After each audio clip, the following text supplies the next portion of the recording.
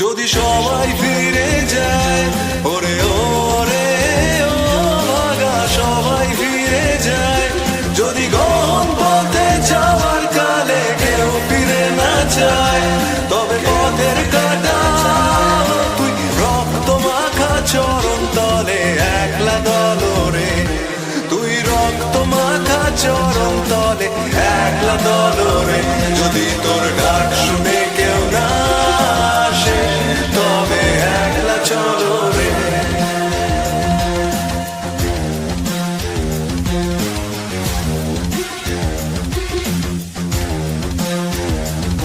যদি আলো না ধরে, ওরে ওরে ও ভাগা আলো না ধরে, যদি ঝড় বাদলে আধার রাতে দুয়ার দেয় ঘরে, তবে বজ্রানলে আপন বুকের পাঁজর জ্বালিয়ে নিয়ে একলা জলরে, আপন বুকের পাঁজর জ্বালিয়ে নিয়ে একলা জলরে, যদি তোর ডাক শুনে কেউ না আসে, তবে একলা চলো রে।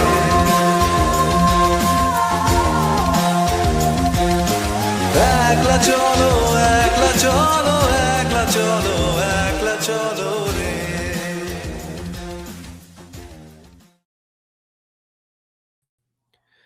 Hi guys, thank you for joining the live stream. I hope you all can hear me. You all can, right? Yeah, the audio is coming fine. Okay. So,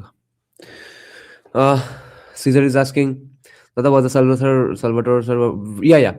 I re-upload my almost all of my live streams as a video later on, because when new viewers come as curious folks who just lurk around the channel, they don't go people, because most YouTube channels don't live stream, they usually do videos, no? So people usually click on the videos section. अरे मैंने ना 2 hoodie पहन लिया, अब मैं कंधा सीधा नहीं कर पा रहा हूँ, तो so that they find our important videos in the video section. Therefore I re-upload my live streams as videos as well. You watch Banglasphere? That's pretty much the only Bengali no anti-government political analysis channel I watch with dedication, and Shuman Chattopadhyay is the only journalist I have respect for in this day and age. And this podcast that we are going to discuss in English for the rest of the country, all the non-Bengalis around the world who have an interest in Bengal, who may or may not have heard of Dr. Ashok Lahiri. You all will find out, first of all, why Dr. Ashok Lahiri is pretty fascinating, but also why Shuman Chattopadhyay represents the best of what Bengal used to be. Shuman Chattopadhyay represents what we grew up, even our last generation, who have truly seen the good side of the Bhadralok community. And Shuman Chattopadhyay represents what you all consider, the non-Bengalis consider Bengal to be. Shuman Chattopadhyay represents what you all think Bengal is, or you all know that Bengal isn't, but at least up until maybe 5-10 years back, you all thought Bengal is. Dada, ki gaming chair use karo tumi koto din?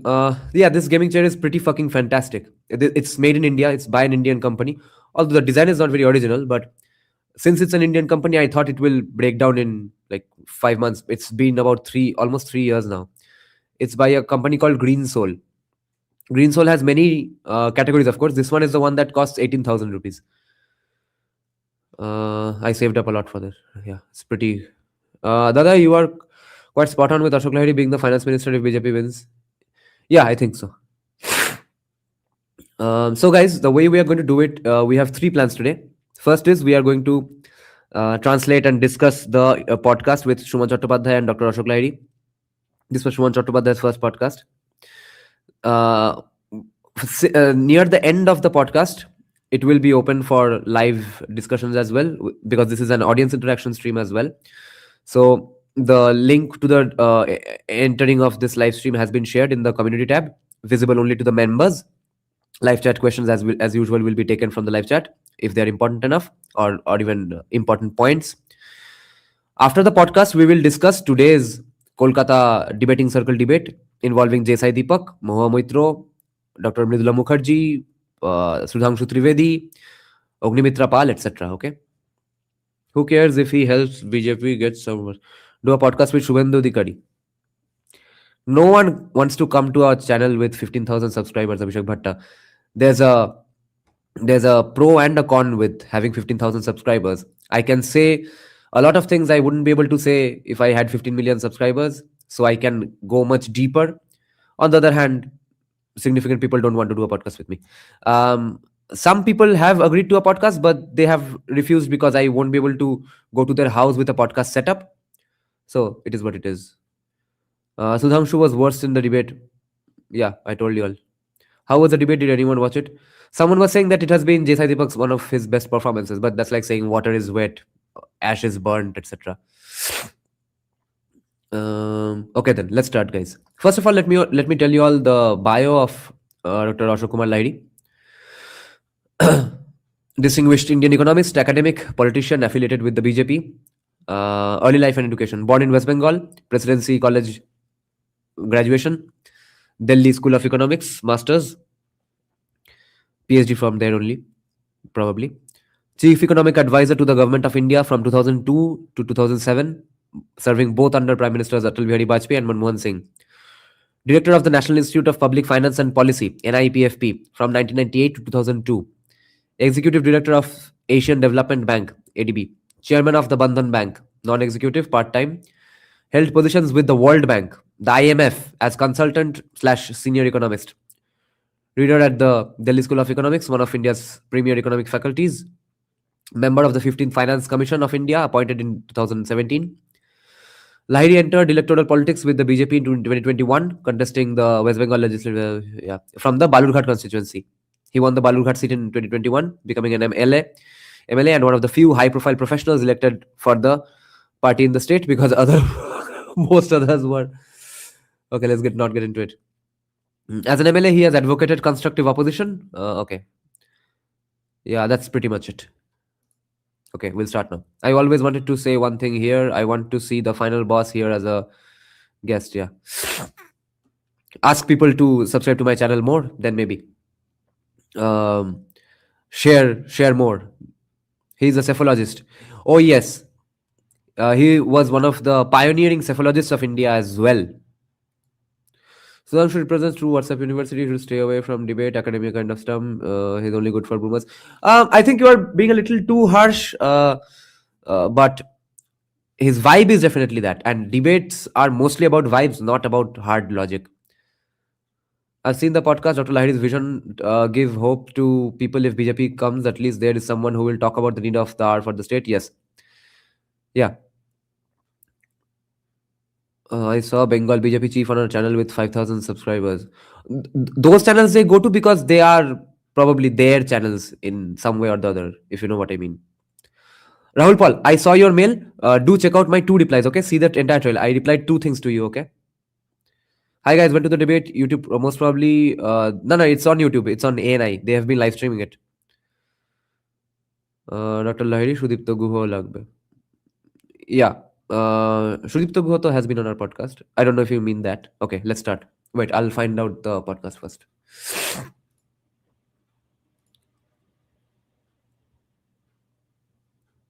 I'm finding out the video, okay?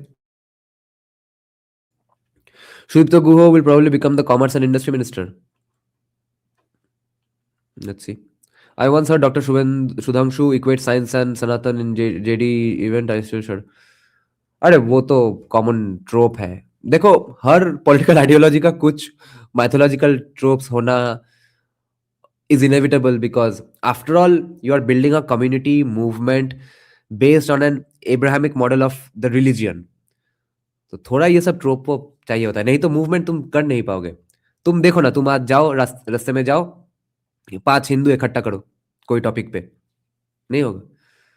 Tropes myths चाहिए होते हैं. एक religious aspect होता है politics में, democratic politics में. Not gonna lie, Mohammed did well, although most of her statements was ad hominem to Chandranath Basu.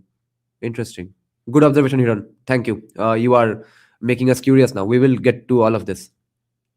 এখনো BJP জিতবে নাকি শিওর নয়, আবার সেই 2020 এর মতো কে কোন মিনিস্টার হবে ঠিক হচ্ছে. সেগুলো একটু না করে একটু গা গরম হয় ভাই. এসব বিরোধিতা করলে কি করে হবে? মাহেশ্ব কৈবর্ত সদগোপ যাদের নিয়ে সুদীপ্ত গুহ কথা বলেন তারা মেজরিটিতে সেকুলার না কট্টর? If they are outside Kolkata, they are probably Kattar.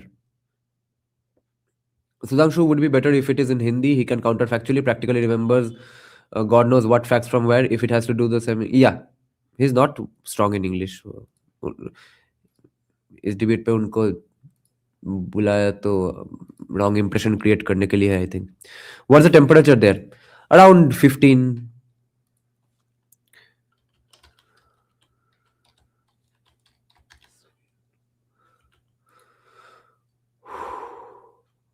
This was Shuman Chattopadhyay's first podcast.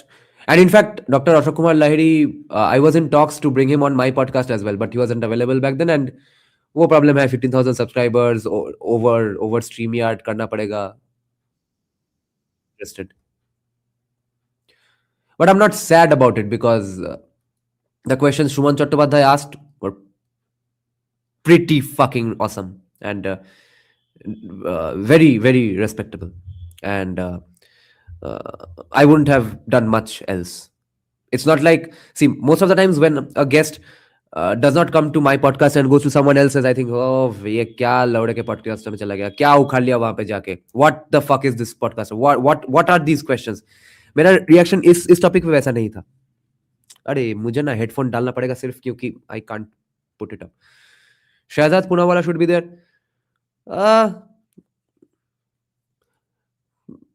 I'm not that thrilled about his skills because he's prone to saying Congress ने किया था, कांग्रेस ने किया था, कांग्रेस ने किया था. कोलकाता के ऑडियंस को तुम कांग्रेस ने किया था बोल के तुम भाग नहीं पाओगे. Ruchika was abhorrent. अच्छा. JSU took a very interesting approach, appealing to Aurobindo Ghosh as one of the early Hindutwadis. Not much. Yes. Good. Nice. Zoran Mamdani, can you orgasm? Yes, Sikar. That's a fair criticism. In his heart, he is not fully, but pretty much a commie. What I am appreciating about him is that today, when all the Biplobi Shilpis, all the anti-Buddhadev Bhattacharya's arrogance, दुर्वृत्तायन of Bengali society के बारे में complain जो करते थे, जबकि आज society में लौड़े टॉलीवुड के कंपोजर्स अपने टीम मेंबर को फोन लगा के डेथ थ्रेट दे रहे हैं, जबकि पूरा का पूरा सोसाइटी में हर लेवल पे, हर क्वालिटी में, हर प्रोफेशन में, हर स्तर पे लोग दुर्वृत्त बन गए हैं. सब कोई दुम हिला रहा है.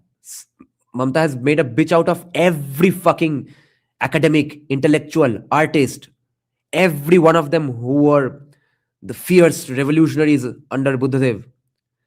वहां पे बैठ के इतने बुढ़े उम्र में सुमन चट्टोपाध्याय आज भी स्पाइन सीधा रखा है, तो उसके बाद अगर उसका कोई वीक पॉइंट हो थोड़ा कम्युनिज्म के लिए, वो क्या करे.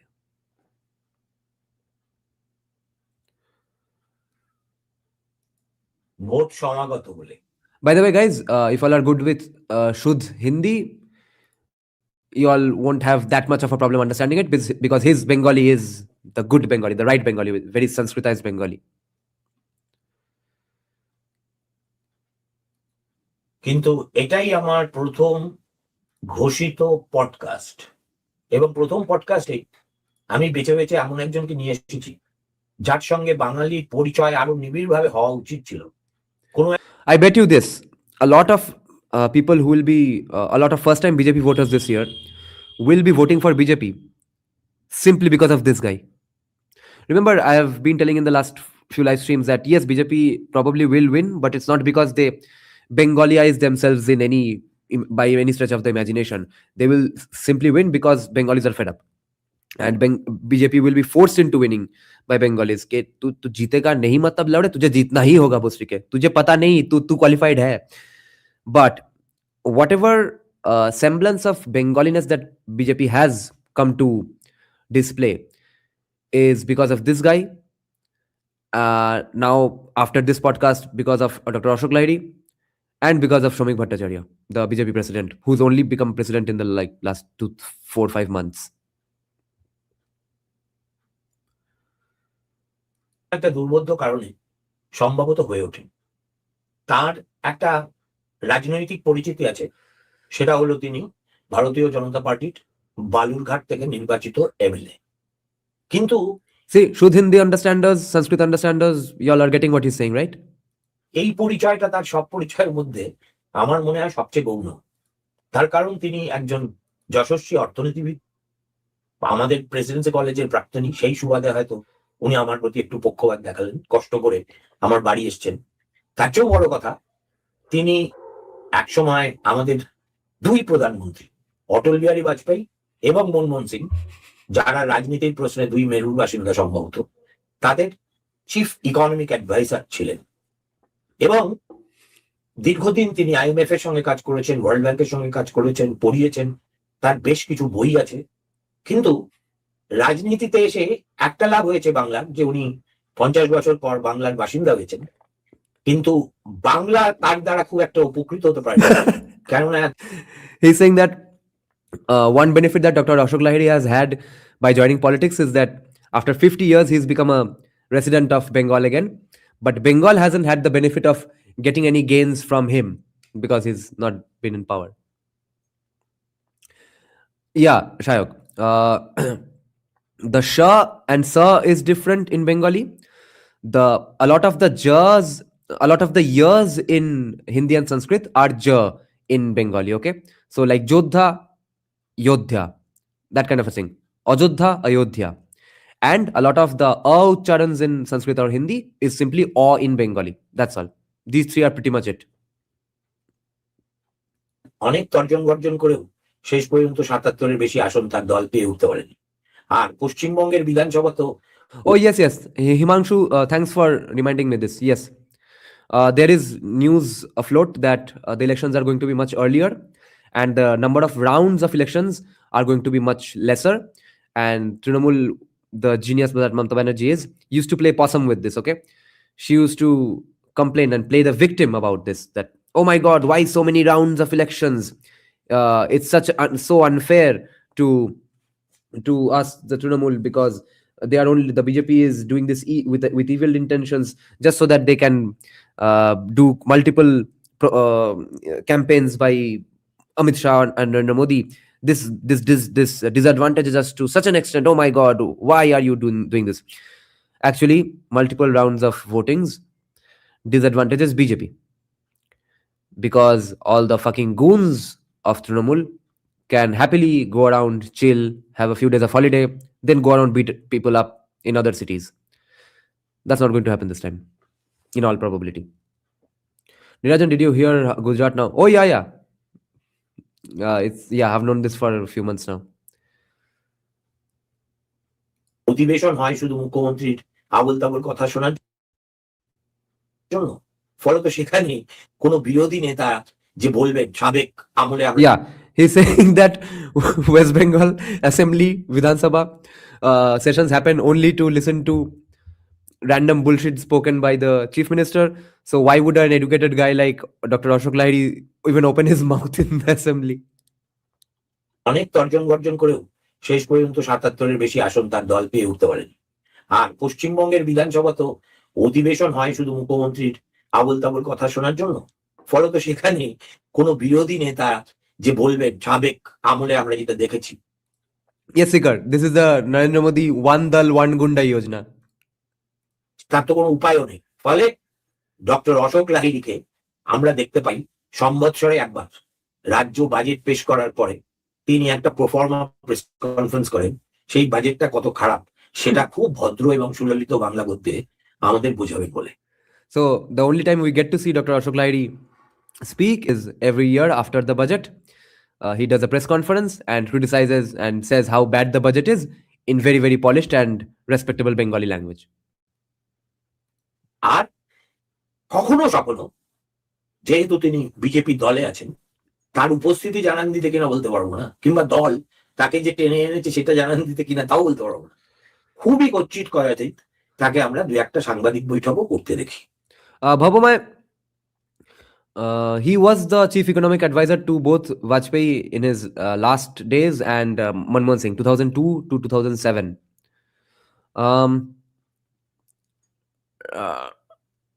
Rate him out of 10. 6'7". He's not Thomas Sowell type of a guy, but yeah, knows the stuff that needs to be done. He is in favor of Lokkir Bhandar, which I would not be. But he says he'll discuss it here as well. He says stuff like, yeah, well, the situation is this. There's so much poverty and women's empowerment to some degree. The housewives' empowerment to some degree. It helps with the Lokkir Bhandar, stuff like that. That may be BJP policy to talk about it that way. They don't want to scare people away from voting for them by being completely libertarian, obviously. So it may not be his personal view, but he's not harmful or dangerous by any means. কিন্তু he is one of the rarest intellectual gentlemen in Bengal politics, যেটা খুব দুর্ভাগ্যজনকভাবে এখন একটা বিপন্ন প্রজাতিতে পরিণত হয়েছে। অশুভবাবু, আপনাকে অসংখ্য ধন্যবাদ, আপনি আমার আমন্ত্রণ রেখেছেন। আর মোটামুটি আমি তো ঠিকভাবেই আপনাকে বললাম। Oh, was he? I don't know. Why isn't he jail? Isn't he in jail then? And if he isn't in jail for Sharoda, how is he being so anti-Trinamool? Maybe therefore he doesn't have anything to hide. And if he has anything to hide and is criticizing Mamta, why isn't he criticizing? How is he then criticizing BJP every now and then as well? Why isn't he a complete bootlicker of BJP and not the and why isn't he the complete equivalent of Kunal Ghosh? And some controversy to Moinak, even Shekhar Gupta has. Google it. না, বাড়াবাড়ি He was in jail, but he came clear. Oh yeah, he was probably an employee of one of the channels that got fucked with this, right? Shuman is not that straight of a journo as you made him out to be. No, in personal life, I wouldn't know. His journalistic profile is what I'm talking about. How would you know? He might have molested someone. Yes, last night he might have molested someone. How the fuck am I supposed to know? Right now in his basement there might be a kid tied up. What can I do? সেটা তো আমি entitle, ঠিক আছে, হ্যাঁ, আর অতিথি দেব। আচ্ছা, বুঝতে পেরেছি। আচ্ছা, আমি আপনাকে শুরুই করতে চাই যে আপনি 71 সালের কলকাতা ছেড়েছিলেন, তারপরে মোটামুটি স্থায়ীভাবে পশ্চিমবঙ্গের বাসিন্দা হয়েছেন 2021 সাল থেকে। আপনি কেন ফিরলেন, আর এই হঠাৎ দলীয় রাজনীতি করার উদগ্র বাসনাটাই আপনার কেন হলো? Why did you return to Kolkata even though you left Kolkata in 71? And why did you join electoral politics? Suman, তুমি প্রেসিডেন্সি কলেজের আমার থেকে 4 বছরের জুনিয়র। হ্যাঁ, নিশ্চয়ই। আপনি বলতে অসুবিধা হবে। না, তুমিও বলতে পারেন, তুইও বলতে পারেন। না, তুমি মেক ইট ইনফর্মাল। এখন ব্যাপারটা হচ্ছে পশ্চিমবঙ্গ কেন ছাড়ে? পশ্চিমবঙ্গ ছাড়ে, মানুষ বাড়ি ছাড়ে অনেক দুঃখে, অনেক কষ্ট। Ashok Lahiri is saying that Shuman, you are my junior of 4 years from Presidency College, so I would like to call you Tumi, Tum, not Aap. আমাদের ছেলে মেয়েরা, তোমারও মেয়ে তো বোধহয় বিদেশে রয়েছে, আমারও। Himanshu, I paused the video. I know people are getting annoyed, but I really have to take this. Sanjeev Sanyal, Ashok Lahiri. My CM pick is Sanjeev Sanyal because there would be no lobby factional wars within BJP because of it. He just needs to be helicoptered in to become the CM, or there are some safe seats. Put Sanjeev Sanyal in some North Bengal seat and make him win, make him the chief minister. I don't give a shit about his Bengali pronunciation. 3 ছেলে মেয়ের মধ্যে 2 জন বাইরে রয়েছে। এরা যখন যায় তাদেরও আপত্তি করা যায় না, কারণ এখানে সুযোগ সুবিধা এত কম, শিক্ষা, স্বাস্থ্য, চাকরি বাকরি, বিজ্ঞান। তো এটাকে আমি বলি সেসেশন। আফ্রিকা থেকে পণ্ডিত লোক নেই, আফ্রিকা থেকে talented. Ashok Kumar Lahiri is comparing Bengal with Africa. He's saying that there's not much to do, no facilities in Bengal. So how will someone stay in Bengal? Now, on the other hand, aren't there any intelligent people in Africa? But why are they leaving Africa? লোক নেই। তো আফ্রিকার দেখবে যত যেই একটা ছেলে কিংবা মেয়ে ভালো করলো চলে গেল। তো যখন এলিট মানে বুদ্ধিজীবী সম্প্রদায় সিসিড করে বা এলিয়েনেটেড হয়ে যায়, তখন সর্বনাশ হয়।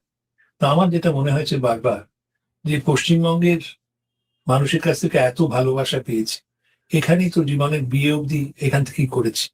তো খুব ইচ্ছে ছিল, স্বপ্ন ছিল যে চেষ্টা করবো কিছু ফেরত দেওয়ার। Yeah, he had dreams to give something back to Bengali society because until his graduation he was in Bengal only. Uh, Barbika saying, can Sanyal handle law and order? First of all, he can because I know him a little better. This is just appeal to authority. I'm the authority here.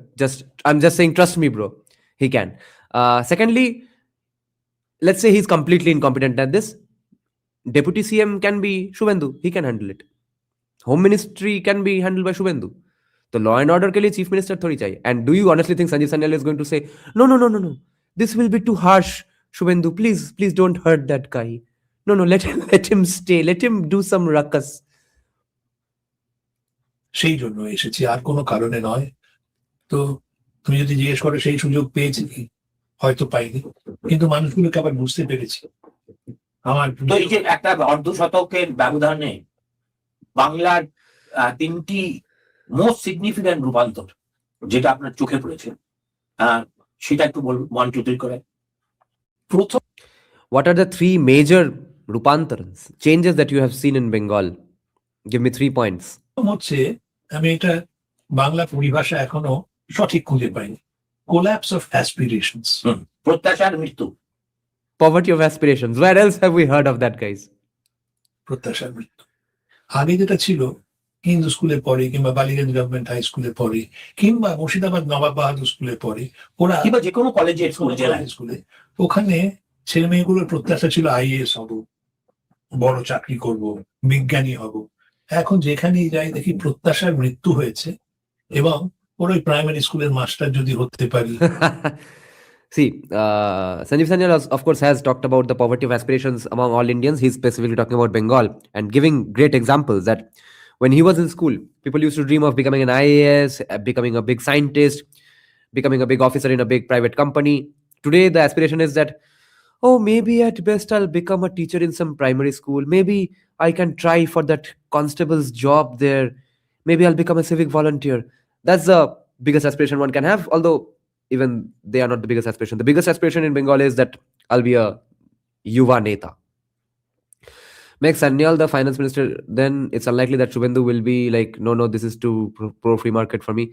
Yeah, Shubhendu will be like, this is too pro-free market for me, because he knows the ground. He'll be feeding the vibe from the ground up to the CM that no, this up till this level is possible, sir. No, this is not possible. Don't do this. I can't handle this then. Yeah, finance ministry would still be great for Sanjeev Sanyal, but that would be a huge demotion for him. He has been the chief economic advisor to the most popular leader in the history of mankind, the most popular leader in the world today, prime minister, head of state of the biggest democracy in the history of mankind. That guy's chief economic advisor is not going to be a finance minister of some broke ass fucking state. He has to be at least chief minister. তাহলে অনেক, কিংবা সিভিকে যদি chance পাই, কিংবা পুলিশের constable, তখন ওইটা খুব খারাপ লাগে। কারণ যখন প্রত্যাশার মৃত্যু হয় তখন প্রচেষ্টারও মৃত্যু হয়। এই হচ্ছে 1 নম্বর। দ্বিতীয় হচ্ছে, Ahaha. Did you all hear this line? Listen to this again. তাহলে অনেক, কিংবা সিভিকে যদি চান্স পাই, কিংবা পুলিশের কনস্টেবল, তখন ওইটা খুব খারাপ লাগে।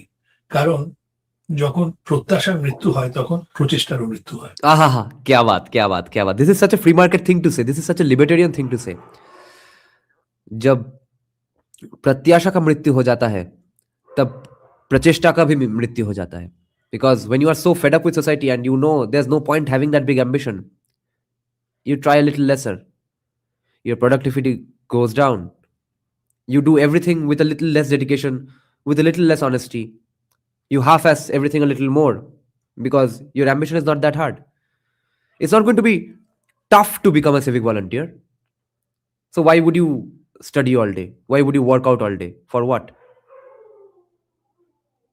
Just get some money, take a loan, pay some Trinamool guy, become a civic volunteer. So the collective productivity, the collective potential of every kind of Bengali kids is going to fucking drains. Bengalis in general might not be very educated these days because of the absolute disastrous situation of Bengal's government schools, but the potential for hard work is still there.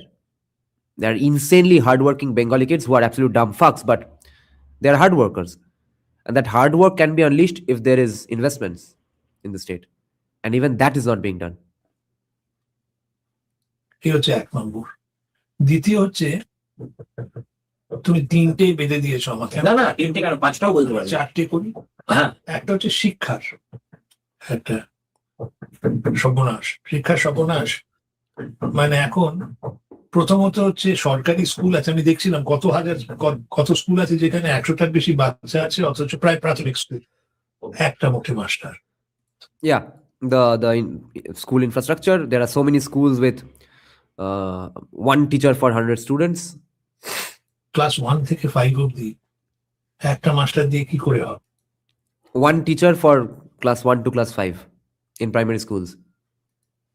আর ওইখানে সরকারি শিক্ষা ব্যবস্থা থেকে পলায়ন হচ্ছে। একটা তো হচ্ছে জনবিন্যাসের পরিবর্তিত অবস্থা, যে বাচ্চার সংখ্যা আমাদের কমছে আগের থেকে। TFR. Native is saying, if you ever get a chance to speak to Sanjay Sanyal, can you ask how he was scouted by Modi? He was doing his bit in Singapore, if I'm not wrong, to find someone so capable and ideological like-minded.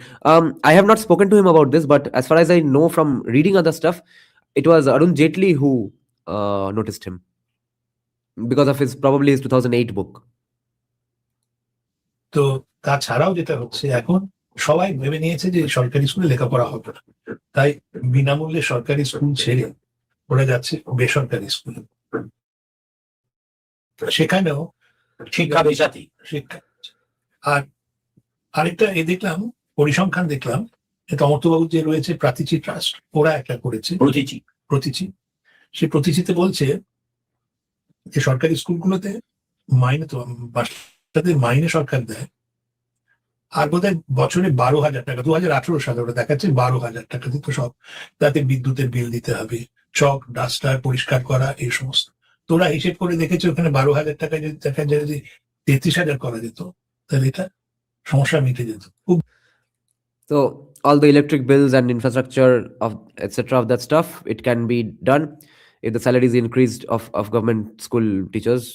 If the salary is increased to 33,000, and that would take about 150-200 crores, but that money is being wasted in the bullshit. I can never dislike actual Bhadraleks like them. They give a good vibe and sense of abhijatto. It's sad seeing the present state. I agree with you 100%. My point with BBKs is that become that BBK again. Then I won't have a problem with you. What BBKs have done in my lifetime is be absolute fucking commies, hate Hinduism, hate India, teach their kids to be anti-Hindu, anti-India, and on the other hand, be orthodox fucking retards when it comes to art and culture. Criticize the fuck out of rock music. When rock music becomes mainstream, criticize other states for not being good at rock music. Criticize any remote change in Rabindra Sangeet. Moment that becomes mainstream, criticize me for doing metal with Rabindra Sangeet. 10 years back, they were criticizing Nochiketa for simply changing the rhythm of a song and putting electronic beats on Rabindra Sangeet. Few years before that, they were criticizing Piyush Kanti for using synthesizer with Rabindra Sangeet. Few years before that, they were criticizing some other group of musicians for using a harmonium in Rabindra Sangeet. Stop that horse shit. বেশি টাকা নয়, ওইটা সবগুলো প্রাথমিক school মিলিয়ে হয়তো 150 কিংবা 200 কোটি টাকা লাগবে। তুমি তো দুয়ারে সরকার আপনার। Yeah, why would I hate BBKs completely? Because I have become BBK adjacent. Why would I hate myself? Why would I hate my own consumption patterns? My consumption patterns are adjacent to BBK. It's practically BBK, 80-90%. I'm not going to say that, no, I don't like Harry Potter, I don't like Feluda, I don't like Kakababu, I don't like rock music, I don't like the West, I don't like Nietzsche, I don't like Plato, Aristotle. I'm not going to do that. I'm not going to do the BJP stuff. That, oh, English speakers fucked us, now we hate English speakers. That's not even what Mamata Banerjee did. If she behaved like BJP, the first thing she would do after coming to power was play Tunirma in all traffic signals, because Rabindra Sangeet singers hated me all this while. Now I'll piss everyone off by playing Tunirma in traffic signals. So no, I don't hate my kind. I don't have an inferiority complex, which is why I have a huge dislike for all the right-wing channels, YouTube channels, commentators, influencers who try to guilt trip people into becoming staunch Hindutvadis and stuff, or staunch Hindus, Virat Hindus, etc. कि भोसरी के मेरे माँ बाप मुझे guilt trip करके पढ़ाई में अच्छा नहीं करवा पाए, तुम लौड़े रैंडम स्ट्रेंजर्स मुझे गिल्ट ट्रिप करके स्ट्रॉन्ग हिंदुत्ववादी बना दोगे? हाँ, when will Hindus wake up? Hindus have become so weak. Are we so weak that we do this? Are we Hindus? When will Hindus, etc. That stuff of horseshit, type of horseshit, can work on people who have become good in studies just out of guilt trip, that, oh, let's study or else my father will beat me to shit. Oh, let's study, my mother will beat me to pulp. Therefore, let's study. Therefore, become good in studies. No, bro, I was not raised that way. I was raised with some balls. So that shit can work on others. Meanwhile, it can work on some, and it's good enough. Because similarly, that guilt trip thing works for me in the world of workouts. I have been able to get so many of my friends into working out just by calling them a fucking pussy. And I have not been able to convince a lot of people into working out just because I call them a pussy. So different things work for different people. So guilt tripping on these things won't work on people like me. পারা আপনার সমাধান এই করে করছেন, কিন্তু এটা নয়। তার ফলে স্কুলগুলোতে আমি যাই, আমি প্রাথমিক স্কুলগুলোতে অনেক জায়গায় যাই, এটি আমার প্রাপ্তি। ওখানে যেয়ে দেখি হচ্ছে না, মেরামত হচ্ছে না, ঝাড় দেওয়ার লোক নেই, চক ডাস্টার নেই, একটা যে বাচ্চাদের অনুষ্ঠান করবে, কোনো সাংস্কৃতিক অনুষ্ঠান, তার জন্য পয়সা নেই। কিছু কিছু কমিটেড যারা মাস্টারমশাই, তারা ওদের সামান্য মাইনের থেকে কিছু চাঁদা করে তুলে করছেন, কিন্তু সেটা তো দীর্ঘমেয়াদী সমাধান নয়। তো প্রথম হচ্ছে শিক্ষার অবস্থা, তারপর উচ্চশিক্ষা। উচ্চশিক্ষা কটা 42টা বোধহয়, আমি বলিনি। আচ্ছা, বিশ্ববিদ্যালয়গুলো যা অধিকাংশই যোগ। আর Okay, now they're getting into higher education. Suman Chautauda is saying most of them are jokes. And Ashok is saying that, yeah, I'm not even getting into the private universities, but our government universities used to be a beacon of pride and stuff, and their quality has gone down to such extents. যেগুলো ছিল আমাদের খুব অহংকার ছিল। Presidency college আর নয় বেসরকারি কলেজের নাম নয় নাই বললাম। দেখি তো শিক্ষার মানের যে সমীক্ষা হয় সে তো কত পিছিয়ে পড়েছে। এখন তো আমি আমাদের সময় প্রেসিডেন্সি কলেজে অ্যাডমিশন পাওয়া মুশকিল ছিল, এখন তো আসন শূন্য থাকে। সেই হলো একটা। No, he's overstating this a little. He's being a politician to some degree. It's interesting. No, presidency university seats, presidency college seats as well don't go empty. Some subjects do, like Bengali, philosophy and stuff. Even JU philosophy goes empty. Not all subjects. Presidency is still in high demand, and presidency is still a pretty fucking awesome college and university in entire Eastern India, especially in liberal arts, especially in sociology. JU sociology is a joke, I've heard, but presidency sociology is not. Presidency sociologists, if they put a bit of their own brains into it, they are the ones who can take on any sociologist all around the world. Other sociology grads from most other Indian universities cannot, even if they are right-wingers. দ্বিতীয় হচ্ছে স্বাস্থ্য। স্বাস্থ্য দেখলাম বোধহয় আমাদের যারা ওই fertile রেঞ্জে যে মহিলারা রয়েছেন, প্রজন্মক্ষম মহিলা, প্রজননক্ষম মহিলাদের বোধহয় 70 না 80% রক্ত স্বল্পতায় ভোগে। তো এটা তো কোনো একটা রকেট সায়েন্স নয়, স্বাস্থ্যবান সমাজের লক্ষণ নয়। লক্ষণ। তারপর প্রাথমিক চিকিৎসালয়, আমরা খুব চিৎকার করি যে চিকিৎসা। Yeah, he just talked about women in their fertile ages, their health being bad. And this is a more important point, that when we talk about the healthcare sector, we only think of cancer research and stuff, and heart disease research, etc. But the problem is that most people are dying because of bad facilities in lower levels and in much less significant diseases. We have to solve that as well. চিকিৎসা মানে heart surgery হবে, cancer হবে। আরে আমাদের দেশের মানুষ তো মরছে সাপ কাটে বলে, ডায়রিয়া হয়ে, জ্বর হয়ে, একটা কোনো সময়। কিন্তু প্রাথমিক চিকিৎসালয় হতে পারে। প্রাথমিক চিকিৎসালয়ে আমি যাই, ওখানে দেখলাম 24 ঘন্টা খোলা থাকার কথা। কেন আমার অসুখ তো খালি দিনের বেলায় করবে না, তোমার মেয়ের প্রসব বেদনা তো খালি দিনের বেলায় হবে না, রাত্রিরে হতে পারে। Yeah, they are supposed to stay open for 24 hours, but they don't. তো এটা খোলা থাকে না। ডাক্তার নেই অনেকগুলোতে, শিক্ষা বেহাল, স্বাস্থ্য বেহাল। Yeah, and frankly, this is what I thought, Shayok, honestly, that we have lost forever. That this class of Bengalis, this kind of Bengalis, well, let's say the BBK Bengalis will, BBK vibe of Bengalis or Bengal will never return again. I might have been wrong with Shomik Bhattacharya, Shomik Lahiri, Shuman Chattopadhyay, these people coming in the forefront, and if BJP comes to power, these people becoming more significant, they will prove me wrong, and I'll be very happy about that. I thought Shubhendu's way of talking, my kind of talking, full of galis, etc., khistis, I thought that's going to be the new normal. I'm very glad that it's not the new normal. I became this way because this is the fucking society I saw in my adolescent and earlier adult days. So I thought, fuck this. I'm done with being the nice, polite Bengali as well, because nobody around is that anymore. Everybody who is that is either Trinamool's bitch or has left for a job outside anyway.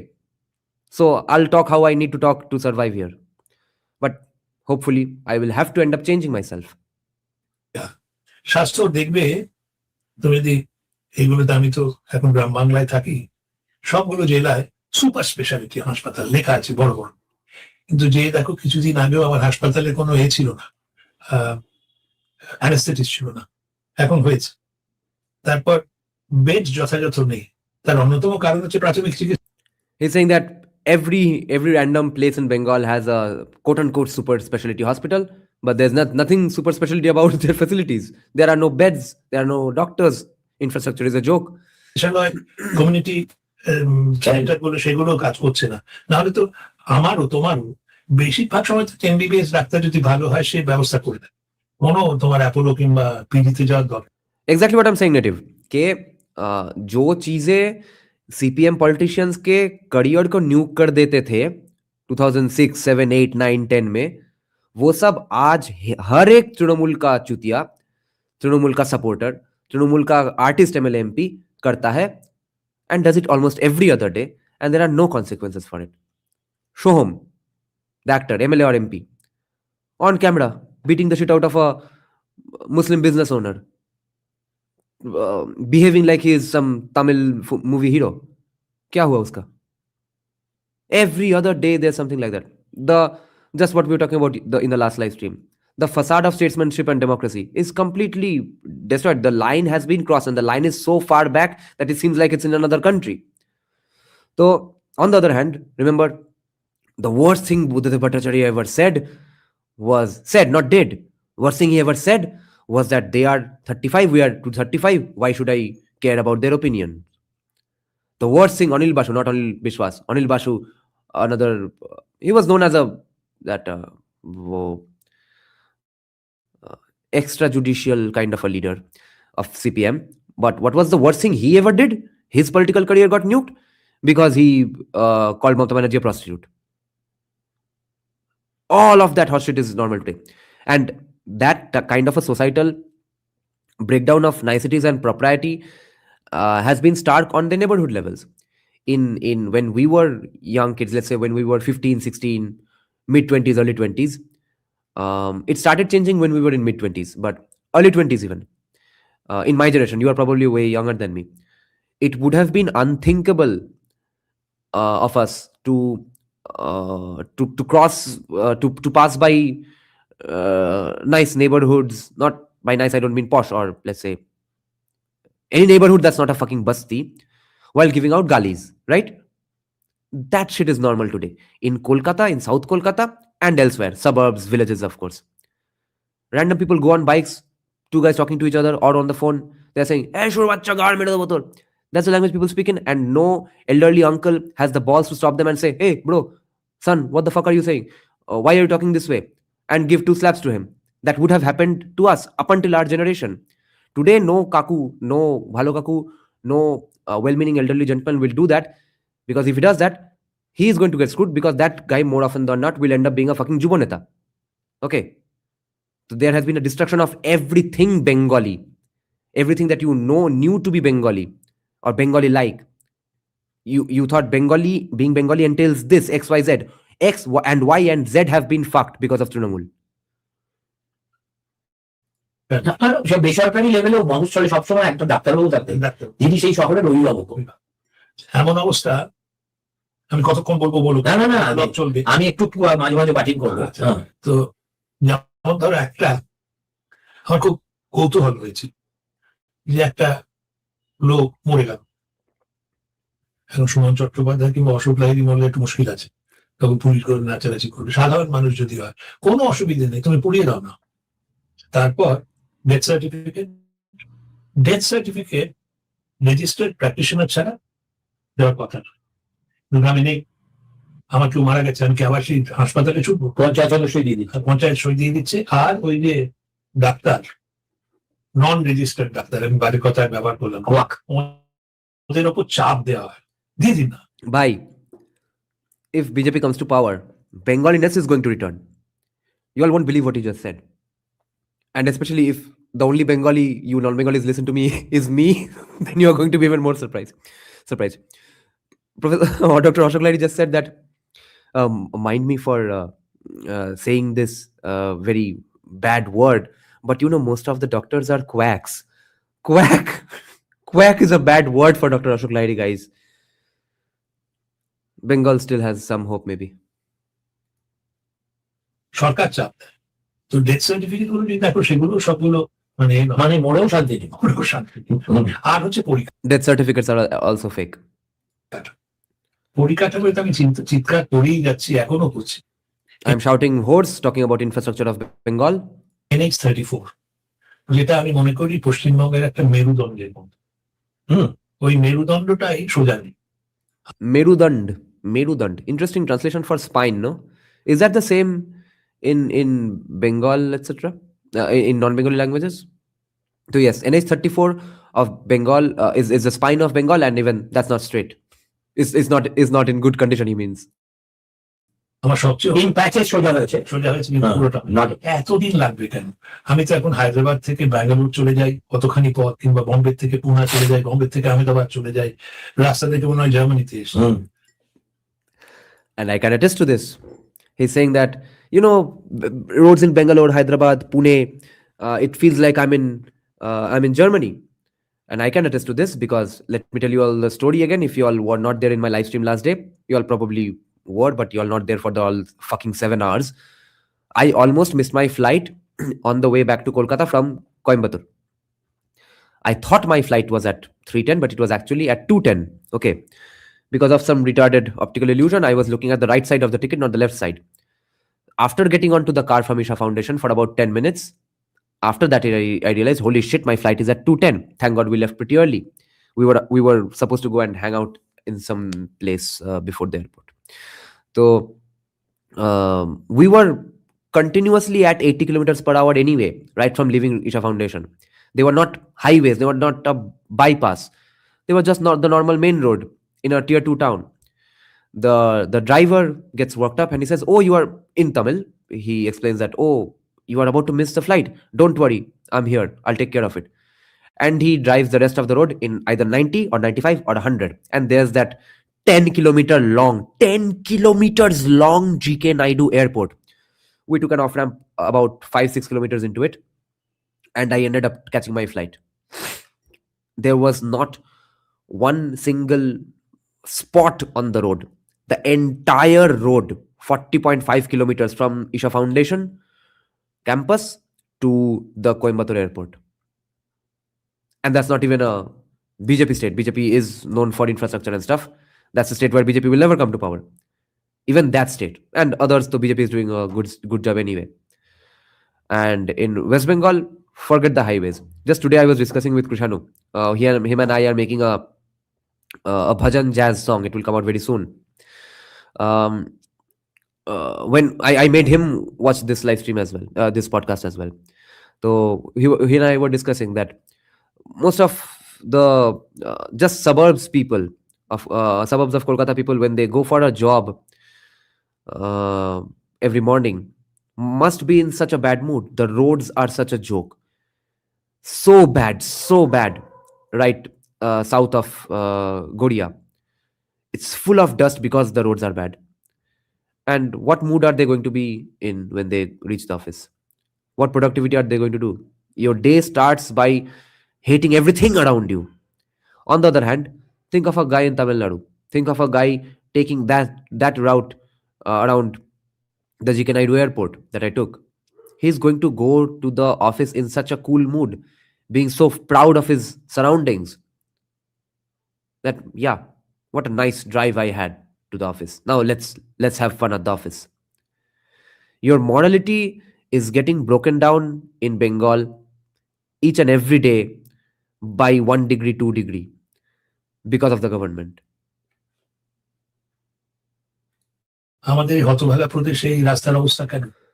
তো পরিকাঠামো নেই, আর পরিকাঠামোতে এই কথা তাও তো আপনি ভাগ্যবান, কেননা যেহেতু আমার শ্বশুরালয় আর আপনার নির্বাচনী কেন্দ্র এক, মানে ইট ওয়াজ অলমোস্ট একটা এপিক্যাল জার্নি ছিল বালুরঘাট যাওয়া। হ্যাঁ, আমি প্রি গৌড় এক্সপ্রেস এর দিনের কথা বলছি, তখন সম্বল বলতে ছিল একটা এনবিএসটিসি বাস, তাও এত ডাকাত মানে উপদ্রব করতো ওই ফারাক্কার কাছাকাছি জায়গায়, যে সমস্ত উত্তরবঙ্গগামী বাস একসঙ্গে যেত। তার ফলে হোয়াট ওয়াজ দ্য ক্যাজুয়ালিটি হচ্ছে গতি, নিরাপত্তা হতে পারতো। প্রথমে নামতো কৃষ্ণনগর, তারপরে নামতো বহরমপুর, তারপরে মালদা, তারপরে ডুবডুব করতে করতে যখন বালুরঘাটে আসতো, আর কোনো গতিপতি বলে ব্যাপার নেই, 3 দিন লাগতো মোটামুটি দেহের আবার ভারসাম্য ফিরে। Yeah, they are talking about the road in Balurghat where he's the MLA, and he's saying that Shuman Chattopadhyay is saying that his in-laws live in Balurghat, and the roads used to be horrible back then. There used to be only buses. Now there's at least a train. The roads are a little better at least. Balurghat, it's in Bangladesh border. I don't know. Shukanta Mujumdar is an MP from the same area, right? এবার আরো আগে ফেজে শুনেছি মানুষ আসতো ফারাক্কায়, মানে গঙ্গা পারাপার করতো ইয়েতে নৌকোয়, সেই তুলনায় তো থ্যাঙ্কস টু সাম ডেভেলপমেন্ট এখন তো ধরুন Baharampur to Balurghat is very softy. এটা তোমার মুশকিলটা কি জানো? আমার অনেক সময় মনে হয় উন্নতি তো হয়েছে অতীতের থেকে। তোমার দাদুর যে অবস্থা ছিল তখন তো অ্যান্টিবায়োটিক অত চালু হয়, তার থেকে তো ভালো আছো, কিন্তু উপমণ্ডল হলে তো চলবে না। পৃথিবীর অন্যান্য জায়গাটা কত এগিয়ে গেছে, আর বালুরঘাটে তো উন্নতি তো হয়েছে, তবে আমার প্রশ্ন হচ্ছে যথেষ্ট হয়েছে কি? বালুরঘাটে এক সময়, জানি না তোমার শ্বশুরবাড়ি যখন গিয়ে তখন এয়ার সার্ভিস ছিল। হ্যাঁ ছিল, মাঝখানে আবার রেস্টোর হয়েছিল, আমি গেছিলাম, আমরা মাঝে মাঝে 2-3 বার গেছি। সে মানে কি প্লেন, উঠলে মনে হতো একেবারে মৃত্যু পর্বতে সই করে উঠেছি। There used to be a flight to Balurghat for some reason. That airport is non-functional right now. Oh, what a surprise. But Shuman Chattopadhyay is saying that the plane was such, it felt like I have signed my death certificate before getting onto the plane because I'm about to die anyway. ওখানেও দেখো, ওখানে আমি খোঁজ নিয়েছিলাম, আমি চেষ্টা করি তো, চুপচাপ চেষ্টা করি। তো কেন্দ্র সরকার বললো ওদের ফেরত দিয়ে দিতে বলো, ওরা লিজে নিয়েছে 1 টাকা বালুরঘাট এয়ারপোর্ট, ফেরত দিয়ে দিয়ে করে দিল। রাজ্য সরকার, আমাদের মাননীয় মুখ্যমন্ত্রী, আমরা লিজে রাখবো। একটা এয়ারপোর্ট ঠিক করে বানাতে কত টাকা লাগে, ওই টাকা কি তার আছে? He's saying that the central government said that yeah, we can refurbish it, but the West Bengal government said that no, we will make it. And then he's adding that do they even know how much money it takes to run an airport? মানে ওইটা আমার অনেক সময় মনে হয় মোদিজি যেমন বলেছিলেন, না খাওঙ্গা না খানে দুঙ্গা, আমাদের মাননীয় মুখ্যমন্ত্রী বলেন না করুঙ্গি না করনে দুঙ্গি। তো এই পরিকাঠামো, স্বাস্থ্য, শিক্ষা আমার খুব বেসিক এলিমেন্টারি রেকমেন্ডেশন, এই তিনটা ঠিক করে। আর পরিকাঠামোর মধ্যে আমার একটা স্বপ্ন আছে, সেই স্বপ্নটা হচ্ছে একটা ডিপ সি পোর্ট, যেটা সাগরে। One of his infrastructure dreams is the deep sea port. By the way, you all heard what he said, right? I didn't translate it, of course. के मोदी जी बोलते हैं कि ना खाऊंगा ना खाने दूंगा, ममता बनर्जी इज लाइक ना करूंगी ना करने दूंगी। কথা ছিল সাগরে ছিল, তারপর তাজপুর হলো, আমি গিয়েছি 2 জায়গায়, কোথাও তো কোনো দেখলাম ডেট নেই। তো ডেট সাংহাই পোর্ট যে আছে, একটা কজওয়ে বানাও লম্বা 18 কিলোমিটার, তারপর বানাও পোর্ট। সঙ্গে তো মাঝখানে তো দুবাইয়ের ওই যে খুব বড় মানে জায়ান্ট পোর্ট ইয়েতে, তাদের সঙ্গে কথা হয়েছিল আমার মনে আছে। আমাদের কলকাতার কেভেন্টের এগ্রো কোম্পানির সঙ্গে টাই আপ হয়েছিল, বাট নাথিং ফ্যাক্টিফাইড।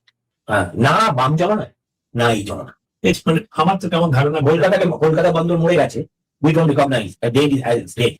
হলদিয়া বন্দর ইজ মানে কিছুই না, যা কার্গো হ্যান্ডেল করে সেটা Yeah, খুব our ports are pretty much non-functional. Haldia port doesn't even handle that much. Haldia is in the famous Tamralipti, okay? It just handles some little amount of domestic cargoes. And there's Paradip in Orissa anyway. Myanmar is doing their stuff. So Bengal is getting left behind. And what he'll add is, I've watched this podcast twice already. So I kind of know this by heart. And he's going to add, Dr. Ashok is going to add that. So there's a first mover advantage to these things. And we are falling behind.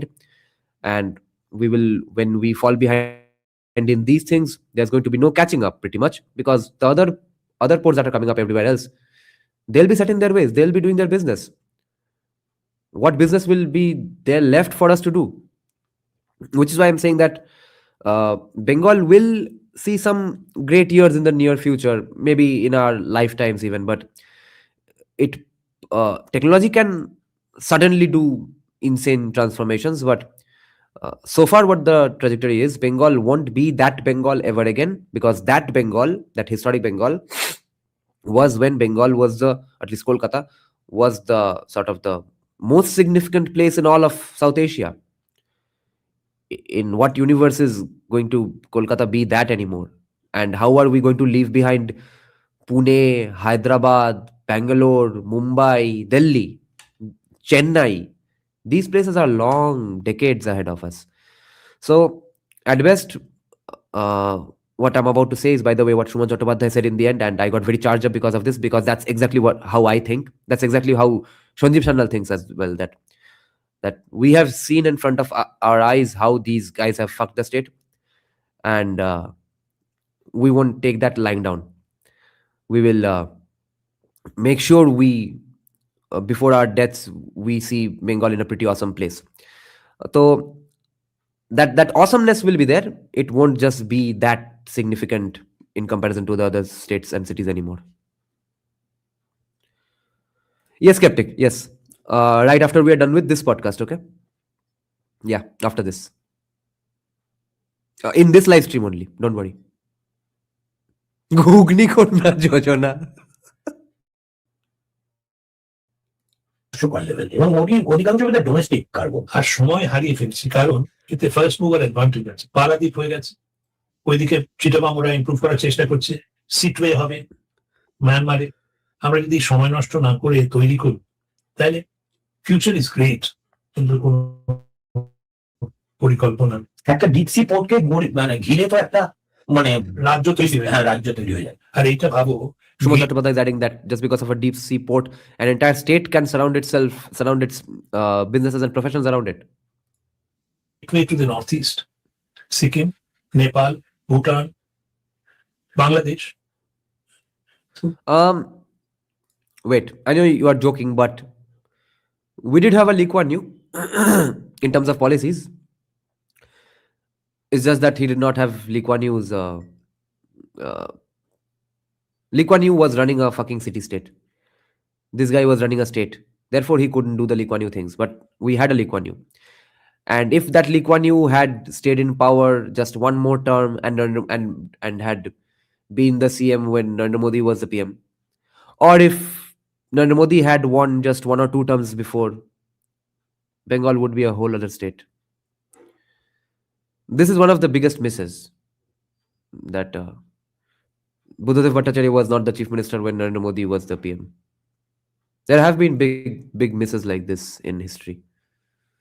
নেই তো, তোমার অনেক লম্বা উত্তর দিলাম কেন এসেছিলাম। না, তার মানে সেই স্বপ্ন কি এখনো জাগরুক আছে, না আরো 5 জন ফ্যাটালিস্ট বাঙালির মতো আপনিও ভাবছেন যে না, এই জড়তা মূঢ়তা থেকে বঙ্গবাসীকে উদ্ধার করাটা একটা মূর্খের প্রলাপ বলে মনে হবে? না, আমি তো Eklas Shuman Chattopadhyay is asking that, are you that optimistic? Or just like all other fatalist Bengalis, have you given up on that as well?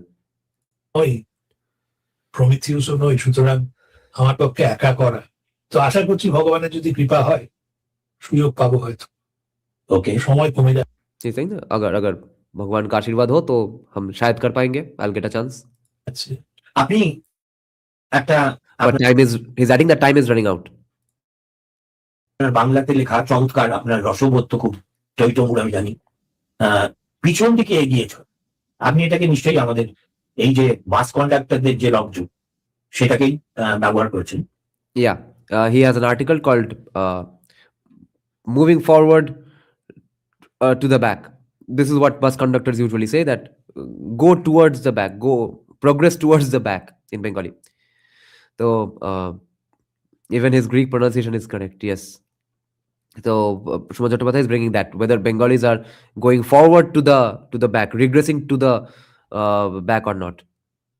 এই যে পিছন দিকে এইভাবে বুক চিতিয়ে এগিয়েছ, এটাকে Going back, regressing with a lot of pride, as Bengalis are doing.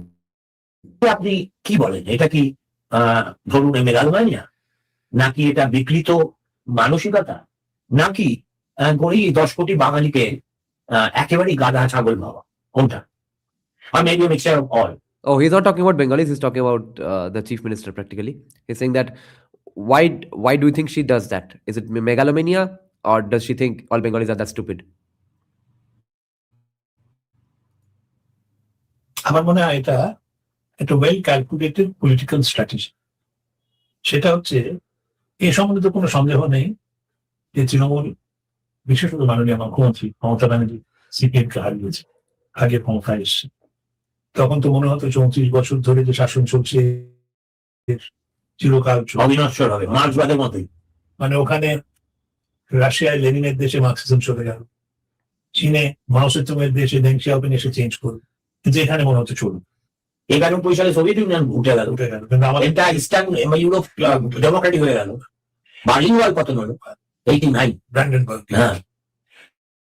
তো এখন আমার মনে হয়, Yeah, he's saying that no, remember when Mamta came to power, everyone thought Marxists will never go out of power, even though Marxists got out of power everywhere. People used to think that no, CPM will still go on in power. এটা হচ্ছে তোমার যদি long term strategy, দীর্ঘমেয়াদী পরিকল্পনা না থাকে, রাজনৈতিক নেতাদের দোষ দিতে পারবে না। ওরা যাই করুক, আত্মহত্যা তো করবে না। নির্বাচনে জেতাটা সবচেয়ে ইম্পর্টেন্ট। আমার মনে হয় তৃণমূল ঠিক করেছে যে এই একটা অনুদান দিলাম, একটা কিছু বেশ দেখানো করে দিলাম, তাতে ভোটটা জিতে যাব। কিন্তু ভোট জিতে জিতে জিতে জিতে এমন একটা অবস্থা হবে, একটা ফিসক্যাল সংকট তৈরি হবে, যে তখন আর এগুলো দেয়া যাবে না। There will fiscal deficits that will start happening when you do things just to win elections in the short term. তো এটা তুমি যে প্রশ্ন করলে যে এখানে কি হবে, বা যে বলছে এগিয়ে বাংলা, এখন এগিয়ে বাংলা বেশি বলে না। Yeah, there used to be a slogan from Trinamool, Bengal aage hai, egiye Bangla. He's saying that they have stopped saying it, because in what is Bengal aage in comparison to anyone else? And the point that I usually make from my channel, he will make that point as well, that we used to compare ourselves with the West and later Delhi, Bombay, Bangalore. Now we compare ourselves to Bihar, that yes, we are better than Bihar, yay. Although that's going to end pretty soon. ওইটা আমি প্রথম থেকেই চেঁচাইছি, কোথায় এগিয়ে বাংলা দেখতে পাচ্ছি না, আমি খুঁজছি এগিয়ে বাংলা। তো যেটা হয়, তুমি যেরকম বললে বালুরঘাট, ওখানে যদি থেমে যেতে, যে বালুরঘাটে কত উন্নতি হয়েছে, আগে তো সেই ফারাক্কায় দাঁড়িয়ে থাকতো তো বাসের পেছনে, তা তো আর হয় না, সত্যি। কিন্তু আমি যখন বলছি যে আমি হায়দ্রাবাদ থেকে চলে যাচ্ছি ব্যাঙ্গালোর, একই দূরত্ব, এত কম সময়, এত আরামে, তাহলে এখানে কেন একদিকে দেখলে মনে হয় পিছিয়ে গেছে, একদিকে দেখলে মনে হয় এগিয়ে গেছে। Yeah, it depends on how you are judging progress, because it might seem like Trinamool likes to profess that yes, we have progressed so much, because at one point to go to Balurghat you would have to take a shitty bus on a shitty road. Now you can at least go there on a train, but that's just the usual march of technological progress that you can prevent for only so long. You can delay it, but you can't delay it forever. But on the other hand, when he's saying that when I go to Delhi, Bombay, Bangalore, it seems like Kolkata has not progressed, it has gone backwards. তোমরা ওইটাই বলেন, যেমন আমাদের মাথা পিছু আয় বলে 3.2 গুণ বেড়েছে, খুব ভালো কথা, সাধু সাধু। কিন্তু আবার যখন দেখি ভারতবর্ষের কতটা এগিয়েছে, ভারতবর্ষের তো 2011-12 সালে যতটা এগিয়েছিল তার থেকেও একটু বেশি এগিয়ে গেছে। উড়িষ্যা কোথায় গেছে, আমরা ভাবতাম আমরা পূর্ব ভারতে সবচেয়ে ঘুটি বাঁধা উড়ে সপ্তম সুরে বাড়িতে লাগিল গালি। তো এখন উড়িষ্যা বোধহয় কত 2010-11 সালে মাথা পিছু আমাদের থেকে এগিয়ে গেছে। আমি হিংসে GDP per capita of Odisha has overtaken us. Bengal used to be so proud of being the beacon in eastern India, at least. Even that's gone. Have you watched Datta Talks? No. করছি না, উড়িষ্যা আমারই দেশের প্রদেশ, উড়িষ্যার খুব পছন্দ। ওদের You think I'm not jealous of Odisha. I hope they progress because I hope they progress because after all they are a part of my country and their progress means progress of the country. But why shouldn't we do better than them? বা আরো এগিয়ে চলো। কিন্তু Assam is also catching up. Rajasthan, যেখানে আমরা বলতাম এই সব মারওয়ারিরা আসে এখানে ব্যবসা করতে, রাজস্থানের মাথা পিছু আয় আমাদের থেকে বেশি।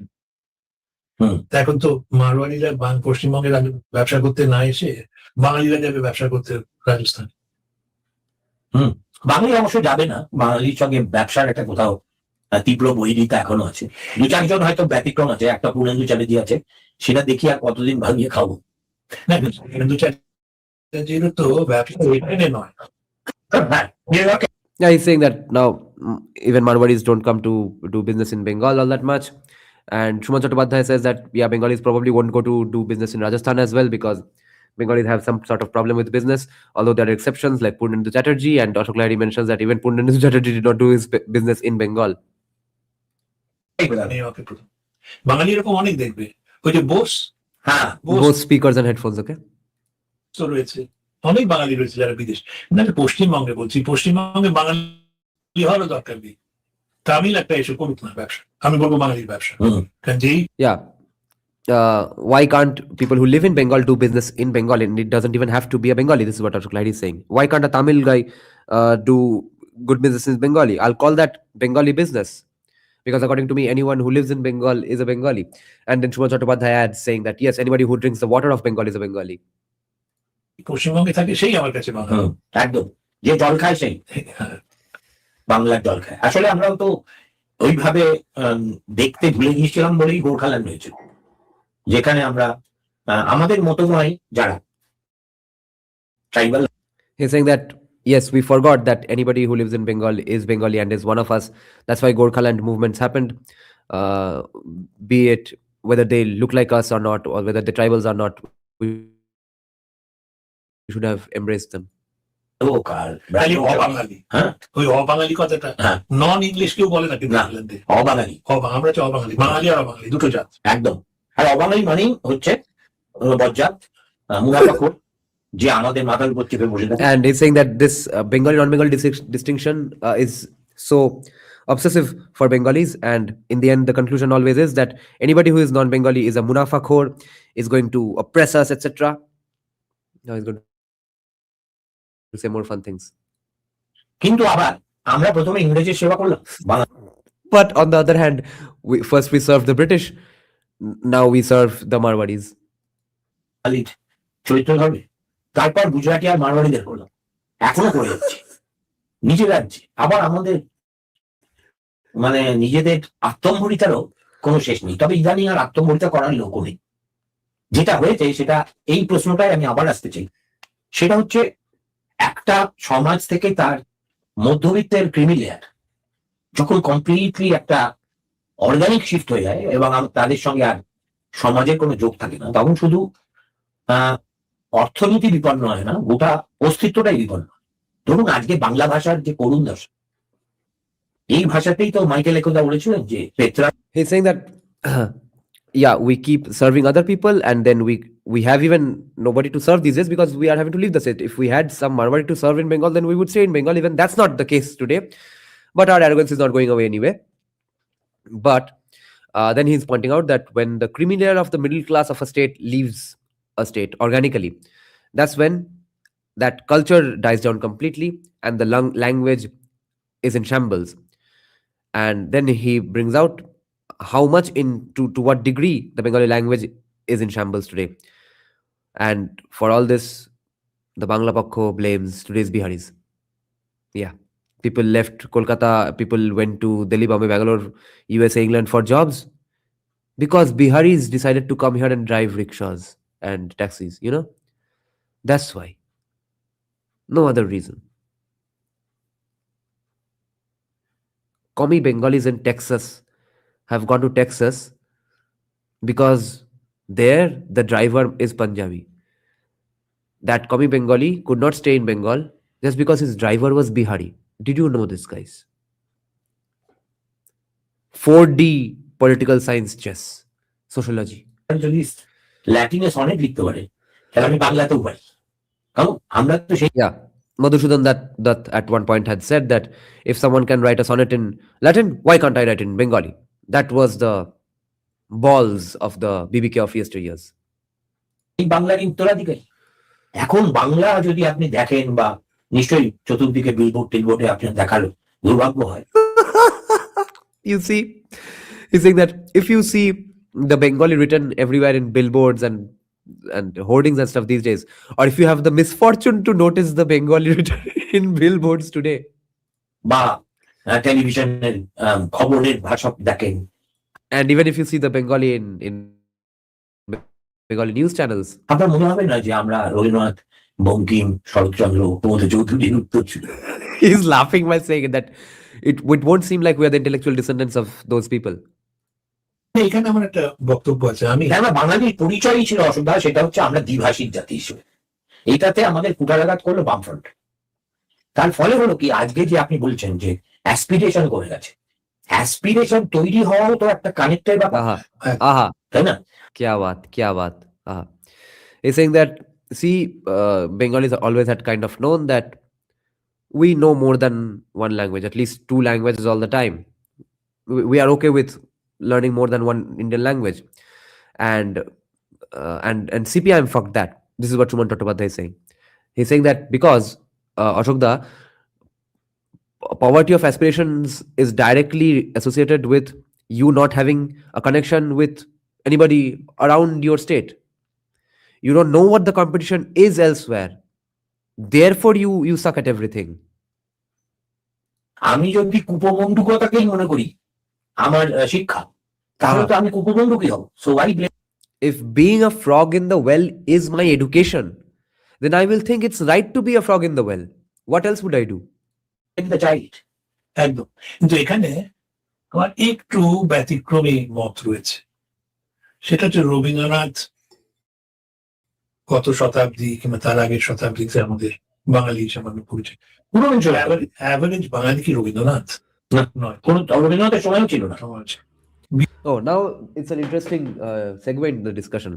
He's saying that the average Bengali is not Rabindranath. Suman Chattopadhyay points out that yes, it wasn't so even in the times of Rabindranath, and they'll discuss that yes, the average Bengali has not been like Ishwar Vidyasagar or Ram Mohan, etc. They have been exceptions. Vidyasagar কি average বাঙালি? তো তখন বাঙালি সমাজের যে ছিল, প্রতিনিধিত্ব ছিল, তাতে ছিল বঙ্কিম চ্যাটার্জি, রবি ঠাকুর, বিদ্যাসাগর, রাম মোহন, তার আগে এরা ব্যতিক্রমী। আর গণতান্ত্রিক পদ্ধতিতে যখন এসছো তখন ছিল ইংরেজ আমল, তখন একটা এলিটিজম চলতো এরকম। এখন গণতান্ত্রিক পদ্ধতিতে This is a great sociological point. I had never thought about this in this angle. I knew this is right, but what a great way to look at it. He's saying that, see, the reason Rabindranath, Bankim, Sharachandra got highlighted was because under the British it was not a democracy, and so only elitism could get the spotlight. Only the elites could get a spotlight. But in a democracy, the general populace gets a say in society, and therefore the stupidity of Bengalis today is getting highlighted more. But I would like to add to this and point out to him, saying that in fact, since it's not that democratic, since it's pretty feudal, therefore the Brahmin Vaidya caste the dominance in everything. আমার মনে হয় একটা journey বা একটা ঘোরপাকে ওই গড়ে যে বাঙালির অবয়ব সেটা বেরিয়ে আসছে, তাতে ক্ষতি নেই সুমন, তাতে মোটেই ক্ষতি নেই। কিন্তু প্রশ্ন হচ্ছে যারা দেশ চালাচ্ছে, he's saying that it's not a problem if the general stupidity of, or let's say that lack of classiness of Bengalis gets exposed because of democracy. That's not the problem. যারা তাদের প্রতিনিধি, তাদের বলতে হবে যে যেখানে আছো ঠিক কথা, তার থেকে এগোতে হবে। এখন he's saying that no matter where you are, you have to progress, you have to get better at things. The leaders have to say this.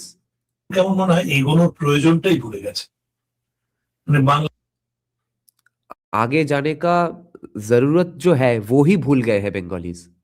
যা ইচ্ছে তাই বলবো, যা ইচ্ছে তাই কবিতা লিখবো, সেটাকে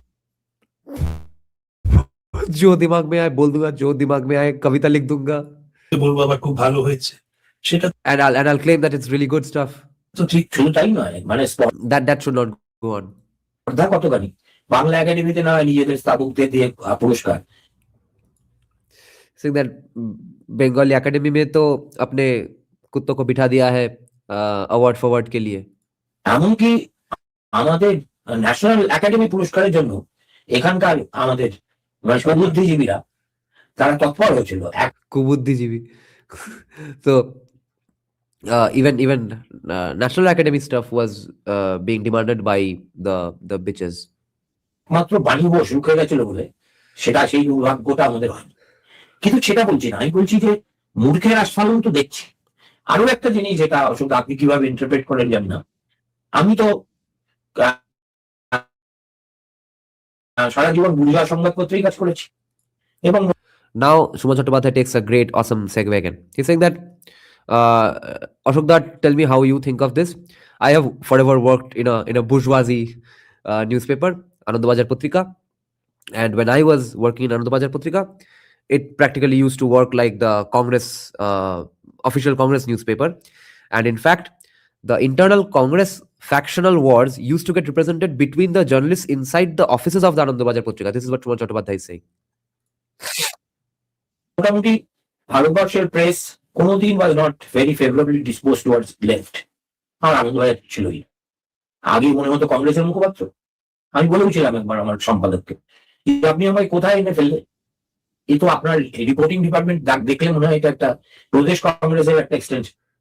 এবং প্রদেশ কংগ্রেসের ভিতরে যত সিজন বিটুন প্রণবদান বরকাত সাহেব সব রিফ্লেক্টেড হচ্ছে রিপোর্টারদের মধ্যে। সো মাচ সো যে আমি দেখেছি একজন আরেকজনের সঙ্গে মারপিটও করছে, তুই প্রণবের চামচা, তুই বরকতের চামচা, এর বাইরে কিছু ছিল না। আমি বলবো না নিজের কথা নিজে, অভিজ্ঞবাবু অফকোর্স প্লেড বলস, হ্যাঁ we can't have we and the relationship, ঠিক আছে একদম।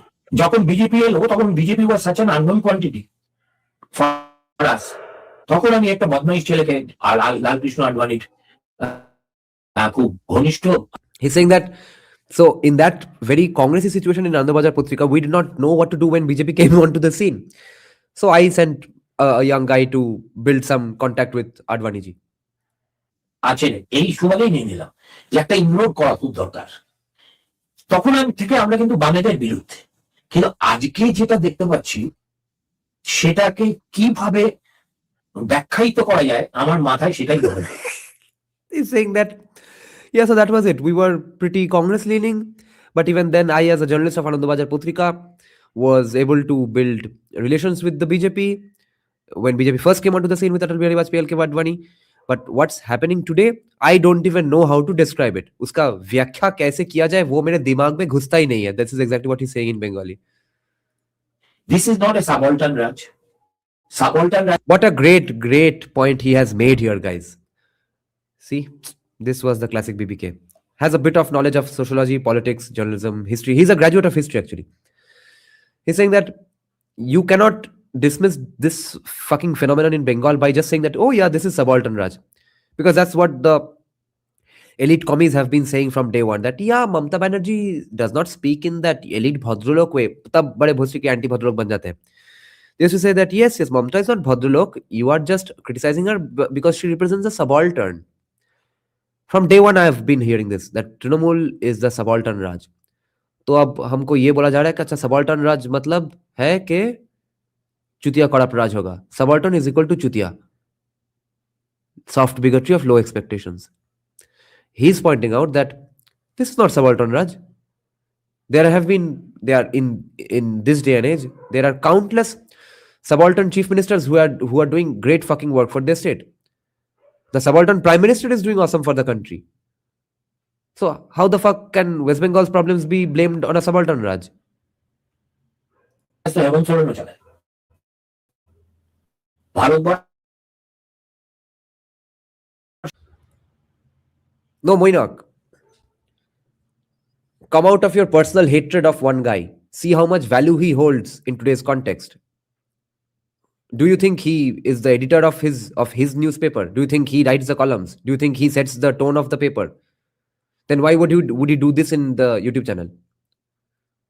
What's the point of saying these things? না হলেও আদার ব্যাকওয়ার্ড ক্লাসের তো বটেই, কিন্তু সেখানে তো একটা অশোক গেহলট থাকে বা আপনাদের এই নতুন যে ভদ্রলোক হয়েছেন তাদের তো রাজস্থানের অগ্রগতি থাকে না। নরেন্দ্র মোদী ইজ ওবিসি, তিনি সম্প্রদায়ের মানুষ বলে আমি জানি একদম। হ্যাঁ, তো তিনি যখন গুজরাটে থাকেন তখন তো Gujarat becomes a showcase of Indian development. He's saying that yes, I've heard he's very Sampradaik, Narendra Modi. So when he's the chief minister, that subaltern guy is the chief minister. Gujarat becomes the model for the entire country. How is that happening then? Observer, yeah, thank you for spamming and letting me know this. Yes, we will look into her arguments right after this podcast, and we will do a live stream. In this live stream only, we will check out that debate as well. এখানে একটা জিনিস বলি, ভাবনটার সঙ্গে কোনো সম্পর্ক নেই। না, একটা জিনিস বলি, সেটা হচ্ছে টাইম হরাইজন। তোমার কতদিনের পরিকল্পনা করছো?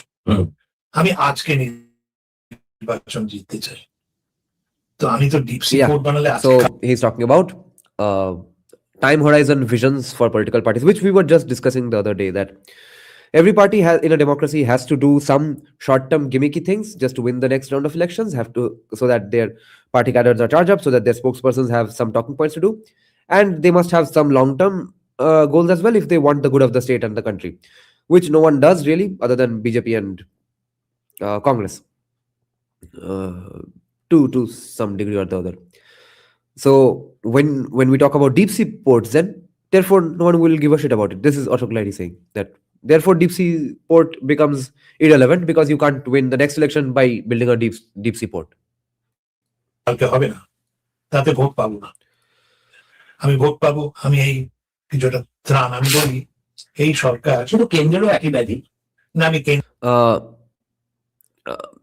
just सिर्फ त्राण देना, सिर्फ temporary band-aid देना, that should not be the priority. Now Shuman Chattopadhyay here actually screwed up. He was trying to play so neutral that he brought BJP into the question, and there's no equivalency to that because what Shuman Chattopadhyay meant is that yeah, even BJP does freebies for winning elections, but along with freebies, those states are developing as well. Trinamool is doing just freebies and no development, so they should not be equated in all honesty. And then Ashok Lahiri as well, since they are not really in a confrontational debate situation, Ashok Lahiri does not mention that there's no point equating these two because BJP is doing freebies and development and Trinamool is doing freebies and no development.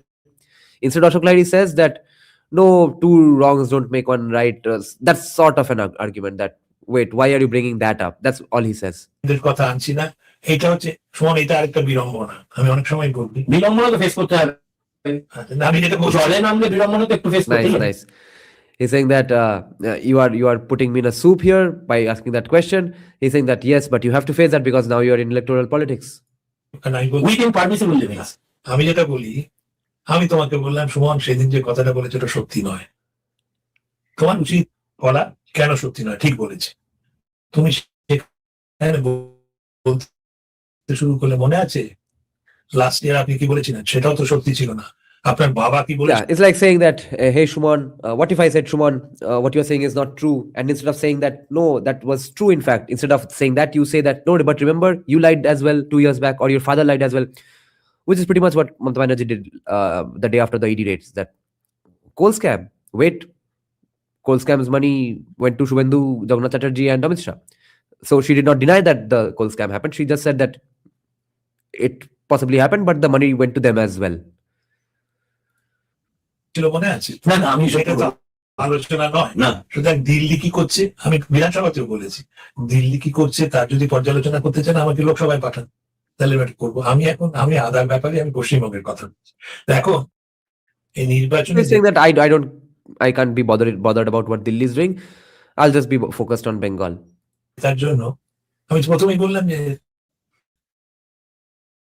রাজনৈতিক নেতারা আত্মহত্যা করবে, তারা নির্বাচন জেতার জন্য যথেষ্ট চেষ্টা, কিন্তু খালি নির্বাচন জেতার জন্য যদি এরকম করে। Yeah, he's saying that it's fair that politicians don't want to do career suicide by doing just long-term things, so they'll do things just to win elections as well. but they should not be doing things to just win elections. তাহলে ভবিষ্যতে অসুবিধা এবং সেই মানে এটা একটু catch up Yeah, if you do just that, then it will come back to bite you in the ass. তো এইতেই বলছি সাংবাদিকদেরও আজকে যদি আমি এস্টাবলিশমেন্ট যেটা বলে তার বিরুদ্ধে দাঁড়াই, কষ্ট তো পেতেই হবে। কষ্ট অবশ্যই, যে কোনো বিদ্রোহেরই একটা প্রাইস আছে, সব যুগে সবসময় তার এও আছে, রিওয়ার্ড আছে, সেটা আজকে পাবে না, 5 বছর পরে পাবে। He's saying that in that similar way, just as the politician might not see the long-term benefits, or the people might not see the long-term benefits, in the same way, in terms of that, because they were discussing media in general, so he's coming back to that in that same way, the establishment media will toe the line, will be a bitch of the government, but if you be a rebel, you will face problems. And Shuman Chattopadhyay adds that yes, whoever is a rebel always faces problems. It has always happened in humanity. But then both agree that there are rewards as well. But the rewards might not be seen today. It might happen 5 years later, 10 years later. And then Shuman Chattopadhyay says that it might even happen posthumously. Like you can say in the case of Savarkar. তো সেই রকম এই যে সাংবাদিকতা যেটা দেখি, সাংবাদিক তো এখনো 2-4 জন তো রয়েছে যারা দাঁড়িয়ে বলে, এবং সেটি আমার আশা যে আমাদের প্রত্যাশার মৃত্যু। He's saying that my hope are those 1 or 2 journalists who still show some spine, that even though हमारे प्रत्याशाओं का मृत्यु हो गया है, even in that situation, হলেও কিছু বাঙালি অন্তত আছে যার কোয়ালিটি এত হাই, ইনের কোয়ালিটি, যে ওরা চাইবে।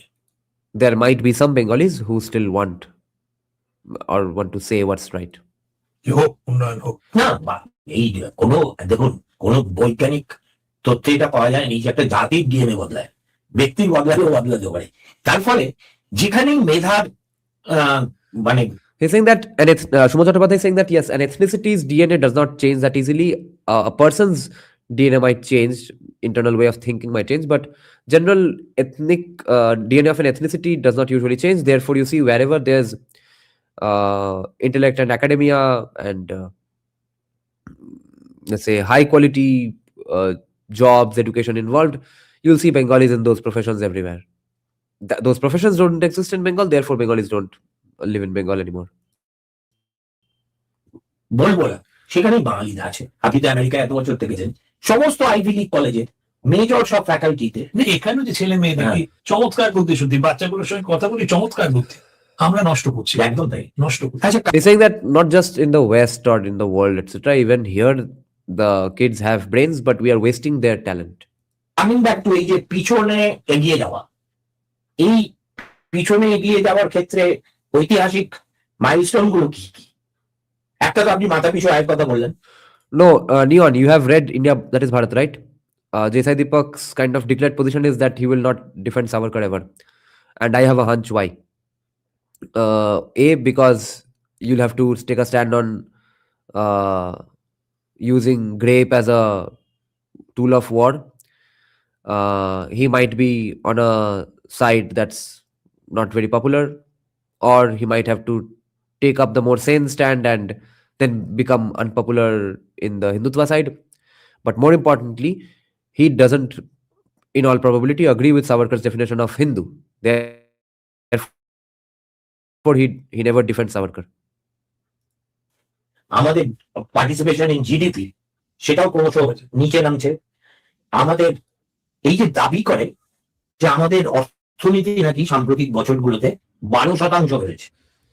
He's saying that we are participating in the GDP less and less, and now these people claim that our GDP has grown by 12%. Then Ashok Lahiri points out the difference between nominal and what's the other term? Still, we are behind Gujarat. এখানে একটা যেটা গন্ডগোল করে, একটা হচ্ছে growth in terms of per capita income in real terms, আর একটা হচ্ছে নমিনাল টার্মস। একটা হচ্ছে দামে, তুমি দেখছো ওই দামে কি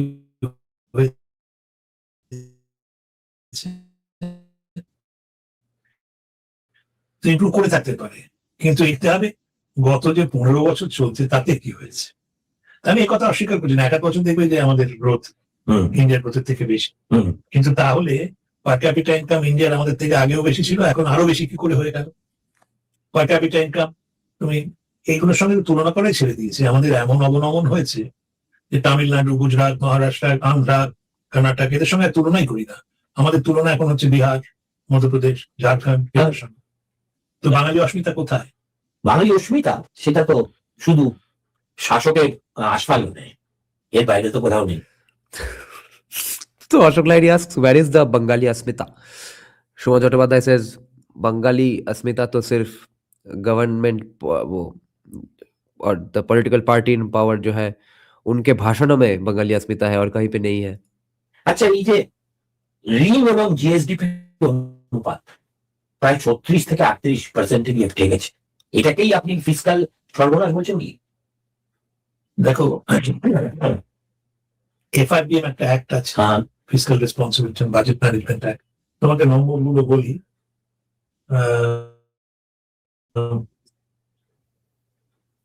আপনি তো ন্যাশনাল ফাইন্যান্স এবং পলিসি ইনস্টিটিউটের ডিরেক্টর ছিলেন, so you carry with you rare weightage. সেই জন্যই জিজ্ঞেস করছি, এগুলো একটু সাধারণ মানুষের মতো করে কিন্তু ব্যাখ্যা করুন। প্রথম একটা তোমাকে বলতেই হবে যে মাথা কিছু আয় ছাড়া আরেকটা যেটা হয়েছে যে এই যে বাম সরকার একই গন্ডগোল করেছে। আমাদের জনঘনত্ব তুমি জানো প্রায় 1100-র ওপর, সেখানে ভারতবর্ষের 400-র একটু কম। এত আমরা সংখ্যায়, জমি এত কম, তো শিল্পায়নের কোনো উপায় নেই। He's saying that CPM did the same mistake. Our population density is about 1100. The national average is about 400. We have no option other than industrialization. জমি কম বলে যখন দেখি জমি কম, শিল্পের জন্য জমি কি করে দেবো, আমার অংশ বলতে ইচ্ছে করে জমি কম, মানুষ বেশি বলে শিল্পের জন্য জমি দিতে হবে। What a libertarian thing to say. A libertarian way of responding, at least. Okay. What Professor Salvatore Babanes called being heartless. This was a very heartless response, a Nietzschean response almost. He's saying that when communists say that there are so many people, there's wait, what's the exact sentence? Wait, this was very awesome. জমি কি করে দেবো, শিল্পায়ন ছাড়া কোনো উপায় নেই। জমি কম বলে যখন দেখি জমি কম, শিল্পের জন্য জমি কি করে দেবো। Yeah, he's saying that when people say that there's so less amount of land, how will I give land for industry? I say that yes, there's less amount of land, therefore you must give it to industry. আমার অংশ বলতে ইচ্ছে করে জমি কম, মানুষ বেশি বলে শিল্পের জন্য জমি দিতে হবে। তো যাই হোক, তুমি যেটা প্রশ্ন করেছিলে যে এ কি হলো, ওই উন্নয়নের হার এবং দেনার ভার, তুমি বললে সরকারের নিজের আদি fiscal responsibility and budget management act যেটা ছিল, সেটা নির্ধারিত ছিল 25%। সেই 25% থাকলো না। সরকার 2020 সালের মার্চ মাসে এফআরবিএম এর লক্ষণ রেখাকে 25 থেকে বাড়িয়ে 34.5%। এটা কি স্টেট ইচ্ছে করলেই পারে? পাল্টাতে হয়, আইনে যেতে হবে। মানে যখন হচ্ছে আমি তোমাকে ন্যাশনাল অ্যাক্ট এফআরবিএম এই তো রয়েছে, মানে কারণ স্টেটের ওইটা কেন্দ্র সরকার সংবিধান অনুযায়ী যতক্ষণ একটা রাজ্য কেন্দ্র থেকে টাকা নিয়েছে ততক্ষণ কেন্দ্রের অনুমতি ছাড়া নিতে পারে। তাহলেও যখন, এটা খুব কঠিন প্রশ্ন, একটা স্টেট হঠাৎ, আমি নাম করছি না, দেখলে দেউলিয়া হয়ে গেছে, পাঞ্জাব যেমন হওয়ার মুখে, তখন তুমি কি করবে? কি He's saying that so many states have gone bankrupt because of this. There's no way to do anything other than bail them out. And then Shoma Chattopadhyay adds that, yeah, just like Punjab, Punjab is on the verge of a bankruptcy. Bell out করতে হবে, bell out করতেই হবে। সুতরাং ওই IMF যেটা দেশের ক্ষেত্রে করে, তো কর্মচারীদের বেতন ওগুলো হয়নি, দিতে পারছে না। তো 2025 সালে মার্চ মাসের জন্য 34.5%, কিন্তু সেই লক্ষণ রেখা ওরা মানতে পারে। তা এখন কারেন্ট রেট কত? কারেন্ট রেট বোধ হয় 40 হয়ে গেছে না, 40 হয়। Current rate is about 36%. 40 হয়নি। তোমাকে আরেকটা জিনিস আমার বলা হলো না, সেটা দরকার।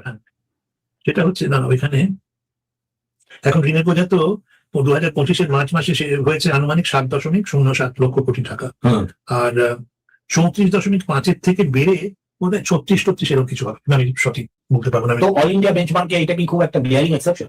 এক্সেপশন তো বটে, এর থেকে বেশি পাঞ্জাবের রয়েছে, কম রাজ্যের রয়েছে। তো যে কথাটা আমি বলতে ভুলে গেছি, একটা আমার গভীর উপলব্ধি যে এই সরকার হচ্ছে ত্রাণের সরকার, পরিত্রাণের নয়। এবং त्राण का सरकार, not परित्राण. सिर्फ temporary bandages, not actual solutions. তারা এই বিষয়ে বিশ্লেষণ করেন।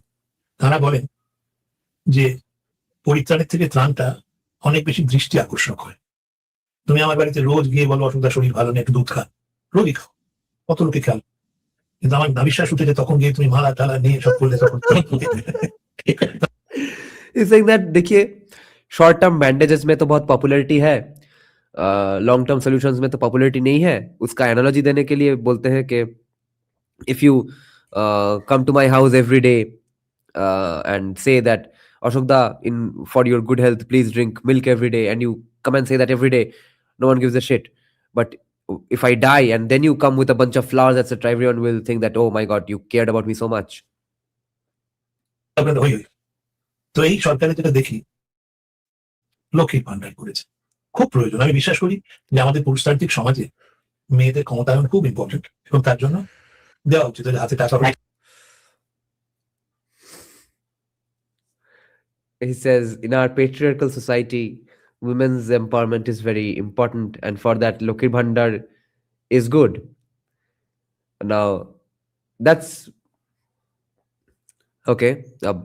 Beggars can't be choosers. Thomas Sowell तो नहीं आ रहे चीफ मिनिस्टर बनने, मगर the response to this, okay, from Shuman Chattopadhyay is even more hilarious. Listen to what Shuman Chattopadhyay says now and how he says it.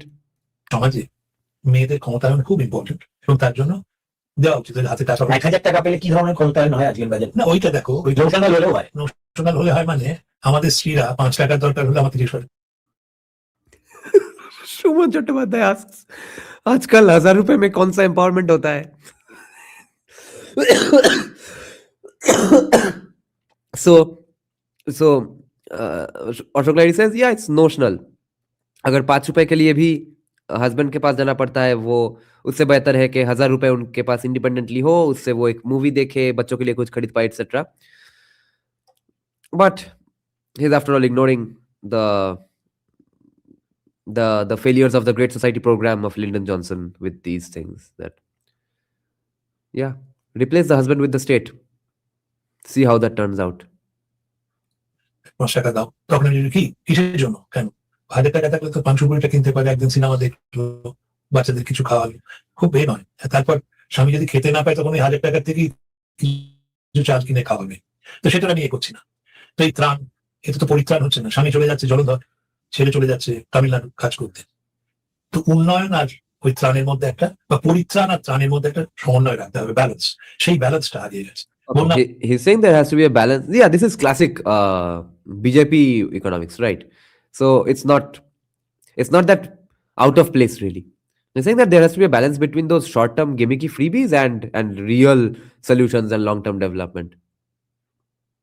প্রত্যেক বছর হয় উত্তরবঙ্গে, সব জায়গায় হয়। যখন হয় তখন উনি দোষ দেন ভারত সরকারকে, বাংলার ভ্যালি কর্পোরেশনকে।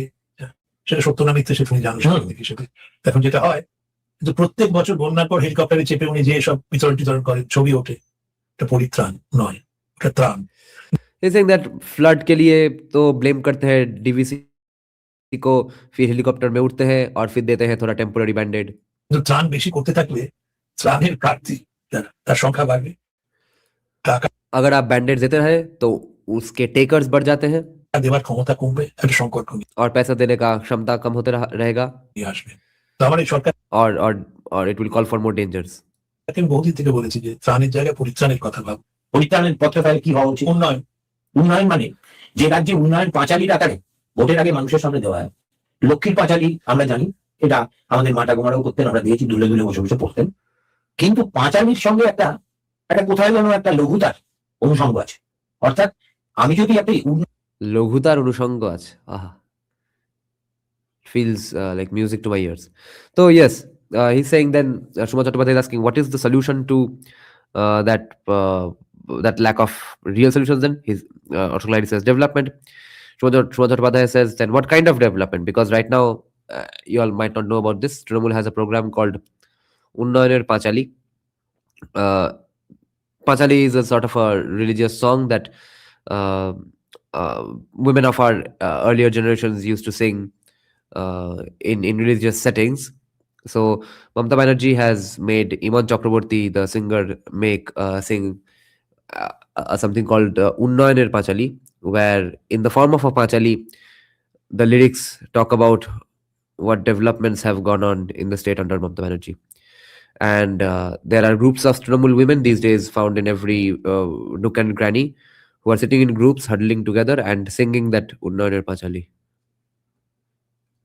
উন্নয়নের খতিয়ান দেবো, তাহলে আমি একটা দুর্বল কীর্তনিয়ার ঢঙে কিছু করবো না, এবং সেটাকে গান গাওয়াটাকেই কন্টেন্টের চাইতে বেশি দৃশ্যমান করে আমি এটাকে হাজির করবো। এটা কি is it A novel He's saying that if I had done real development, I would not need to do that Unnayaner Pachali.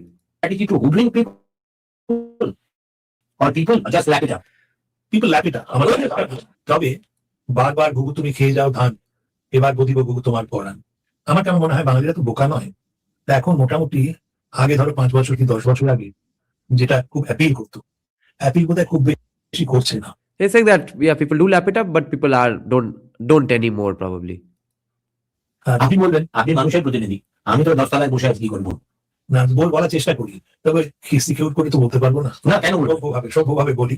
আমরা কিছু লোক বোঝে এখন আর ওই এগিয়ে বাংলা বেশি বলে না। এইটা একটা প্রত্যেক বছর একটা যে মানে কি বলবো লোক দেখানো বিজনেস, হ্যাঁ, এবং তাতে লক্ষ লক্ষ কোটি টাকা বিনিয়োগের যে কথাবার্তা বলা হয়, কিরকম অ্যাগনোসিয়াম, এত মিথ্যা যে বলা যায়, এটা কিন্তু এর আগে আমি দেখিনি Bangla. He's saying Shubham Chattopadhyay is saying that हर साल ये जो बिजनेस समिट होते हैं और घोषणा सब करोड़ों के रुपए का, और उसके बाद ad nauseam झूठ बोले जाना. I have never seen this in Bengal's history, that someone can blatantly lie so much for so many days at a stretch. This has never happened in Bengal. This is what Shuman Chattopadhyay is saying.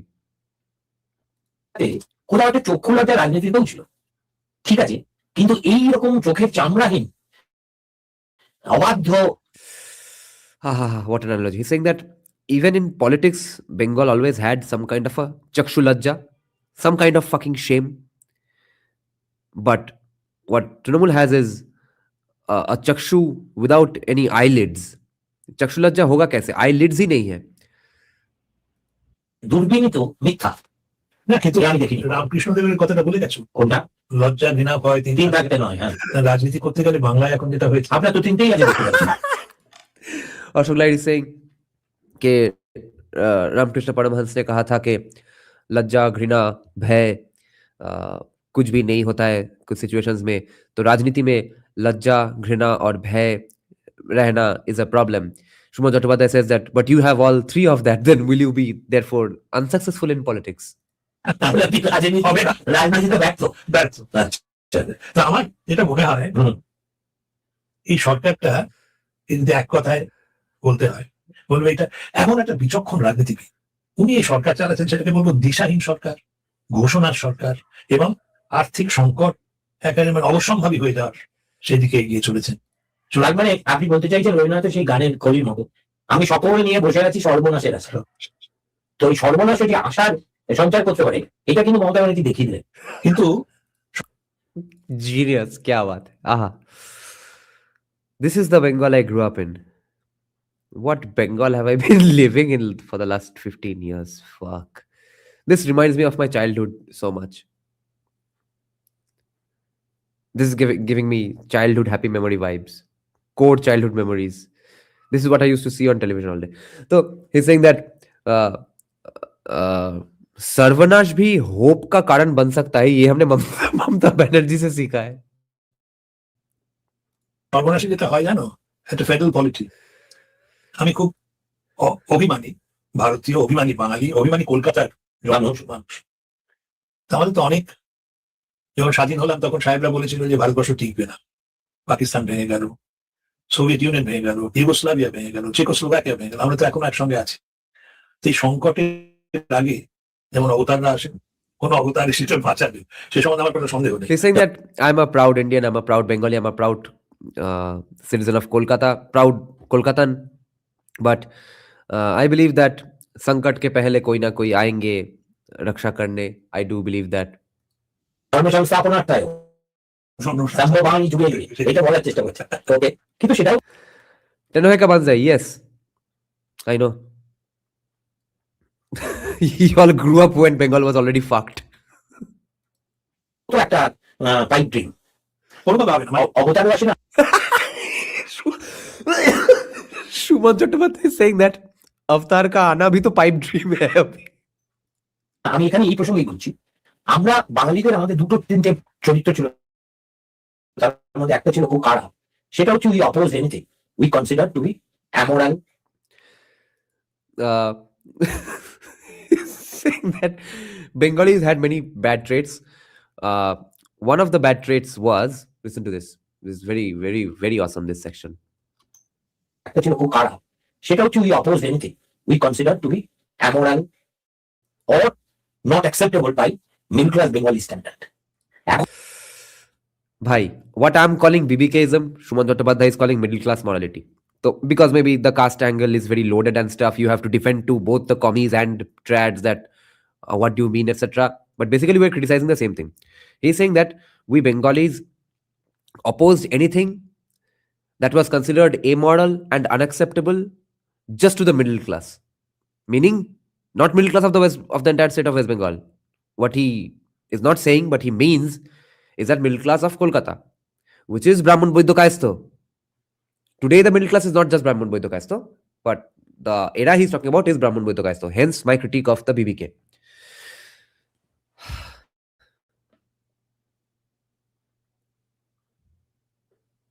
What a great critique. जो उनको ठीक नहीं लगेगा वो खराब है. Again, I will have PTSD to this forever. Okay. Again, Rabindranath Sangit's harmonium, synthesizer, rock version, rock music itself. Rupam Islam once said, the father of Bangla rock, that people used to tell him that, oh, you are copying the West. Why? Because he's doing rock music in Bengali. If he did rock music in English, nobody would have a problem, apparently. So you specifically can't do rock music in English, in Bengali. Meanwhile, 50% of Robin Sangit is pure Western classical. Okay. What's that song? Yeah, All Lang Syne. That Scottish song. Okay. Purano Sei Dinar Kotha. So Scottish folk can be done in Bengali because Rabindranath did it. Rock music can't be done in Bengali because Rupam has long hair. Oh, although Rabindranath also had longish hair. And my thumbnail cannot have Rabindranath wearing a leather jacket, even though it's a metal version of Rabindranath Sangit. Listen to the logic here. What is this other than religious orthodoxy? और क्या है ये? So Rupam said that, okay, you have a problem with me doing rock music because rock music is not inherently Indian or Bengali or something. But if I did Baul music, you would not have a problem with it. Baul is Bengali folk. And why would you not have a problem with me doing Baul? Just because of the geographical proximity to me, to Baul from Kolkata.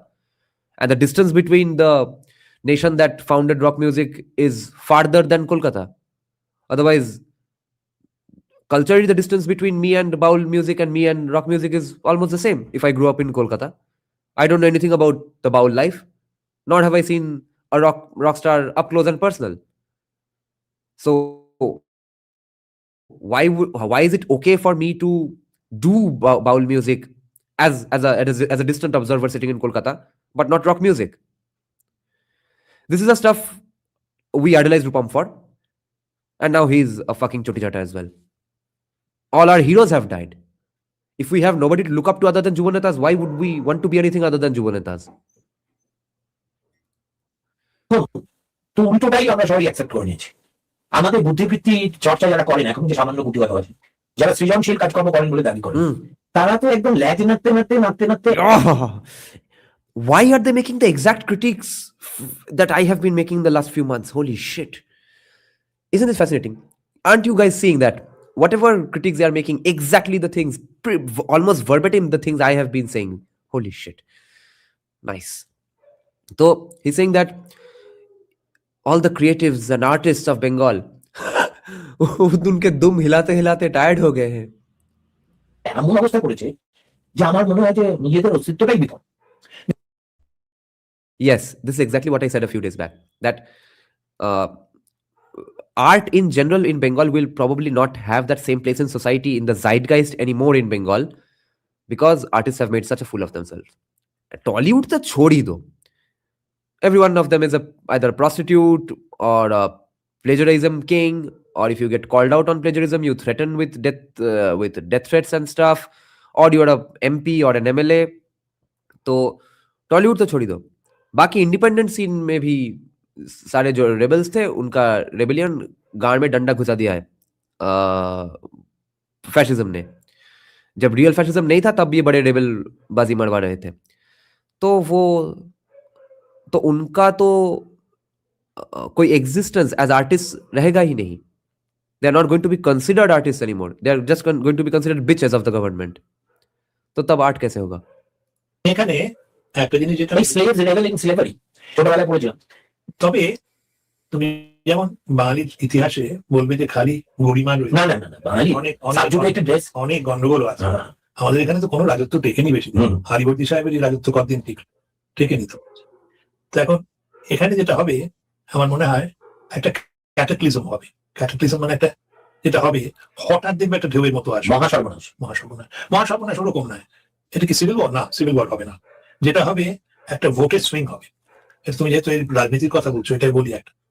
না, এটাও আমি দর্শকদের এখানে বলি যে ভারতবর্ষে প্রথম সেফোলজির বই ডক্টর প্রণয় রায় দুজনের সঙ্গে করেছিলেন কো author.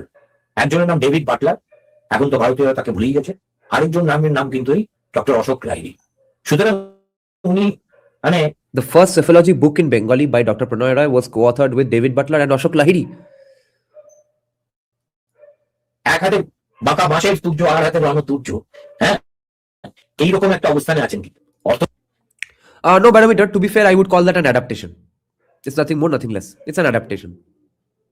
Just like Devdi is an adaptation of Devdas. Gangs of Wasapur is an adaptation of City of God. তোমার হোম গ্রাউন্ড, কিন্তু সেফোলজিও ওনার একই রকম ভাবে একটা উদিত জ্ঞান, সেইটা প্রয়োগ করে। Oh, no. Choti Chata is a fact because right now they deserve to be called that. And prostitute, I'm not calling them as a gali. Most of them are actually escorts. That's why. Because they'll have a lack of jobs and earning sources. Therefore, a lot of them have turned to OnlyFans kind of Indian websites and actual escorts. That's why I'm calling them prostitutes. I don't use prostitute as a gali. এবার বলুন তো 2026-এ কি হতে চলেছে? দেখো, এই যে swing এর গল্প বলেছেন, to what extent is it realistic? একটা হচ্ছে তৃণমূলের আসন No, he's not crypto commie. He's a standard run-of-the-mill generic liberal. That's all. Not just commie, because he's also the first Bengali artist in the history of Bengal to openly criticize Stalin and call him a fucking fascist in front of 5,000 people in the crowd. 215 ছিল। তারপর তো সেই কেনা বেচা কি হয়েছে একটা, না ক্রমশই সেটা বাড়ছে, স্টকে স্ট্রং করার মতো ব্লু চিপ। তো 215 যদি আমি ধরি, তিনটে জিনিস হতে পারে। 215 থাকলো, 215 থেকে বেড়ে গেল, 215 থেকে কমে গেল, এছাড়া তার কোনো সম্ভাবনা না। তো এখন সুইং যদি হয়, আমি হিসেব ভালো করে করিনি, 10% সুইং, তাহলে তো 70-এর কমে যাবে। কার? তৃণমূলের। 5% সুইং। তার মানে He's saying that if there's a 10% swing, Trinamool will go down to 70 seats. যেখানে 10% এর কম মার্জিন রয়েছে, সব করা যাবে। তো 70টা সিট যদি এদিক ওদিক হয়, তুমি একটা বলতে পারবে যে তৃণমূল আরো জনপ্রিয় হয়েছে, তাহলে 215 থেকে গিয়ে 285 হয়ে যাবে। সেটা কি সম্ভব? না। এক থাকতে পারে, আরেকটা হচ্ছে কমে যাবে। কমে যদি যায় তাইলে এই সরকার পাল্টে যেতে পারে। আর এখানে একটা জিনিস মনে রাখতে হবে, আমি ভারতীয় নাগরিকদের এবং ভারতীয় বাঙালি ভোটারদের খুব প্রশংসা করি এক ব্যাপারে, এরা অধৈর্য নয়।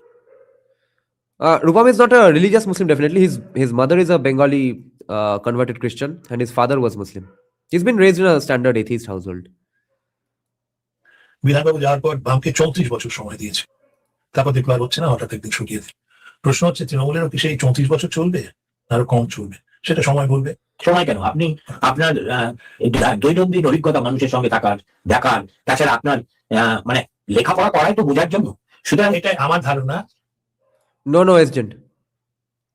American rock has forever been Republican because Republicans used to be the party of the poor and the in the Midwest and stuff, right? Places like Texas and stuff. So heavy metals beginning days have always been uh, anti-God and stuff, but very pro-America and stuff, right-wing in that sense. And European metal though has been right-wing in other senses. They have been anti-Christian but pro-Aryan supremacy and stuff. Okay, we were the true pagan Aryans and stuff. So it has not never been left-leaning in today's sense until the like last 5-10 years. Now the biggest metal names today are pretty woke, except Lamb of God. The people who have come after that, today's top bands, Monuments, Tesseract, and all, they are on the more on the woke side, and I think because they have not come from the same kinds of backgrounds as Metallica. Like even Slipknot's vocalist grew up under a bridge, saw his father when he was 13 years old for the first time. Metallica's vocalist, father was a truck driver. That kind of stuff. মানুষের আবেগ একটা এসছে, তৃণমূলের vote কমবে, আর তৃণমূলের vote যদি 5% কমে, তাই জমানা ঘুরে যাবে। জমানা ঘুরে যাবে। তো এখানে আরেকটা কথা আমার বলতেই হবে, তুমি এটা প্রসঙ্গে যদি কিছু বলতে চাও বলে না, না, আপনি বলবেন। সেটা হচ্ছে একটা মৌলিক ভুল বামেরাও করেছিল, এরাও করছে। ধরো জ্যোতিবাবুর আমলে যখন বোঝা গেল যে শিল্প আর আসবে, তখন আর স্ট্রাইক হচ্ছিল না, লক আউট হচ্ছিল, ব্যবসায়ীরা Okay, he's saying that there's one original mistake that the commies have done, CPM has done, and Trinamool is doing as well. For example, when under Jyoti Basu, when people realized that industry is not going to come at all, when even strikes were not happening, only lockouts were happening, people started focusing on agriculture, and we'll discuss that now. Metallica would be called fascist today. Yeah, absolutely. Lars would be called symbol of fascism, and although Lars came from a privileged background, he was from Netherlands, and his grandmother brought him to the States to learn to play tennis, to get good at tennis, because facilities in America was just better, and then he started playing drums. Lol. দোকান বন্ধ করে চলে যাচ্ছে। তখন ওরা বুঝলেন শিল্প তো আর হবে না, তখন কৃষিতে লাগলেন। অপারেশন বড়টা তার দীর্ঘমেয়াদী কি উন্নতি হয়েছে সে সম্বন্ধে বিতর্ক আছে। যে ওই সময় দেখবে প্রোডাক্টিভিটি সব জায়গায় বেড়েছে, কারণ হাইজিন ভ্যারাইটি এলো, নতুন প্রযুক্তি এলো। কারণ এইটা আমি এর সম্বন্ধে মানে একটা শেষ সিদ্ধান্তে পৌঁছতে পারিনি। অনেকে বলে যে দুটোরই হয়তো থাকতে পারে, প্রভাব থাকতে পারে, একটা অপারেশন বড়টা, আরেকটা হচ্ছে এই নতুন প্রযুক্তি। Okay, I love how Shuman Chattopadhyay interrupts here and brings up a great point, because there's a huge myth making by CPM on this, that how awesome Operation Burga was, and Ashok Lahiri was just probably being diplomatic and being a nice guy, saying that I have not been able to come to a conclusion on this, because when CPIM shifted their gaze to agriculture, there was a lot of growth in terms of economy, and I don't know whether it was just because of their Operation Burga or just because of technology in general. Shuman Chattopadhyay interrupts and says, well, but Ashok Da, in hindsight, even Operation Borga has been a fucking disaster, because every small piece of land is owned by a guy. So when you as an industrialist want to acquire 1,000 acres of land, you have to negotiate with 1,300 guys. How the fuck is that going to happen? Then the state has to intervene.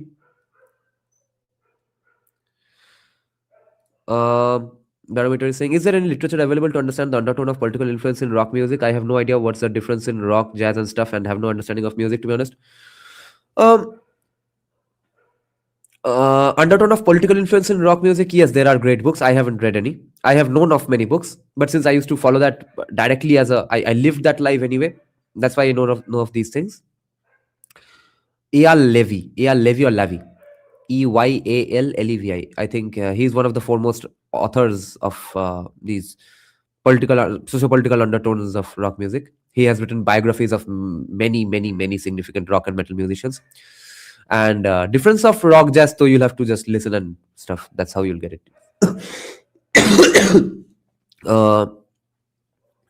Just Google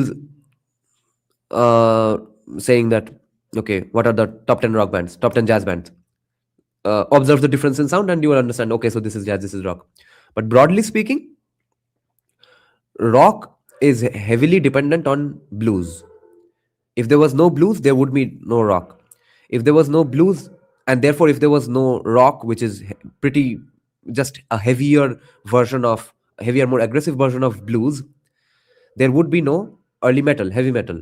Heavy metal is practically heavier version of rock music, again based on blues melodies, played in a more aggressive tone and texture and instruments. Okay, metal made a huge shift in later days, probably for the first time with the band called Death, after whom the genre death metal has been termed.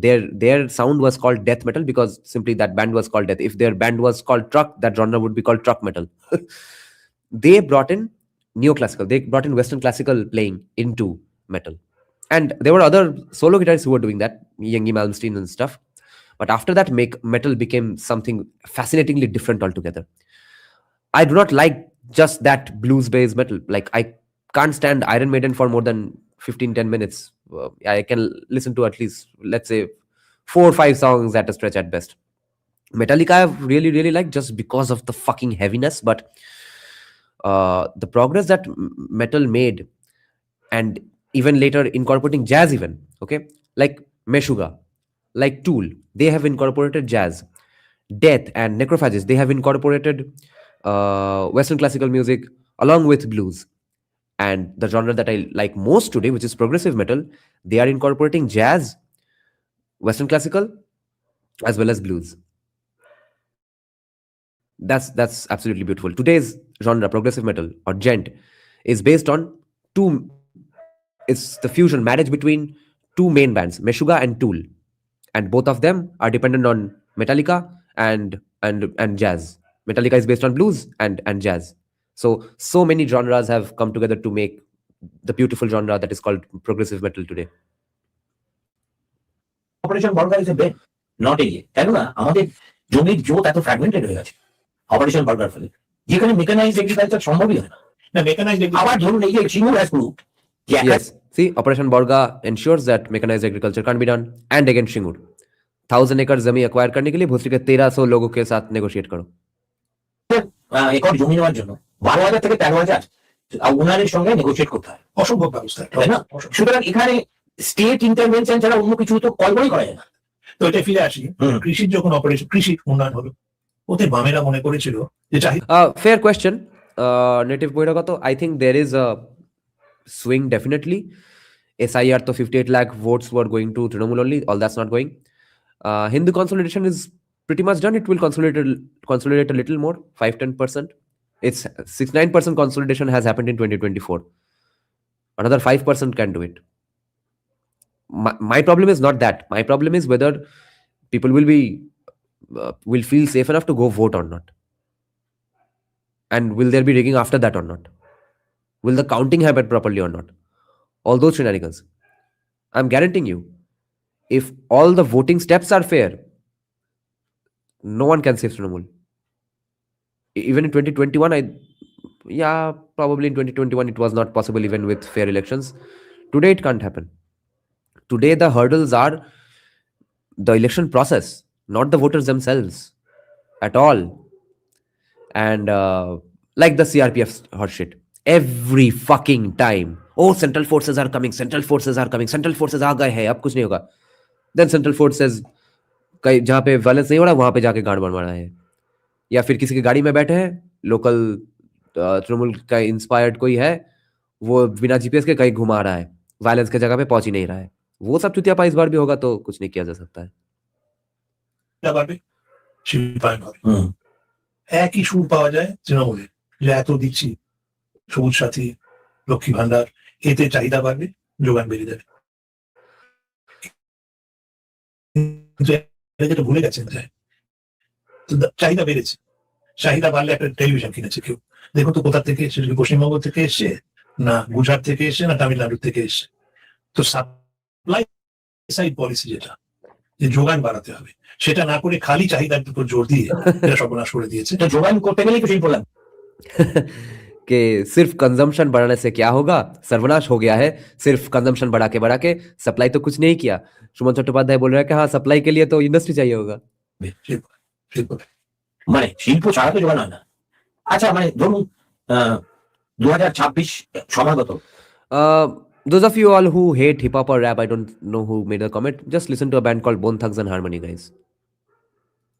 আমার প্রোগ্রামের নামও vote Bangla, আপনিও সক্রিয় রাজনীতিবিদ এবং বিধায়ক, আপনি যদি ফর দ্য টাইম বিং আপনি বিজেপি প্রতিনিধিত্ব করছেন এটা ভুলে যান এবং ভাবুন যে আপনাকে ওই ভূতের রাজার মতো কেউ একটা বর দিল, আপনার হাতে হাইপোথেটিক্যালি পশ্চিমবঙ্গের অর্থনীতি শুধরানোর ভার পড়লো, আপনার রূপরেখাটা কি?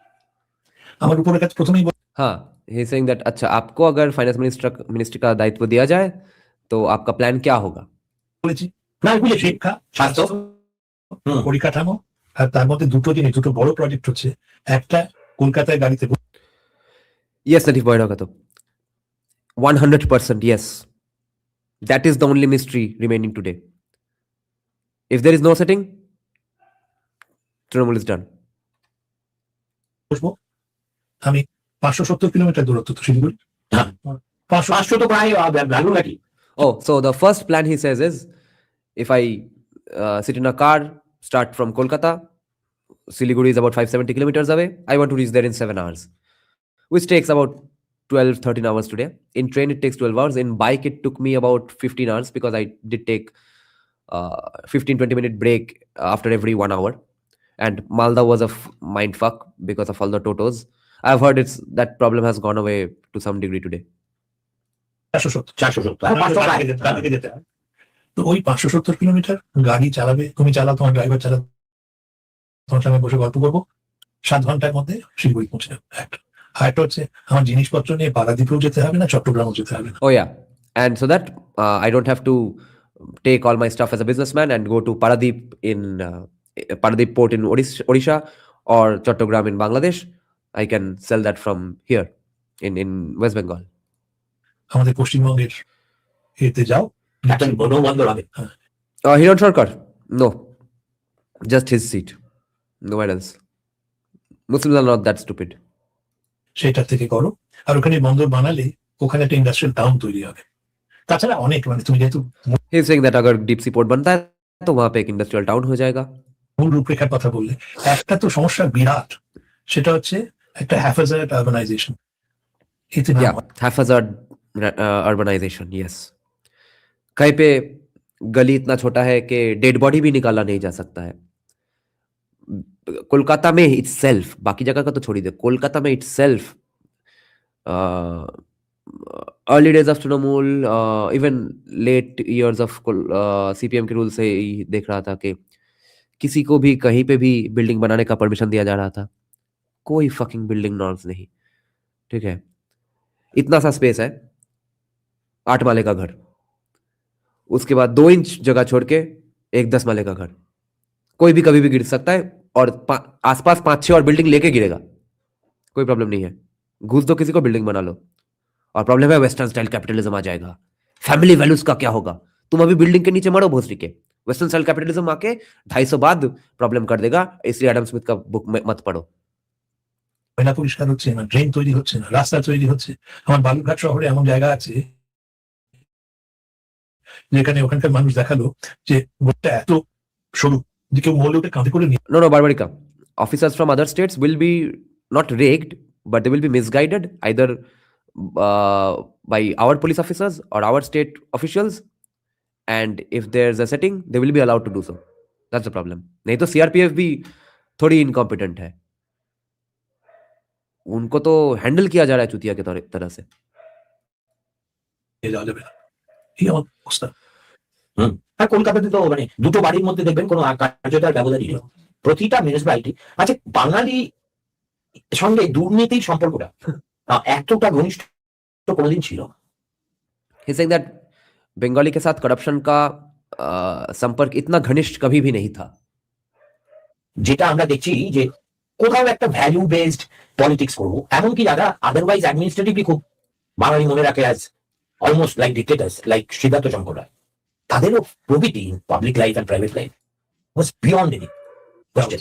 কেউ বলতে পারেনি Jyoti Basu may have been inefficient কিছু তার ক্রিটিকের কাছে, কিন্তু জ্যোতিবাবু চোর বা জ্যোতিবাবু কারোর কাছে টাকা নিয়ে। Yeah, the same thing that Shomik Bhattacharya has impressed CPM supporters by saying that yeah, nobody could say Jyoti Basu was a thief, nobody could say Buddhadev Bhattacharya was a thief, nobody could say Biman Bose was a thief, and he's pointing out that even Siddhartha Shankar Rai, the last Congress chief minister, was a thief. Nobody could have said that stuff, which is what I was saying the last day, that When Mamata Banerjee passes away, no one will say that, oh yes, we had our differences, but she was a great statesman. Or at least she was not a thief. That stuff is not going to happen. হ্যাঁ, তখন তো জ্যোতি চক্রবর্তী বলেছিল না, হ্যাঁ। তোমার চাকরি চলে গেল। তা কাকে বলেছিল? বিনয় বাবু বলেছিল। বিনয় বলেছিল কন্ট্রাক্টরদের সরকার হয়ে গেছে। হ্যাঁ, খোলে বলেছিল। এটা আমি এই মুহূর্তে ভূমিকা যে বাঙালি সমাজের আগে কোনো চোর ছিল না, চোর ছিল, জালিয়াতি যেতে ফাঁসি হয়েছে, নাম নয় নাই বললাম। তো তৃণমূলের সময় যেটা হয়েছে, বামেদের তৃণমূল দুর্নীতি আবিষ্কার করেছে বলাটা ভুল। দুর্নীতি প্রচলন বামের সময় ছিল, একটা তফাৎ ছিল, বামেরা টাকা দিয়ে করতো না, বামেরা কাডারদের চাকরি দিত, এইটা পাইয়ে দিত, ওরকম ছিল। তৃণমূল যেটা করেছে ওইটাকে একটা মানে অনুশীলিত এবং পরিকল্পিত রূপ দিয়েছে। তার মেইনটা হচ্ছে বিকেন্দ্রীকরণ। আগে আমার সিপিএম আমলে যেটা করতে হতো। Yes, CPIM's story is in different ways. He made room for his son. He made his son's life easier as a chief minister. He did not give off, sell off land and take a bunch of bribes and build a palace himself. So there's definitely difference between Mamata Banerjee and Jyoti Basu in this factor. কিছু পেতে গেলে ওদেরকেই যোগ করতে হবে। তুমি booth লেভেলে করবে, তারপর ওটা যাবে একটু হায়ার লেভেলে, তারপর ব্রাঞ্চ কমিটি, তারপর ওপর কমিটি, তো ওইটা পাশ হয়ে তারপর তোমার চাকরি হবে। এদের যেটা করেছে জানা আছে, এখানে এই লোক, এই পাড়া ওই লোক, ওদেরকে তোমার জানতে হবে, কার কাছে যেতে হবে, কত টাকা দিতে হবে, পেয়ে যাবে। অনেক এক্সপিডাইট করেছে। তার ফলে মানুষের একটা হতাশা হয়েছে। মানুষ এখন ধরে নিয়েছে মানুষ রাজপুরুষেরা সবই দুর্নীতিগ্রস্ত হবে। প্রশ্ন হচ্ছে এফিসিয়েন্সি অফ দি সিস্টেম, কত তাড়াতাড়ি তুমি করে দেবে, কত দামে। আর এখন দুর্নীতিটাকে লোকে দেখছে স্পিড মানি। No, नेटिव बहिरागा तो नॉर्म्स भोसडी के हमारे यहाँ भी है। नॉर्म्स से कुछ किसी का कुछ लेना देना नहीं है, वो है प्रॉब्लम। করতে যেমন তোমার একটা বাড়ি বিক্রি করতে স্ট্যাম্প পেপারে দিতে হয়, সেরকম দিতে হয় কাউন্সিলরকে, ওই কাউন্সিলরকে। তো এতে সর্বনাশা কি হচ্ছে? তুমি একটা বলতে পারো চারি। Yes, Jyoti Basu elevated largely to an art form but did not enrich himself. And Mamata Banerjee did not do it as an art form. She did it more as a pop song and enriched her entire family. হচ্ছে সেটা ছেড়েই দিলাম। মুশকিলটা হচ্ছে ছেলে মেয়েরা দেখছে যে খেটে খুটে লেখাপড়া করে ভালো করে চাকরি হবে না, তার থেকে যখন দেখছে রাজনৈতিক নেতারা কিছু না করেই বেশ আছেন, তখন সে যারা যেটা করছে সেটা হচ্ছে ওরা ওই লাইনে যেতে যাচ্ছে। আর সেটা হচ্ছে directly unproductive activity. But yeah, now the productivity of Bengali kids being wasted because there's nobody to look up to other than your Jubo Netas, because kids are saying that what's the point of studying even? Because yeah, my parents are asking me to study, meanwhile that Jubo Neta there has a Duke 200 just because he's a Trinamool Gunda. যে আমি ব্যবসা বাণিজ্য করলাম না, পড়াশোনা লেখাপড়া master চাকরিও করছি না, আমি ওই লাইনে ঢুকে গেছি। এর যে মানে ইজি মানি, ইজি মানে কঠিন, ইজি অত ইজি নয়। ওখানে তো অনেকে চেষ্টা করছে, সেখানে ঢুকে না, পিছনে শাসন ক্ষমতা থাকলে ইট বিকামস ইজি। তো এটাকে এস্টাবলিশমেন্ট এদের একটা সিস্টেমের মধ্যে ইনকর্পোরেট করে ফেলেছে, যাতে অনেক সময় আশ্চর্য লাগে প্রত্যেকটা লেভেলই পারমিয়েট করে গেছে। খুব অসুবিধা। এবং সেটা মানে এমন একটা পারমিসিভ সিস্টেম হয়ে গেছে যেখানে যোগ্যতা অথবা competition, all this have become meaningless. এটা সিভিক অ্যাপয়েন্টমেন্ট। তোমাদের সুপ্রিম কোর্টের জাজমেন্ট আছে যে এটা এমন রিক্রুটমেন্ট সিস্টেমটাই এমন একটা কতগুলো রিফ্র্যাক্টে চাকরি দেওয়ার ব্যাপার, এটা হাইকোর্টের আছে। সুপ্রিম কোর্টে সিভিক নিয়ে অ্যাপয়েন্টমেন্ট হয়নি। Okay guys, my dog is barking too much and he's going to wake up the entire neighborhood. I really need to call him in, so just spare me. Indictment. Coming. Oh no, you can't spare me because it's in Bengali. Wait, so I'll just put on some music and come back after rescuing my neighborhood from my dog.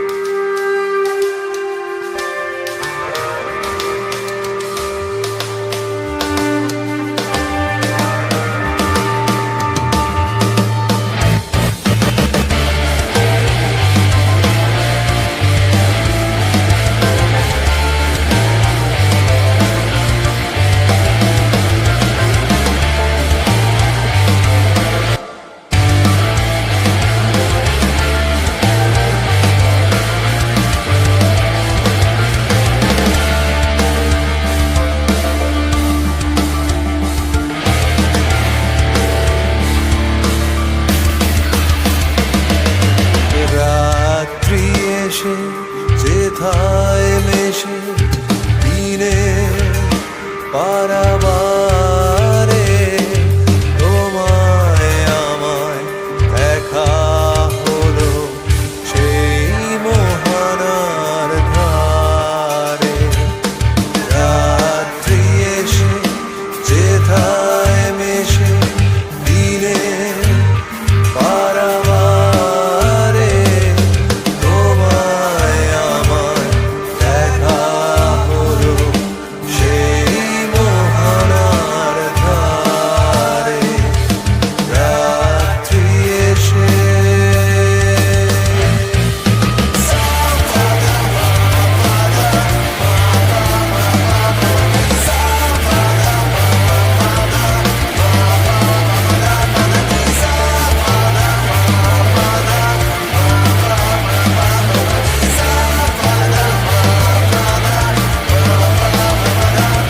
সেইখানেতে সাদায় কালোয় মিলে গেছে আধার আলোয় সেইখানেতে সাদায় কালোয় মিলে গেছে আধার আলোয় সেইখানেতে ঢেউ ছুটেছে এপারে ওই পারে রাত্রি এসে যেথায় মেশে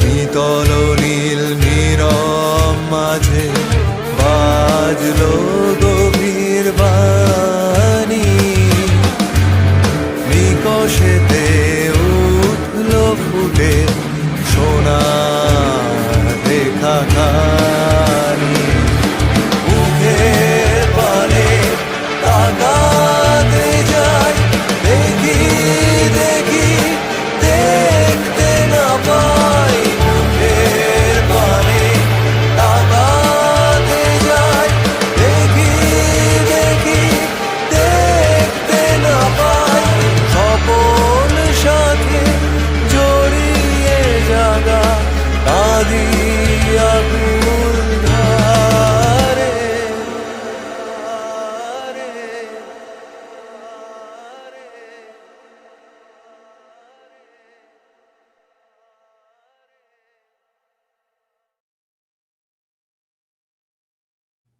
Yeah, so Native Bodhakatu is saying you have to remember Mamata Banerjee is the byproduct of Congress. Chindi Chori is in their DNA. All the socialist leaders would have been Congress leaders otherwise. Yeah. Yeah. They are just too pissed off with Congress because their family was not getting a benefit. That's all. Sudha is saying we had Bengal owned, Bengal coming. Yeah, yeah. Jyoti Basu fucked all these companies because he was a communist, not because he was a thief. The dream Bengal that we all ভাবি যে কোনোদিন হয়তো হবে। আমি যেমন দৃঢ় প্রতিজ্ঞ যে যে বাংলায় আমার জন্ম হয়েছে, যে বাংলাকে দেখে আমি বড় হয়েছি, যার জন্য আমি এত নিজেকে গর্বিত বাঙালি,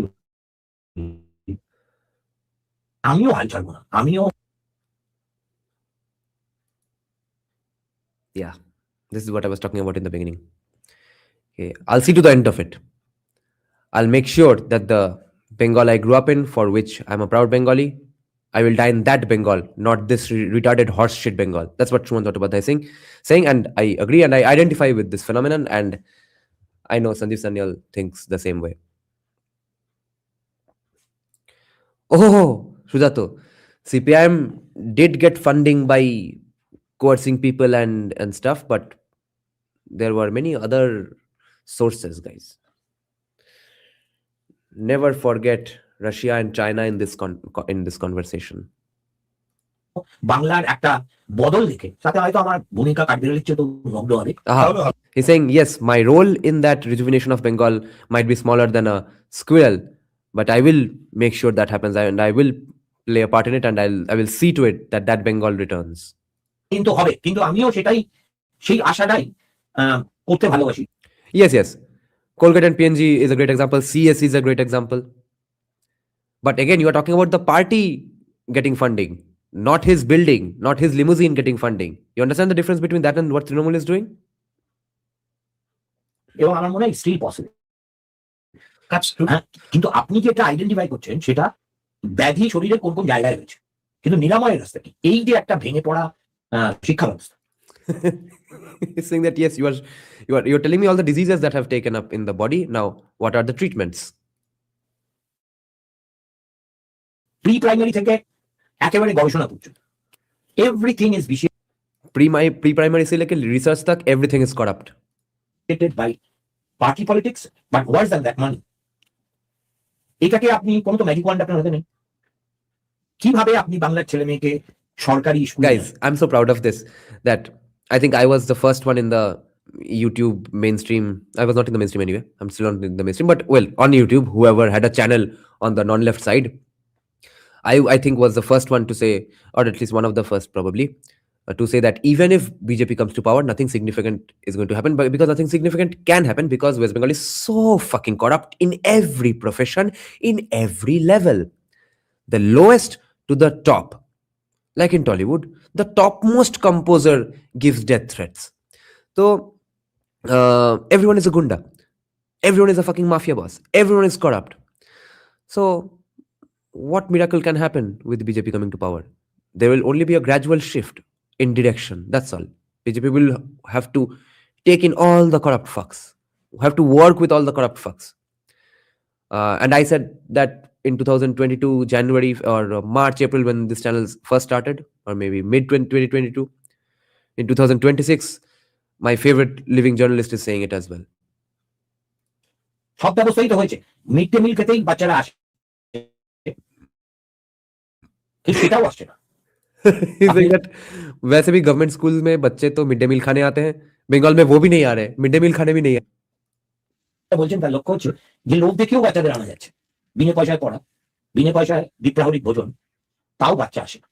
কিংবা फ्री में एजुकेशन, फ्री में 2 बार का खाना, फिर भी लोग पढ़ने नहीं आते क्योंकि भाई युवा नेता बनना है, ड्यूक 200 चलाना है और किसी के सामने जाके हफ्ता वसूली करना है, तो भोसड़ी के स्कूल क्यों जाओ भाई? पागल हूं मैं क्या? সেকেন্ড হচ্ছে আপনি বলেছেন স্বাস্থ্য, প্রত্যেকটা খুব laudable goal, but don't you think that এটা কোনো যেমন এই শর্ট টার্ম গেজের লং টার্ম ইন্টারেস্টকে একটা সরকার এভাবে বিপন্ন করে তুললো, ঠিক আপনি যেটা বলছেন সেটাও yes auto union is not changing. या ऑटो वालों का जो मादरचोद गिरी था अभी भी वही रहेगा। वो कोई भी ऑटो वाला किसी भी तरह चलाए, किसी भी तरह बर्ताव करे, तुम कुछ नहीं बोल पाओगे उनको, ये होना ही है। ऐसे बहुत सारे एग्जांपल्स हैं, ऐसे बहुत सारे चुतियापा है बंगाल में जो बीजेपी हाथ नहीं देगा उसमें, वो सब लॉन्ग टर्म गोल है। इसीलिए तो RSS type of organisation after all एक गुड आइडिया है कि भाई कुछ चीजें पॉलिटिक्स में नहीं हो सकते हैं, तो सोशल चेंज वेंज करने का भी सोचते हैं, देयरफॉर वो सब करते हैं। तो my college Kolkata channel is for that only, discussing and propagating ideas that I think are good and cannot be said by politicians today. Long term investment না, এটা কি হয় জানো, আমার ধারণা ডেমনস্ট্রেবল সাকসেস সব জায়গায় তুমি ছড়িয়ে দিলে তোমার দরকার নেই, কয়েকটা মডেল স্কুল বানানো। Good idea. He's saying that. So Shuman Chattopadhyay is asking, then Ashok Lady, how will you do this? He's saying that let's do demonstrable success in some portions. Let's not distribute our money everywhere, shower money everywhere. Let's do some in specific places. Let's make models out of them, and everyone can follow suit, and that will spread like wildfire. Just like I know, I've heard that Lokhi Bhandar is going to still go on. It's not going to be $1,000-$1,200 that irrelevant amount for every woman in the state. It's going to be 5,000 rupees, but for a specific section of women. আছে এখন, যেখানে master তুমি যেটা বললে এটা আমি সবসময় একমত নয়। অনেক বাচ্চাই হয়তো খিদে পায়, এখানে ডিমের ঝোল পাওয়া যায়, তাই জন্য আসে। কিছু বাচ্চা আসে, মাস্টার খুব ইন্টারেস্টিং, আর আমি এরকম মাস্টার দেখেওছি পশ্চিমবঙ্গে এখন। Saying that I don't agree with you that nobody comes because of even with free food and stuff, but some people do come because of free food, and some people still do come because just the teachers are that interesting. I have met such interesting teachers. He's saying that. I know there still might be some, might be 0.5% in the entire state maybe. এমন master আছে যাদের কাছে বাচ্চারা যখন পিতৃতুল্য ভাবে আসে, এরকম 2-4টে যদি করা যায়, কি 20টা 25টা করা যায়, তাহলে it will spread like wild fire. এবং জঙ্গলে আগুন জ্বলে যেরকম হয়। তো এটা দেখাবে না, লোক যাক না যে দেখুন এই স্কুল চলছে দেখ, এটা করলে সম্ভব। আর ওতে অ্যালোকেশনের তফাৎ করতে হবে। যেমন দেখছিলাম যে পশ্চিমবঙ্গে পুরো যে শিক্ষার খাতে খরচা হয় তার বোধহয় 1/3 যায় প্রাথমিক শিক্ষা। ভাবতে হবে কোনটা বেশি গুরুত্বপূর্ণ। Yes, Tanoika Banzai. Never grow up on these things. If you grow up and say the same things, then change kaise hoga? Keep that kid alive inside you forever. Foundational literacy and numeracy, মানে আমার তো প্রথম স্বপ্ন হচ্ছে যে পশ্চিমবঙ্গে যত বাচ্চা আছে যখনই 12 বছর বয়স হবে তখনই পড়তে পারে, লিখতে পারে, যোগ বিয়োগ গুণ ভাগ করতে পারে। Foundational literacy, yes. Primary school and child nutrition. These are the most important issues, in my opinion, for the entire country, which I really like how much Isha Foundation is taking care of it. তাহলে তো আমার মহাযজ্ঞের প্রথম কাজটাই হয়ে গেল। কারণ শারীরিক অবস্থা দেখে পড়তে পারবে যে কখন দিতে হবে, কি দিতে হবে। একটা বিষ দেওয়া হয়েছে পেস্টিসাইড, ওটা পড়ে দেখবে যে 1 লিটার জলে এটা দিয়ে।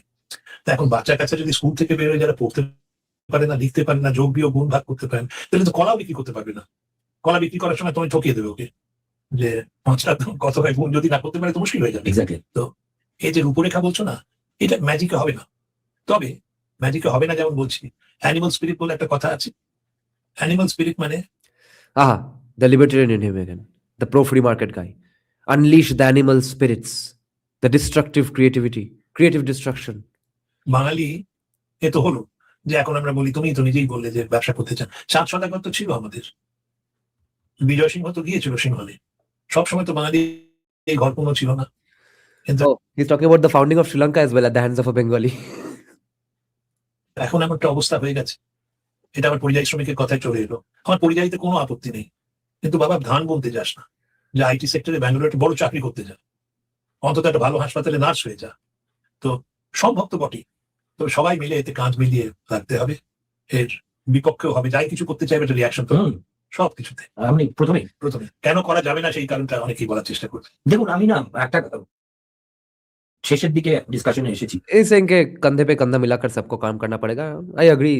It's going to take the efforts of all of us in whatever capacity we can.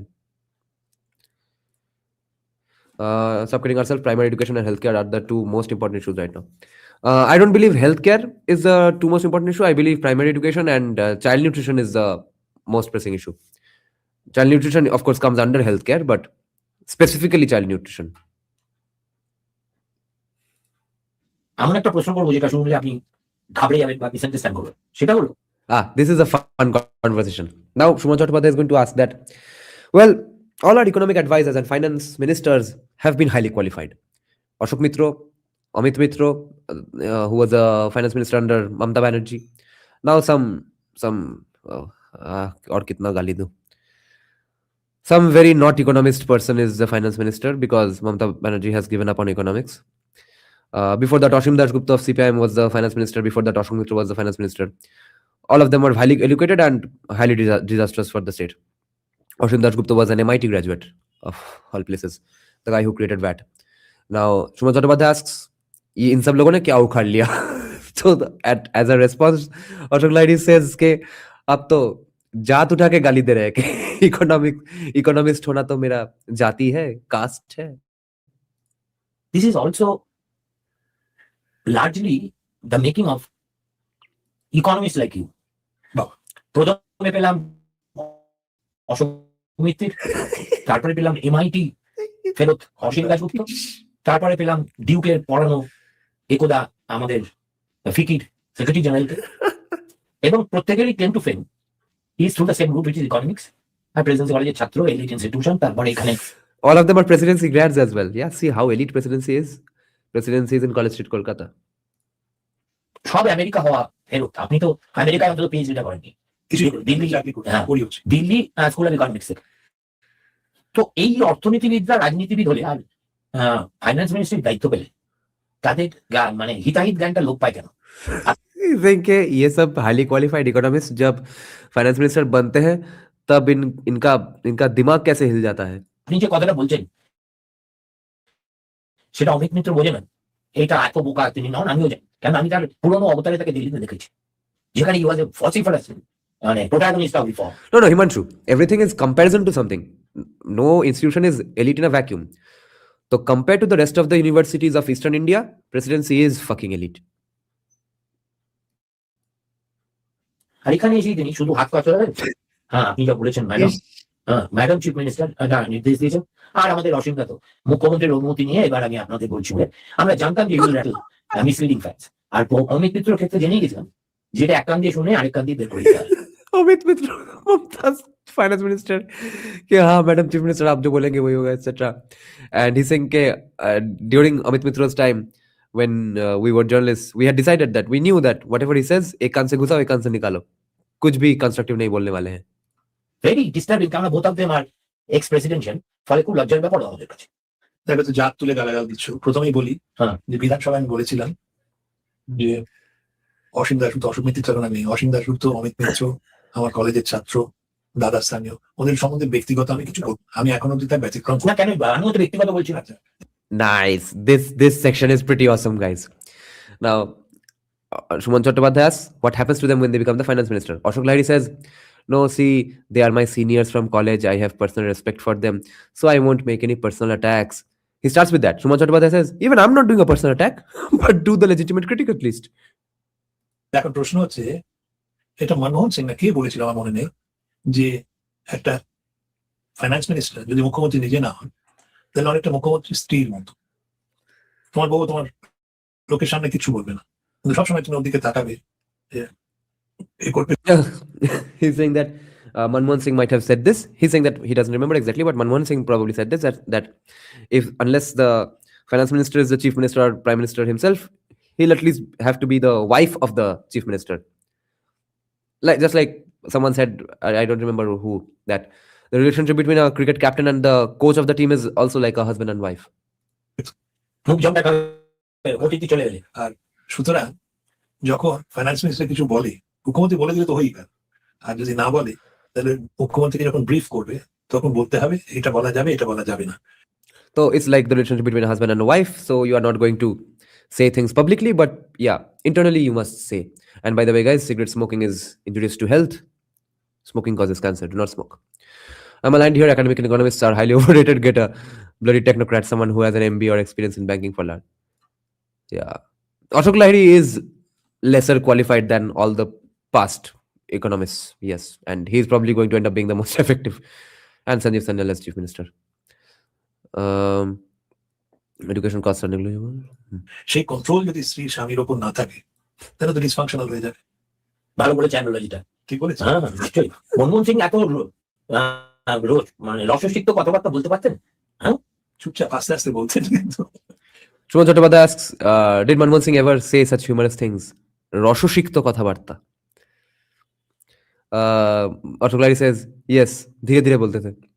আর বাজপেয়ী বাজপেয়ী তো একটা লেজেন্ড, মানে আমি ওর ভীষণ অনুরাগী।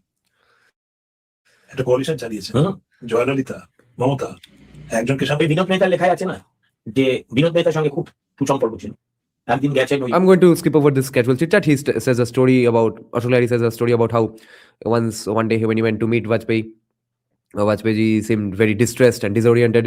He asked Vajpayee, what's going on? Are you ill? Vajpayee said, yes, I'm very stressed because after you, Jayalalitha is coming to meet me. We'll skip over that and go to another topic.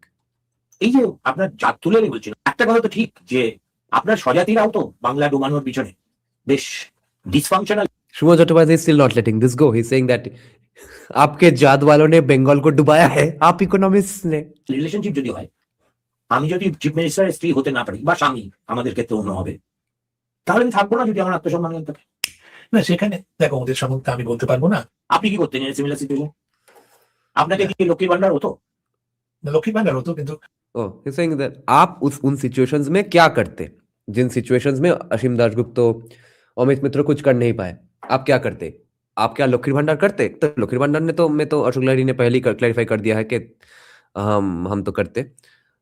That's what he's saying as well. But he's now going to say that yes, I would not do it for anybody and everybody. I would not give it to every woman. I would give to specific kinds of women in specific needs. That is going to be BJP's policy pretty much, and the amount is going to be more. লক্ষ্মীর ভান্ডার কতজন পাবে নির্বিচারে সবাইকে দিয়ে দেবো সেটা হবে। এখন তো মধ্যবিত্ত উচ্চ মধ্যবিত্ত লোকেদের বাড়ি গৃহিণীরা পায়, মহিলা হলেই পাবে। ওইখানে কেন করেছি জানো? করেছে হচ্ছে দুটো রকম ভুল তো হতে পারে। একটা হচ্ছে এক্সক্লুশন এরার, একটা হচ্ছে ইনক্লুশন এরার। এক্সক্লুশন হচ্ছে যার পাওয়া উচিত সে পেল। Brilliant analysis here. He points out that, see, why is Lokir Bhandar being given to everyone? There can be an inclusion error and there can be an exclusion error. Inclusion error is when everybody is getting it and it's a mistake. And exclusion error is when someone who is deserving and it's not getting it. So you rather do the inclusion error because then everybody can shut up. No one's going to oppose you. আর inclusion হচ্ছে যার পাওয়া উচিত না সে পেল। সে পেল। Inclusion হলে তুমি চেঁচাবে কেউ পেলো কেন, কিন্তু যে লোকটা পেলো সে খুশি হবে। কিন্তু এক্সক্লুশন হলে তো হই লেগে যাবে। আর এক্সক্লুশন এর যদি তুমি শূন্য করতে চাও তাহলে সবাইকে দাও, দিয়তাম ভুজ্যতাম, তাই করছে। যাই হোক, coming back to my point. অটলজির কথা বললে, অটলজি কবি ছিলেন আর ওর sense of right and wrong একটা অভাবনীয়। আর রসিক লোক ছিলেন, কবি তো ছিলেনই, খেতে ভালোবাসতেন। ওর সঙ্গে যখন খেয়েছি চমৎকার আর কথা যখন বলতেন থেমে থেমে, তো অটলজির আমার ছাত্র না, তখন পড়াচ্ছি 77 স্কুলে। না ওরকম ওটা স্মরণকালে ভারতবর্ষে আমি পাই। Okay, now they're talking about Vajpayee ji's oratory skills. It's pretty much over by now. আর আমি যখন গেছি প্রথম, যাই হোক, আমরা কিন্তু I am not allowing you to digress. To what extent the finance ministers are responsible? I'm not allowing you to digress. কিছুটা responsibility তো নিতেই হবে। একটা ডেথ সেন্টেন্স দিয়েছি, একটা জাজেস আছে ওখানে 3 জন, কেউ নোট অফ ডিসেন্ট দেয়নি, তাহলে তো কমপ্লিসিটি হতেই হবে। ওকে, আপনিও তো মানে ইউ আন্ডারস্ট্যান্ড মানে ডিপ্লোমেসি হ্যাঁ সো ওয়েল যে আপনাকে to pin you down is pretty difficult, but still I continue to try. আপনি এলেন, এতক্ষণ আমার সঙ্গে কথা বললেন, আপনি উপভোগ করলেন কিনা বলতে পারবো না, আমি বিস্তার আমার রিহার্সেল এর প্রশ্ন আর কেউ করলে আমরা আরো বেশি উপভোগ করলাম, আমরা তো আশার আলো দেখলাম। ওকে, নাও guys, the telegraph debate. It's not telegraph debate this time, right?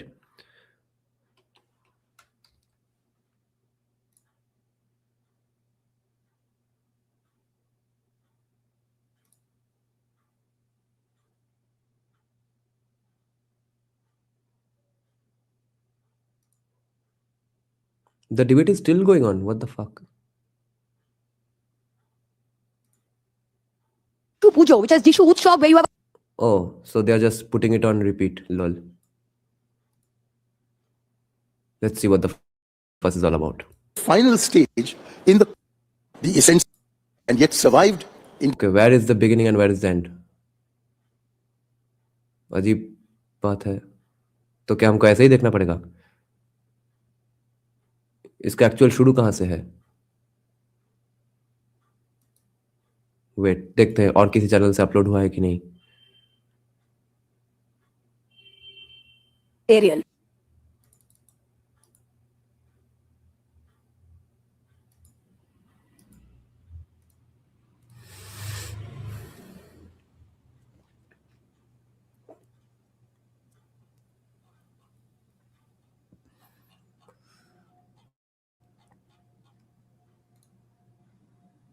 Can imagine love between Hindus and Muslims, a Hindutva practitioner.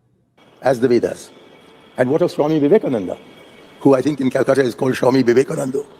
He wrote in his famed essay, I Believe, he said, I accept all religions and worship with them all. I worship God with every one of them in whatever form they worship. Okay guys, maybe it began with, or ANI started telecasting it after Manishankar had picked it up. Yet survived. He is probably the first speaker, so let's listen from here only. हम क्या कर सकते हैं? Oh, Manishankar has started. Okay, so this is the first speaker. Indeed flourished with no need of Hindutva protection. For example, the first census in 1872 found... The topic is, does Hinduism need protection from Hindutva? What Hindutvists call a millennium of slavery, that less than a quarter of India's population had embraced Islam. Hinduism is resilient, self-sufficient, in no need of protection. It is entirely capable of protecting itself.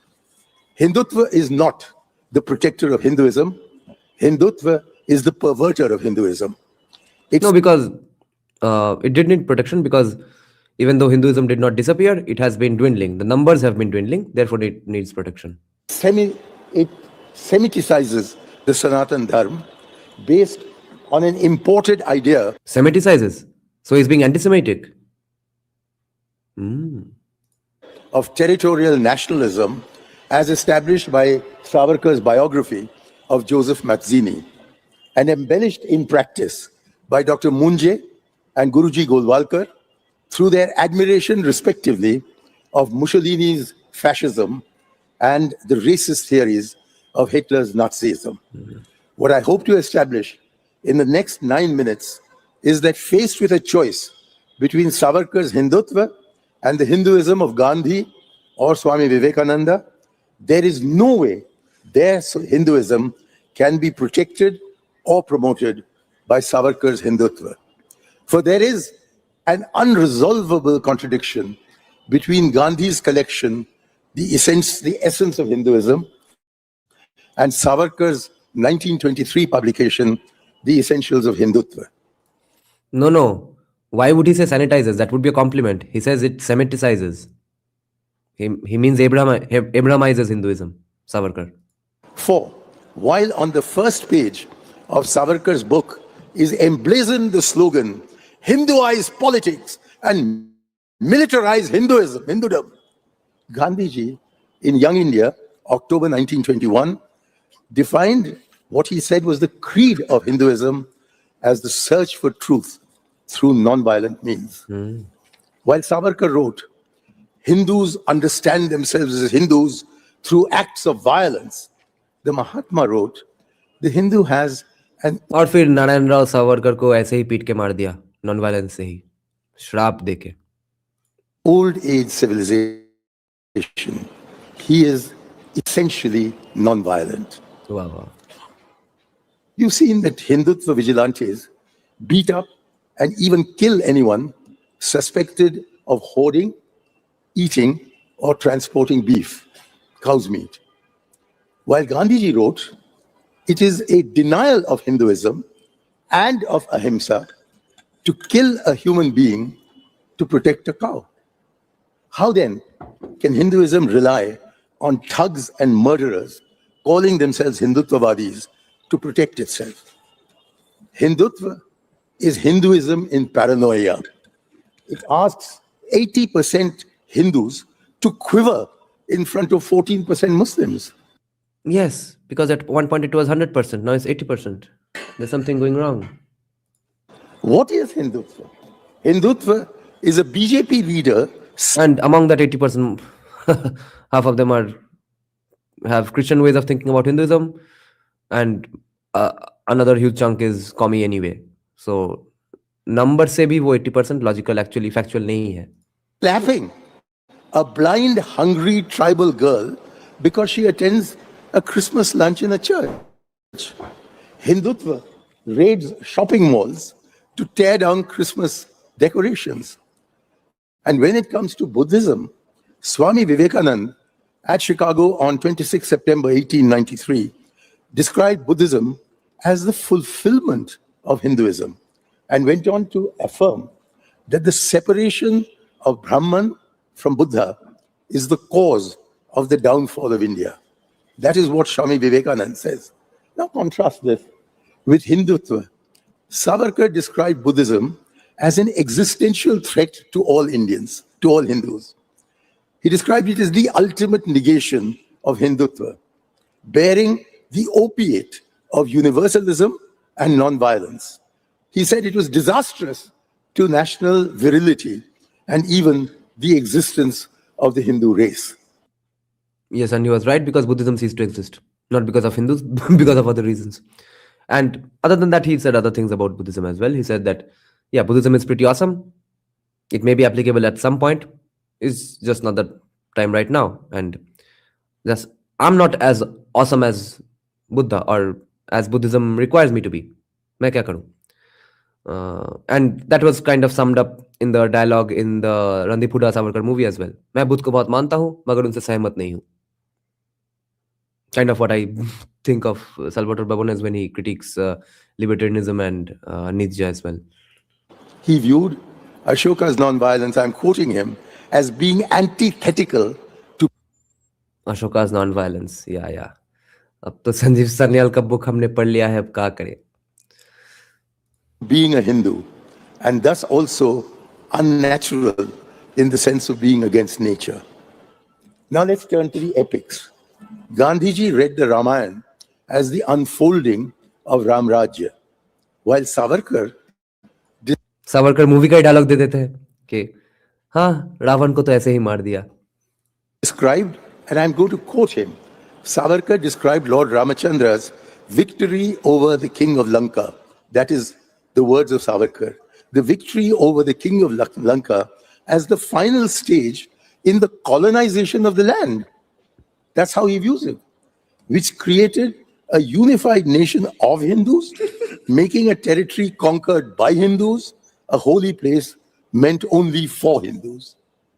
What connection is there between Gandhiji's Ramayana and You see, guys, when the thought leaders of an ideology are caught napping to this extent, you know that ideology is screwed. Because when we have such radicalized Hindus in the next generation who consider Savarkar to be too soft and too liberal, these guys are critiquing Savarkar as the most farthest right-wing guy. वो काम नहीं करने वाला है भाई. Savarkar's Ramayana? Tonight, We are on the precipice. We are on the verge of discarding Savarkar as too liberal. By when I say we, I don't include me in that, but my side, in so to speak.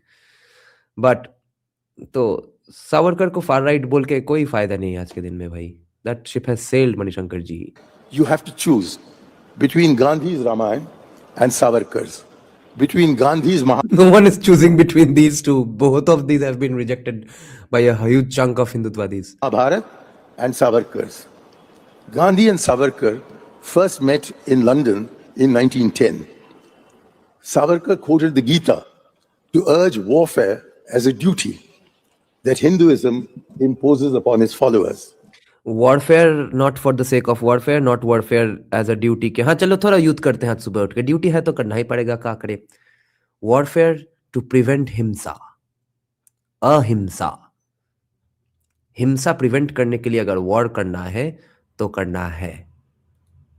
Gandhi replied that the real message of the Mahabharata is the futility of war, the emptiness of violence.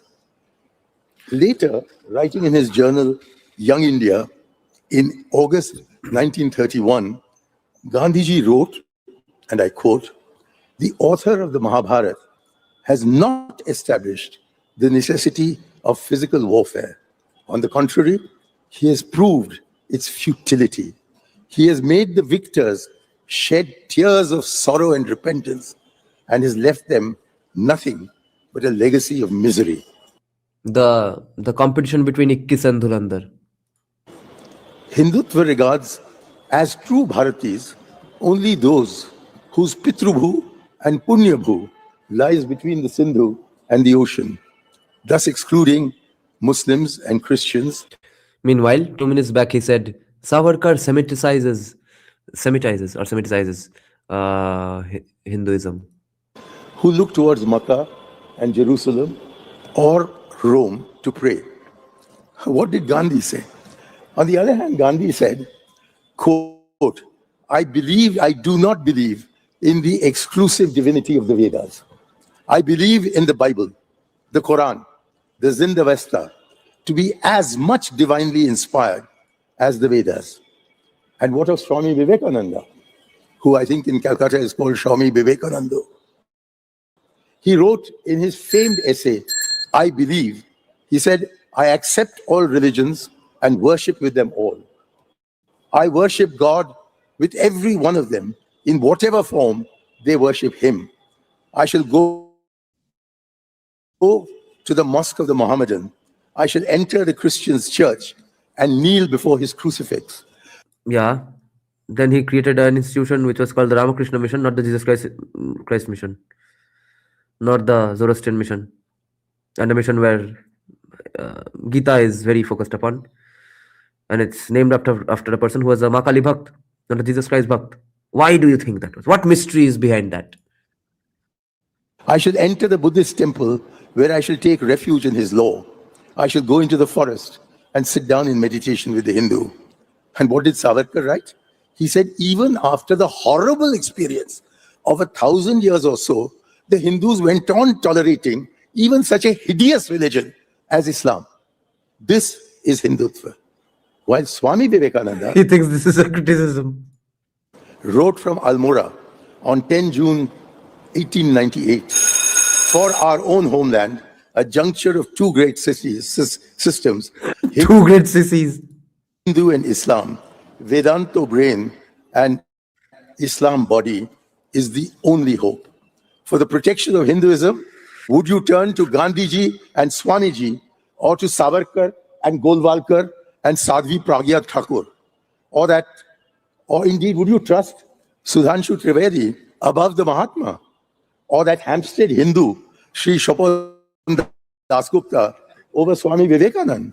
Long before the Calcutta Debating Circle conceived today's debate, writing in Young India 100 years ago, in April 1926, Gandhiji affirmed with amazing prescience, many styling themselves Sanatanis stalk the earth.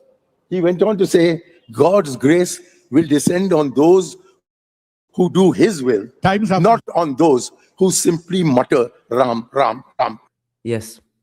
Time's up. Ram.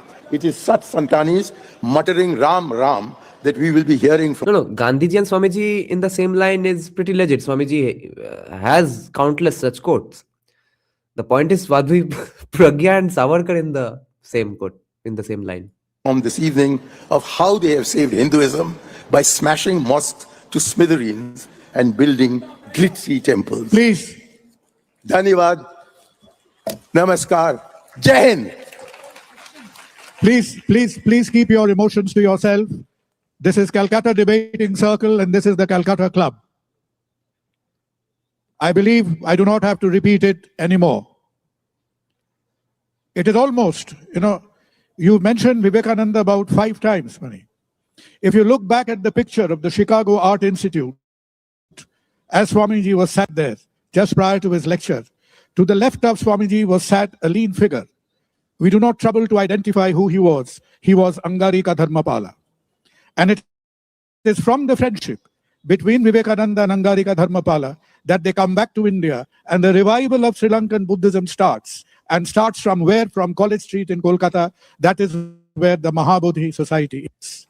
And as time would have it, just a year before 1893, in 1892, I think it will be referred to, it is from this city that the word Hindutva is coined for the first time.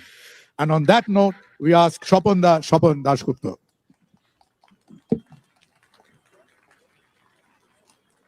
Yeah, but can we take a moment to discuss the disingenuity, the dishonesty in framing the question itself? How can you even really pick a side? Well, you either have to say, yes, Hinduism needs protection from Hindutva, or you can say, no, Hinduism does not need protection from Hindutva. And if you do say that, it would still not dismantle the claim that Hinduism is something fundamentally opposed to Hindutva.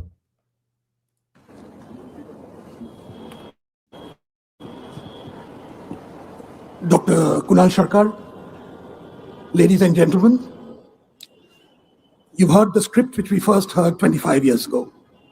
It's an unending script. But before I come to the long-playing record which got stuck, let me do some customary thank yous. I want to thank the Calcutta Debating Circle. I want to thank the president and the committee members of... Okay, the Burkean conservative is here with his English accent as well. Calcutta Club, for finally recognizing the force of an idea which has captivated India, which has taken India by storm since 2014, and which hopefully in the coming months will also overwhelm Bengal. I'm talking about the topic, and what you see is in the largest font size, the term Hindutva. Because this subject, this debate is about Hindutva, but it is premised on something. Okay, how many of you all are old enough to know the exact significance of Swapan Dasgupta in this conversation? It's not just that he's a non-left or a truly conservative in the Western sense, a conservative thinker, intellectual, etc. It's not just that. he was the first proper BBK English speaking intellectual to say good things about Narendra Modi before he came to power. A spurious assumption. And in his very erudite speech, which was about Gandhi versus Savarkar, my friend Manishankar Iyer completely forgot to actually specify what exactly is Hinduism. I'm glad he didn't mention the term Gentoo, which was more familiar in his part of the world, in Tamil Nadu, as the British at one time called it. The term Hinduism, as we know it, is basically a 19th century construct. It is a term which tries to amalgamate various tendencies, various beliefs, various sampradayas which come together. This is a polyistic faith. This is a faith which cannot be defined as only belonging to the Bhagavad Gita. It cannot only be defined as belonging to the Ramayana, important as these are. Manishankar Iyer's Brahmanical Hinduism in the Iyer Hinduism of Mani in Tamil Nadu, in Tanjavur district, is strictly vegetarian. Oh. My faith, of a very Shakta kind, is strictly non-vegetarian. Does that make Mani truer of the faith, more true to the faith than me? The point is, these are wrong assumptions. You incorporate various beliefs. When Dr. Radhakrishnan spoke about Hinduism as a way of life, what he meant was that do not try and codify it like Christianity. Do not codify it like Islam. And Savarkar, the man, the villain of the piece, according to Mani, was very clear. He made it very clear that Hinduism, by which he meant the religious faith of various individuals who comprise India, is not the same as Hindutva. Because Hindutva carries the collective experience of all people who can be called Hindus. Which is why some of us prefer the term Sanatan Dharma. But that does not matter for the moment. There are multiple identities which are embraced there. If you're talking about ecumenical identities, there are many. Which is why we cannot have a church in Hindus. But there are certain important things. If you say, look at what are the religious practices of the so-called Hindus, you'll find that one of the most important things which defines it is the fact that they go on tirths. They go on pilgrimages all over the country. And those pilgrimages are very important because they define the geography of India. The 4 dhams, situated north, south, east, west. The Shakti peaks, which we have as a Shakta, you can find up. The most eastern one is somewhere off Chittagong, Chattogram as you might call it. And its most western one is Hinglaj in Baluchistan. In other words, the faith of Sanatan Dharma is intimately linked with the geography of India, which is why we call it a sacred geography. And therefore, this experience of people are very, very important. So when we say that Hindutva constitutes a significant threat to Hinduism and that Hinduism needs protection, it's important to define what exactly, are there any threats to the people? Are there any threats to the Sanatan Dharma? Are there any threats to the Hindus? Mani was quite categorical. There has never been any threat. There has never been any threat. When the Prime Minister the other day was celebrating or commemorating 1,000 years of the vandalism which led to the destruction of Somnath, was he merely daydreaming? Was that fantasy? Did Ahalyabai Holkar create a Somnath which looked into Somnath, the ruins of that old temple, and said, one day we will get these back? Did Ahalyabai Holkar build the present Kashi Vishwanath Mandir, which the Nandi was looking into something which we call the Gyanvapi, because that was also destruction? Did Hindus not need protection from that? Did Hindus not need protection, or did they easily give way to? आज क्या हमारा तो क्या विवी के rejuvenation समारोह है हमारा, हर जगह जिधर देखो बीबीके का जय जयकार. What is called Macaulay's intellectual assault on everything we know. Macaulay is significant, not because of what he meant, but what he produced. And he produced an entire generation of people who hated themselves, who hated their own inheritance, who wanted to model themselves on something which they were not. And it was that which is what constituted a big threat to what we call Hinduism. Mani spoke at length about Swami Vivekananda. Of course, he got one thing wrong. It is pronounced Swami Vivekananda. But Hindutva wasn't created. The term didn't originate with Savarkar, and neither does Savarkar have a proprietary hold over the term Hindutva. It was, in fact, first used in a public way in this very city in 1894 by a very Bengali person, Chandranath Basu. Well, that is a pretty pedantic point to make, because Chandranath Basu did not mean anything resembling Hindutva as we know it today. His conception of Hindutva was purely academic. Of course, that defies what you want to say. Because in this city, it's become fashionable to say that what goes by the name of Hindu may actually be a Gandhadhan.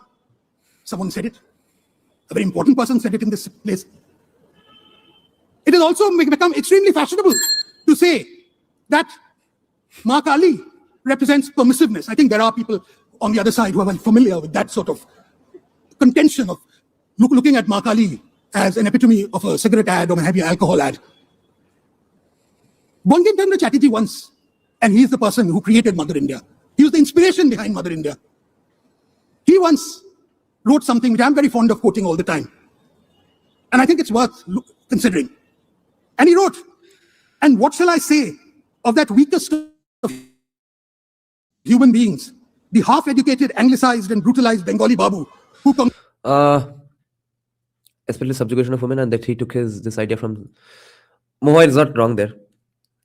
Chandranath Basu does talk about endorsing, he does endorse child marriage in Hindutva, and he did get it from scriptures.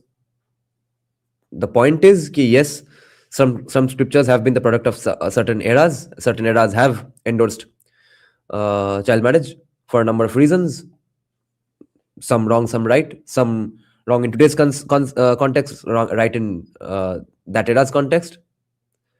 The point is whether we do it today or not. The point is whether Mahua Moitro's state lags behind or is very far ahead in child marriage or not. And if so, why is that? Are Hindus doing it?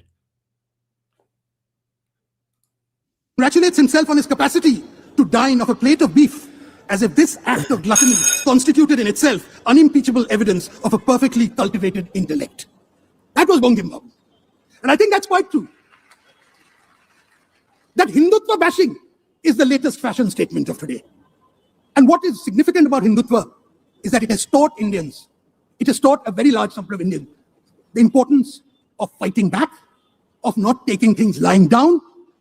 It is the tradition of Shivaji, it is tradition of Savarkar, it is the tradition of Bhagat Singh, it is the tradition of all the revolutionaries. That is the Hindutva. It is the tradition which Aurobindo pointed out. And that is what they want to undermine. Time's and up. Allow India to be trampled over in every... Neon, as a debater in this context, I don't think it's wrong of Mahua to not point that out, especially because you'll find even today a lot of right-wingers who still defend it. Why would Mahua Moitra shy away from earning those brownie points? Yes, it's intellectually dishonest, but she's after all brought here to debate a certain POV. And after all, there are still people who do defend some of those scriptures. Dada, do you think we need to come up with Hindutva manifesto every 5 years to lay these stupid arguments to rest, repeatedly showing progressivism? Nah. We are on the right trajectory. Especially how we are doing it is right enough. There's a huge diversity of thought inside Hindutva. I shudder to think of a day when there won't be any diversity of thought, because it's going to be a double-edged sword. Option A might be that, yes, Savarkar's way of thinking takes hold and everybody agrees upon it, that yes, Savarkar's Hindutva is the only Hindutva way. But if it is not, then it's some other retard's conception of Hindutva. Then people like me are fucked. And then I don't get to wear a black t-shirt and have this beard and be a Hindutvadi. Then I have to pretend to be a Hindu. I have to play Hindu. respect by forces who do not sympathize with our basic civilizational values. Thank you. Thank you, Shapanda. Thank you. Putting Hindutva, Bankim Chandra in perspective, but perhaps I think as the evening goes on, we will dwell more on the topic that by the time we focused on Hindutva, we perhaps defocused from the nationalistic independence agenda somewhat. And on that note, a little change is necessary because after Shapunda's very aggressive opening, it has to be countered by none other than Mahua Mutro. Come on.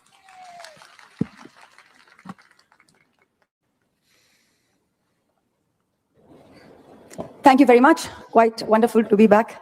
These lawns of my childhood. Anyway, I'm glad to be speaking after. Lawns of my childhood? Is she saying that she's actually so privileged that she grew up in the lawns of the Calcutta Club? Shopunda, who actually I'm very fond of. But the good thing with going after after Shopunda is that he ad-libs so much that it is so easy to just, pick up like so. So when Dada says three things, he says, in this city in 1894, actually no, Dada Chandranath Boshu wrote it not in 1894, it was 1892. Then he says, my non-vegetarian something. I love it. It is actually our Hinduism, Shopunda, that allows you to eat that chicken patty here and not say anything about it, because if it was your Hindutva 1 kilometer away in the Calcutta Maidan, just for eating that chicken patty, your brothers might have beaten you to pulp, right? You tell us about that half-educated Babu who ate beef. And I remember reading quite a few columns about your beef-eating history in Oxford, but be that as it may, let me get to the point. So let us start. I think it's actually quite wonderful that we are having this debate in Calcutta. Even with all the Ghuspetias in the audience, I think it is one of the few cities in which we can have this debate today. Because both Hinduism and... Holy shit, this is a good start. The vibe is exactly spot on. Whew. I did not know Moham Maitro was a good debater. Well, after all... No, she's not from LSE, right? ठीक है, foreign education तो है. And the word Hindutva can be traced back to two Bengali gentlemen at either end of the long 19th century. One is Raja Ram Mohan Roy, to whom, as an English word, Hinduism is traced back to in 1816, and he took it to mean a fairly capacious term for the diverse spiritual traditions deriving from the Vedantic corpus. But then we go on to Chandranath Bose, and Chandranath Basu invented, coined Hindutva in 1892. He's also, like Savarkar, has a very interesting history, and not a lot of people know about it, because when my colleague, Mr. Manishankar Iyer, was talking about 1923, yes, Savarkar wrote his book in 1923, but way before that, 30 years before that, in 1892 was when the term Hindutva was coined in the city. And Chandranath was a native of Hooghly. It's a place from which Shopunda likes to fight elections and often lose them. But he was a native of Hooghly, and he graduated from Presidency College, and equally proficient in English and Bangla, served as a deputy magistrate in Dhaka. English, Bangla, Sanskrit, mathematics, chemistry, physics, biology, and was a district magistrate of Dhaka. And then was an official translator to the Bengal government for over 30 years. He originally wrote in English, and then he wrote a review in Bengali of Krishnakanter Will, which caught Rishi Bonkim's eye, and Bonkim Da, I'm sure our Prime Minister wouldn't mind me referring to him since he set the tone like this. Guys, Sikho bhai, ye hai debate. Holy shit, I did not know she was... Why? See, Kullan Banerjee just a few days back proved that he's actually an educated guy, he actually has some brains inside him. Moham Maitro is for the first time gaining my respect. So then we must conclude that these people act like retards in the parliament at the orders of their party head. There can be no other explanation. And therefore, Mamata Banerjee, no matter how astute a politician she is, she has made a huge mistake making a fool out of her actual gems. She could have convinced so many Hindutvadis to turn away from Hindutva if she was actually used properly. Fuck, she's awesome. The same way. So when Bankim Chandra Chattopadhyay read the review, he encouraged him to say, why don't you write in Bengali? So he starts writing in Bongo Darshan, which, by the way, is the same literary magazine in which the first two stanzas of Bande Mataram were first published in 1875. So Chandranath, while his time in presidency, used to frequent Brahmo discussions and was quite sort of liberal. But then he meets this very orthodox Brahmin Pundit called Shashodhar Tarkachura Muni in Bankim Chandra Chatterjee's house. And he returns to religious scriptures with a passion. And he starts advocating a very rigid sort of return to religious scriptures. He writes something called Poshupati Sangbad, then writes something called Shakuntala Tattva. And again, there in Shakuntala Tattva, he very interestingly compares Kalidas's Shakuntala to Shakespeare's Juliet, and he highlights the victory. Yes. The chicken patty point absolutely holds. But I'm complimenting her because the The subtle attacks, the aggression is very on point, and the vibe is very on point. She's not uncomfortable. She's very comfortable in the battle. She's not shaky, and she doesn't come across as desperate or whiny. She is the anti-Anand Ranganathan here. Of self-restraint and penance, which he calls dharma, over the uncontrolled and unbridled love, which he calls adharma. So Omya Prasad Sen, the prominent historian who just passed away, he said that Chandranath's work was a thoughtless application of hardcore orthodoxy, where he was trying to find conservative values where none existed. I agree with all the epithets except thoughtless. It was very thoughtful, but it was orthodox and rigid, yes. Anyway, in 1892, Chandranath produces his magnum opus, which is called Hindutva, Hindur Prokrito Itihash. And that is where the term Hindutva first comes in. And this envelops a sort of variety of traditional and often very contradictory beliefs. Chandranath goes on to portray Hindus as fundamentally superior to people of all other faiths, says Hindu traditions are superior to Western culture, says India shall not be a homeland for foreign religions like Islam and Christianity. He says Tantra is an integral part of Hinduism. It represents an inherent Hindu manliness and vigor. And he then writes 2 pamphlets, and for all the women in the audience, you'll quite enjoy it. I mean, it's quite peachy. In these pamphlets, Chandranath says, he says the superiority of the Hindu woman is in her dedication to cooking in the kitchen for long hours because she can take the heat and smoke. He then writes Savitri Tattva. He says Savitri is the ideal Hindu wife. And then besides this, are the interesting things he did. Again, I'm speaking here on the second oldest club led by for the first time. No. Never be unfairly critical of your opponents, Barbarica, because then you won't be prepared for your opponents, prepared to fight your opponents. What do you mean these are trained speeches? If she at all prepared these particular arguments for this debate, it means she came prepared for a debate. It's like saying, oh, why did Sachin do so much net practice and come prepared for a match? This is her job. Who asked Anand Ranganathan to not do that? Who asked Punewala to tell 18-year-old kids for every question that yes, Congress also did it. We'll have to compare Mohammed to them. I'm obviously not saying that Mohammed is better than Desai Deepak or Ben Shapiro or Vivek Ramaswamy. Milady, he supported child marriage. He says this led to the development of the ideal housewife. He prized female chastity as a social gift, mind you. Yeah. He opposed reforms in female education. He opposed widow remarriage. Yes. He dissented against the 1891 Consensual Age of Consent Act, which raised the age of sexual intercourse consent of women from 10 to 12, which said that, it would be rape if it was more than under the age of between 10 and 12. He says, no, the age of 10 is absolutely okay. So this is his concept of Hindutva. Yes, seeker, but the debate is not what happened to Hindus from 1947 onwards. The debate is whether Hinduism needs protection of Hindutva. Better to ho tohi. Yeah. Organize your own debate. Someday that topic will also be discussed. Yes, maybe in the very next edition of the Calcutta Debating Circle, that will be the topic. This is the man who gave us Hindutva, and this is what you're proud of. But Chandranath, for all his faults, his Hindutva was confined to a religious, a scriptural, and a literary framework. Then what happens? Then comes along 1923. Who do we have? We have Vinayak Damodar Savarkar. He is the one who gives Hindutva the core political spin. If it weren't for him, we wouldn't have all the Ghuspaityas in the audience, because Chandranath... No. These are not ad hominem for 2 reasons, Hiran. First of all, because all of these are actually factually correct. Second of all, these are important to point out because they are unacceptable to many, including countless numbers of Hindutvadis.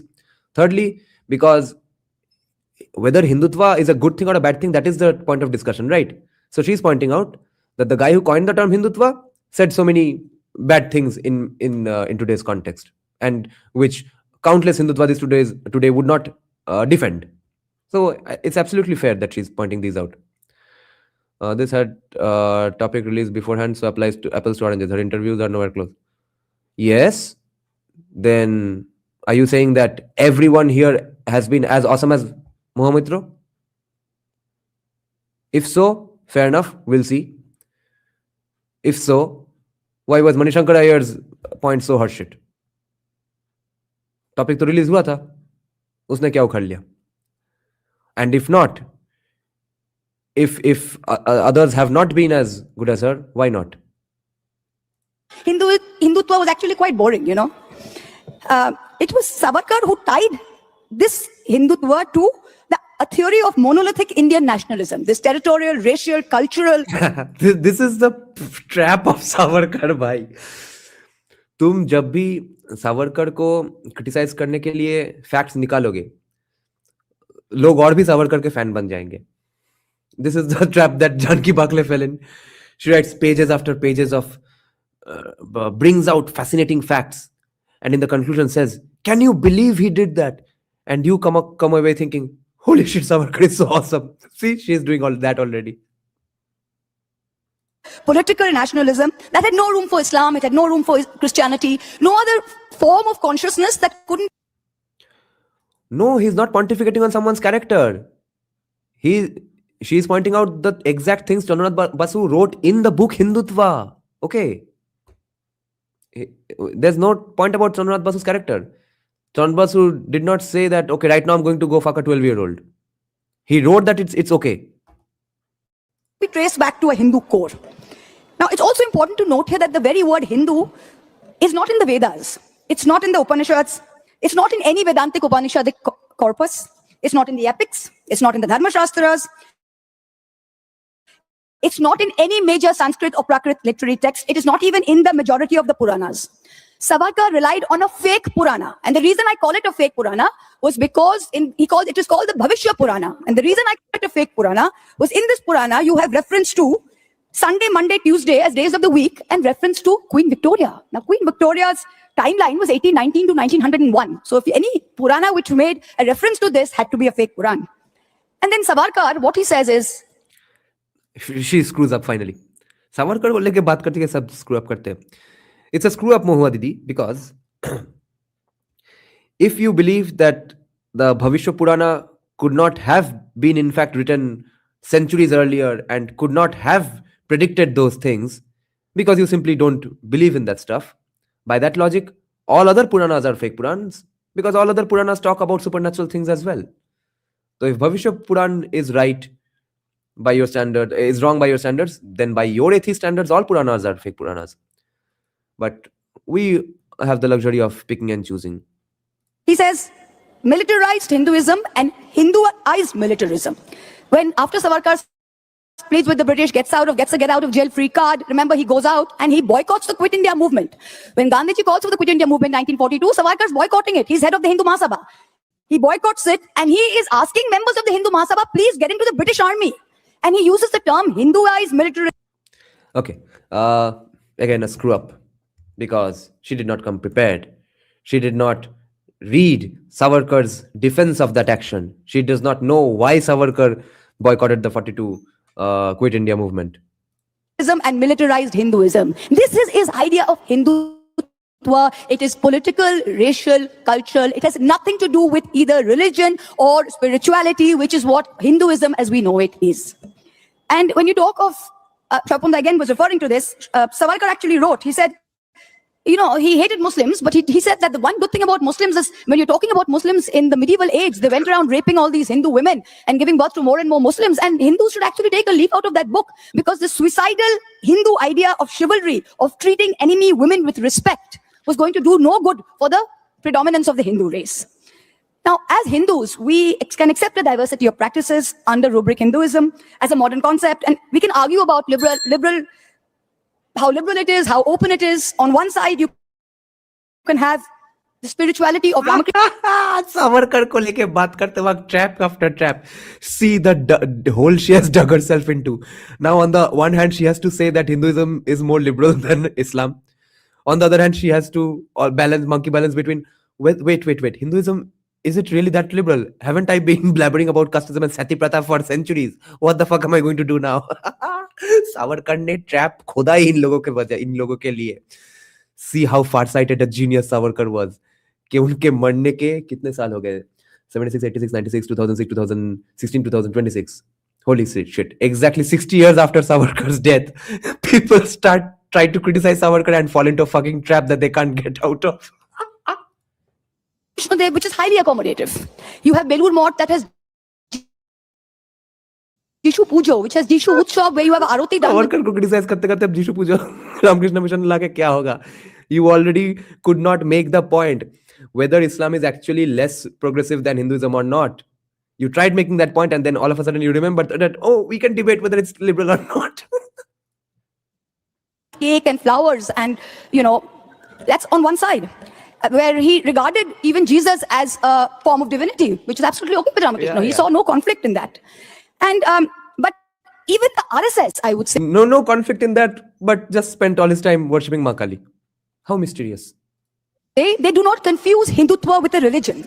Hindutva is a political expression that seeks to consolidate Hindus in an exclusionary platform that is adversarial. That is the soul. If there is one word that is the divide between Hinduism on one side and Hindutva on the other, it was adversarial. Hindutva believes that as a political platform, mine is the only way, and Hinduism believes as a religion and a spiritual platform that there is room for a lot of others along the way. So, for instance, while there's some Hindu practices, 1 minute, where Hindu practices in Hinduism can imagine love between Hindus and Muslims. तो may be ऐसा ही है मनुष्य humanity का नियम, जिंदगी का नियम कि if you are so original a thinker that you get appreciated only posthumously, if you are okay to accept that, if you're ready to accept that, only then you will come up with arguments which are impossible to criticize 60 years after your death. The moment you try to criticize, you fall into a trap, you slip and fall and you can't get up at all. A Hindutva practitioner will say, no, this is love jihad. So a Bengali Hindu eating meat will offer meat to Ma Kali, but a practitioner of Hindutva will say that's not on. So a Hindu doesn't need to bother about the fact that there are lots of things that we do, including imagining Ma Kali in a form and referring to Krishna as the love of my life. There's nothing wrong with it. It's not blasphemy. But for a Hindutva, that is blasphemy. No, I'm still going to make one more point about Savarkar, because she had completely moved away from Savarkar, realizing that she is digging herself into a hole. But the only legitimate criticism he made of Savarkar, not even too deliberately, because then Islam gets criticized, but that is the point, that the only legitimate criticism she could have made about Savarkar, she had to shy away from it because it was a fucking checkmate by Savarkar. Okay? देखिए, इस्लाम में एक बढ़िया चीज है जो कि हम अब करना चाहते हैं, उसको तुम ना क्रिटिसाइज कर पाओगे, ना डिफेंड कर पाओगे. This is 4D chess at its best, guys. This is intellectual 4D chess that Savarkar played with future commies. Blasphemy. So the core question here is, does Hinduism need to protect itself from Hindutva? I would say that the best way to continue to protect Hinduism is to continue to realize that Hindutva is there because Hindutva was there, because Hinduism was there. Hindu ache bole Hindutva holo. It is not the other way around. Yes, Indian army is there because India is there. So India doesn't need Indian army. What logic is this? So in a way, when Hinduism is religious, it is spiritual, and the only need of the hour is to free it from this Hindutva sort of brand. Good. I like this point, because then I can set myself apart from all the religious devout Hindus in Trinamool. Ki ye dekho, Hinduism or Hindutva is not just about religion and spirituality. Then every Trinamool guy is a staunch Hindutvadi. And therefore, no, Hindutva is different from Hinduism. And of rabid, noxious political nationalism that has overtaken it. And We've got to wind up. sorry, Mr. Manishankar, I referred to this. I'm going to wind up right here. Now, when we're talking of She's having a brain fog because she knows she's screwing it up. She's a good debater, and therefore she knows she has fucked up. Calcutta Club. One of the most important things about Calcutta Club I remember from my childhood used to be the Christmas lunch. And while everyone wore their Santa hats inside, including, I'm sure, Mr. Dasgupta, and enjoyed his turkey and Christmas pudding, you had lots of people going outside and saying, "Oi, dekhchi chota hocche Calcutta Club. Shekhane elitera boshe Santa tupi pore tara bideshi khabar khaye." But you know what? Even today in Bengal, that same thing has been replicated in Park Street. No one's tried to ruin it, what was happening in Calcutta Club. That's the difference between Hinduism and Hindutva. We have tried to replicate this somewhere else rather than coming in and saying, let's destroy this once and for all. So that's the classic difference between there. Hindutva is there because we as Hinduism allow it to, not the other way around. Thank you so much. Well said, Boma, well said. Thank you. Thank you. I think apart from the four speakers on the either side, there are two speakers who are participating in this debate in spirit. Checkmate Mohua, checkmate. Savarkar का आत्मा मुझ में आया है, थोड़ी देर के planchette वैंचेट किया है. It's Savarkar telling you through me. मैं तो निमित्त हूँ मात्र. Checkmate Mohua. One is Gandhi on one side and Savarkar on the other. And when these two people first met, in the India House, I think it was 1902 or 1903, Gandhi walks into Savarkar's room who's frying prawns. And Savarkar offers Gandhi a plate of fried prawns, which he refuses. He says, I'm a vegetarian. Nice. Good for Dr. Kunal Sharkar to point this out.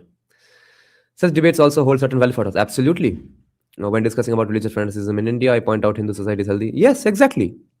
Wahi to. That is why I have stopped defending scriptures at all. Why will I defend scriptures and get into the hot shit of, no, you don't know Sanskrit. Do you know Sanskrit? No, this is the wrong translation. जो भी हो scriptures में आज के हिसाब से जो हम खराब मानते हैं, ब्रॉडली स्पीकिंग, वो अगर है भी स्क्रिप्चर में, हम कर रहे हैं कि नहीं कर रहे हैं, that is the end of the question. I don't care if there is puppy torture defended in the Ramayana. Hindus at large are not doing puppy torture. End of fucking story. And therefore, Hindutva, not Hinduism. Because Hinduism is dependent on scriptures. Hindutva is not dependent on scripture. To which Savarkar says that, look, you know, even when Ram fought Ravan, he had to fight a war. So do you really think you want to be this vegetarian pacifist the way we are? So in this debate, if we could, we would have taken two closing speakers as Savarkar on one side and Gandhi on the other, but probably it won't be possible. Mahua spoke at length about Ranganathan Boshu. He was a great fellow, you know what? He's the only person whom I know of who changed schools because his teacher's pronunciation was not good. In the first part of his life, he was such a stickler for true English education that he changed schools because his teacher had what he thought was a defective pronunciation. And it is this man who comes up with the theory of Hindutva. And let's see what Ognimitra's got to tell us right now. Ognimitra, Paul. Ognimitra.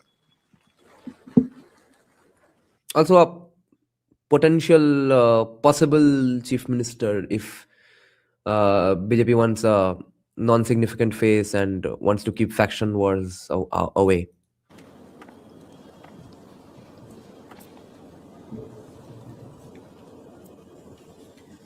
A very good evening to the lovely audience present here. I'll be speaking against the motion. But before I start my speech, I want to light the candle.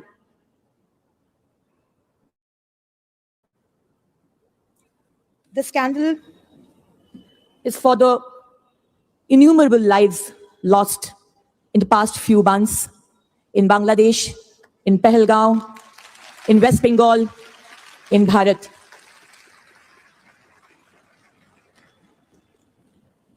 Deepu Dash, a simple textile industry worker, burnt alive. He was a citizen of Bangladesh.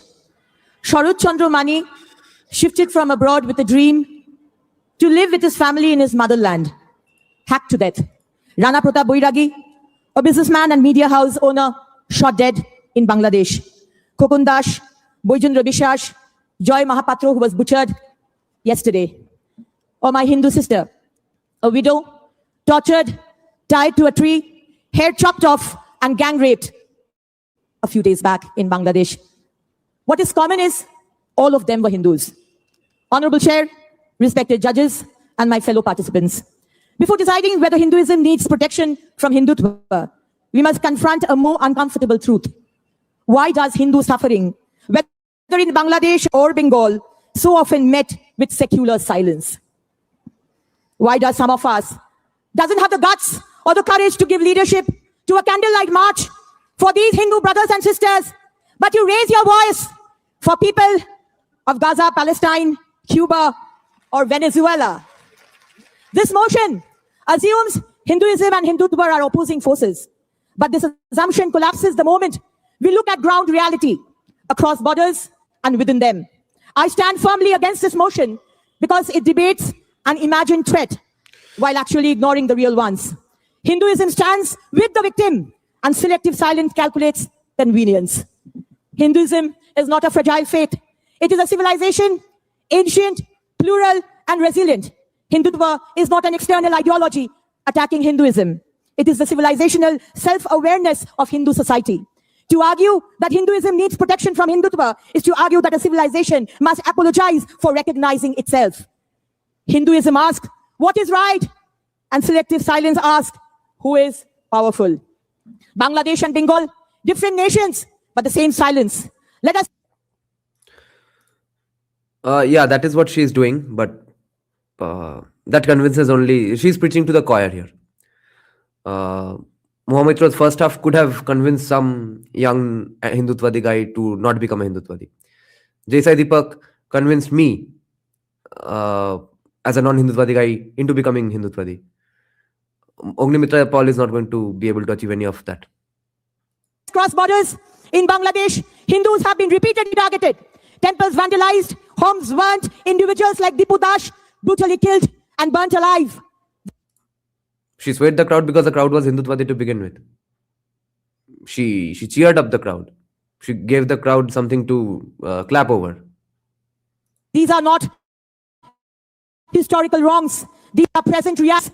Where is the secular outrage? How is this even a debate? What point is she making? She is making claims, not arguing her case. Where are the human rights alarms? Now return to... No, Seeker. In my earlier days, first was Sandeep Sanyal's book, Land of Seven Rivers.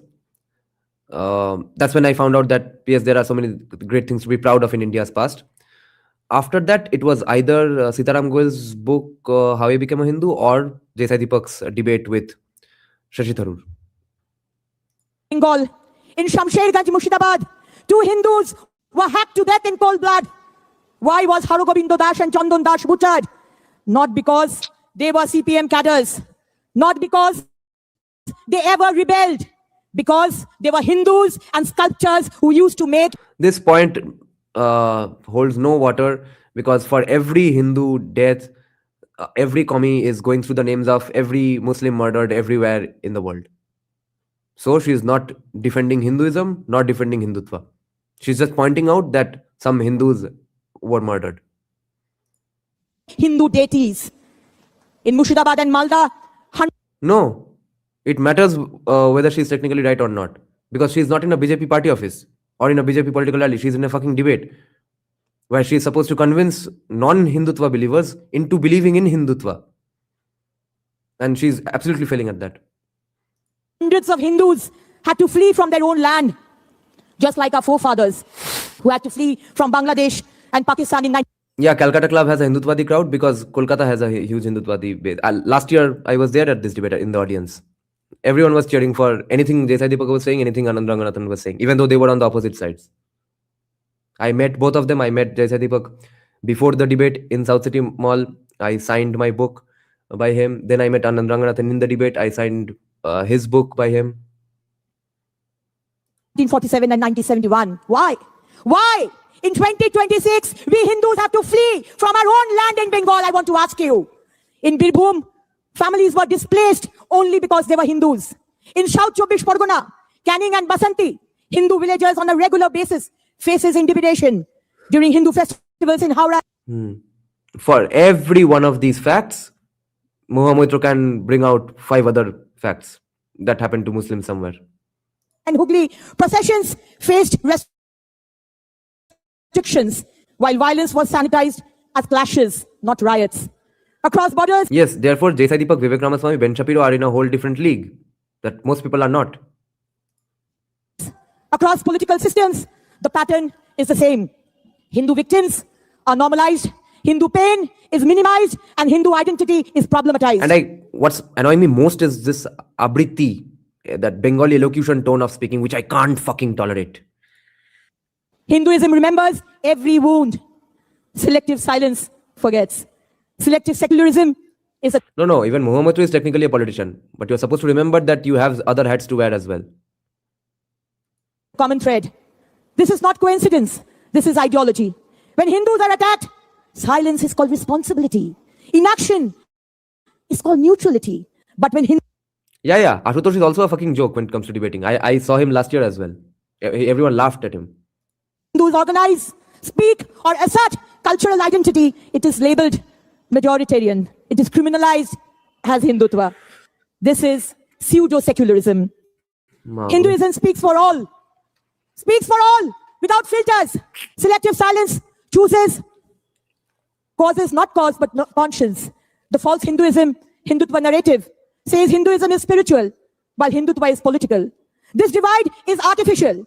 Hindutva doesn't mean forced worship. Hindutva doesn't mean cultural uniformity. If that divide is artificial, then Trinamool is Hindutvadi. If Hinduism is the same as the same as Hindutva, then every Trinamooliya is Hindutvadi. Why? When will Hindutvadis get this? Doesn't mean suppression of diversity. Hindutva does not demand that everyone pray in the same way or prays at all. Example, within Hindu society itself, there are Shaivas, Vaishnavas, Shaktas, Advaitins, atheistic schools like Charvak and tribal traditions all coexisting. Hindutva does not mean one culture. Why can't Bengali Hindus say that Hindu Bengali didn't do anything to Muslim? Because the topic here is not just Bengal, the entire Indian context, no. And India, and in the history of India since 1947 to 2026, yes, many Muslims have been killed by Hindus for being Muslims, whether it be a retaliation or a riot or anything. So if it's just a debate between examples, so the number of examples you will be able to give in a 2-3 minute debating session is 5 to 10 examples. तो 5 to 10 examples ये देंगे, 5 to 10 examples वो भी दे देंगे, हो गया, खेल खत्म. तो debate कहाँ हुआ? One language, one ritual. Example, Durga Puja in Bengal looks nothing like Onam in Kerala or Kumbh in Prayagraj. North Indian Ram traditions differ widely from South Indian ones, yet all are accepted as Hindus. Uniformity I knew Agnimitra Paul and Mohamitra both would be bad debaters, but I was proven wrong on only one. has never been a Hindu civilizational demand. It means civilizational continuity. India's diversity is an integral part of Hindu civilization. It survived because Hindu civilization allowed it. Pluralism is not threatened by Hindutva. It is protected by it. Hindu society did not weaken due to assertion. It Claim after claim after claim. No explanation of how Hindutva is protecting Hinduism. weakened because of us. We are fragmented. We are divided. We are not united. Look at today's Bengal. Why are we quiet? When rally of Muharram gets priority over the immersion of Ma Durga in the land of Shakti. Why? The problem of illegal infiltration is from the days of left, when the then Home Minister Indrajit Gupta accepted it. Then why is it taken as a sin if we speak on the grave dangers of infiltration and demographic changes? Why is it so that there will be two faces of law in our state? Muharram rally will be allowed to brandish weapons, while police cases will be imposed on Hindus participating in Ram Navami rally showcasing lathis. Why? Why pseudo-secularists always fail to take note? For every Durga Puja, Kartik Puja, Ram Navami, Hindus are compelled to go to the court for permission. Why? Why has it become a regular incident to see our Hindu deities' heads being chopped off and taken in prison vans, temples being desecrated and none being arrested? Is this called secularism? Are the Hindus of this state and country, which had been divided on the basis of religion in 1947, are we expected to be tortured lying low? No. So today's real debate. Yeah, Moha screwed up in the second half. The moment she brought up Savarkar, she kept screwing up. Savarkar वैसा ही था. 5D chess खेल के रखा है भाई 60 साल पहले. Checkmate करके गए हैं वो. उनको पता था he's doing a checkmate. But see, this is why no BJP politician in the history of BJP has ever convinced anybody to become a right-winger or a Hindutvadi. It has forever come out from outside. And the tradition holds today. Swapan Dasgupta is, I guess, officially in the BJP, but yeah, he's an exception. But even he has been only reluctantly in BJP. He has fought only one election and lost. But, oh my God. And after listening to such great conversations between Shuman Chattopadhyay and Ashok Lahiri, and then even Mohamitra, after that, this is not Hinduism versus Hindutva. It is justice versus selective silence.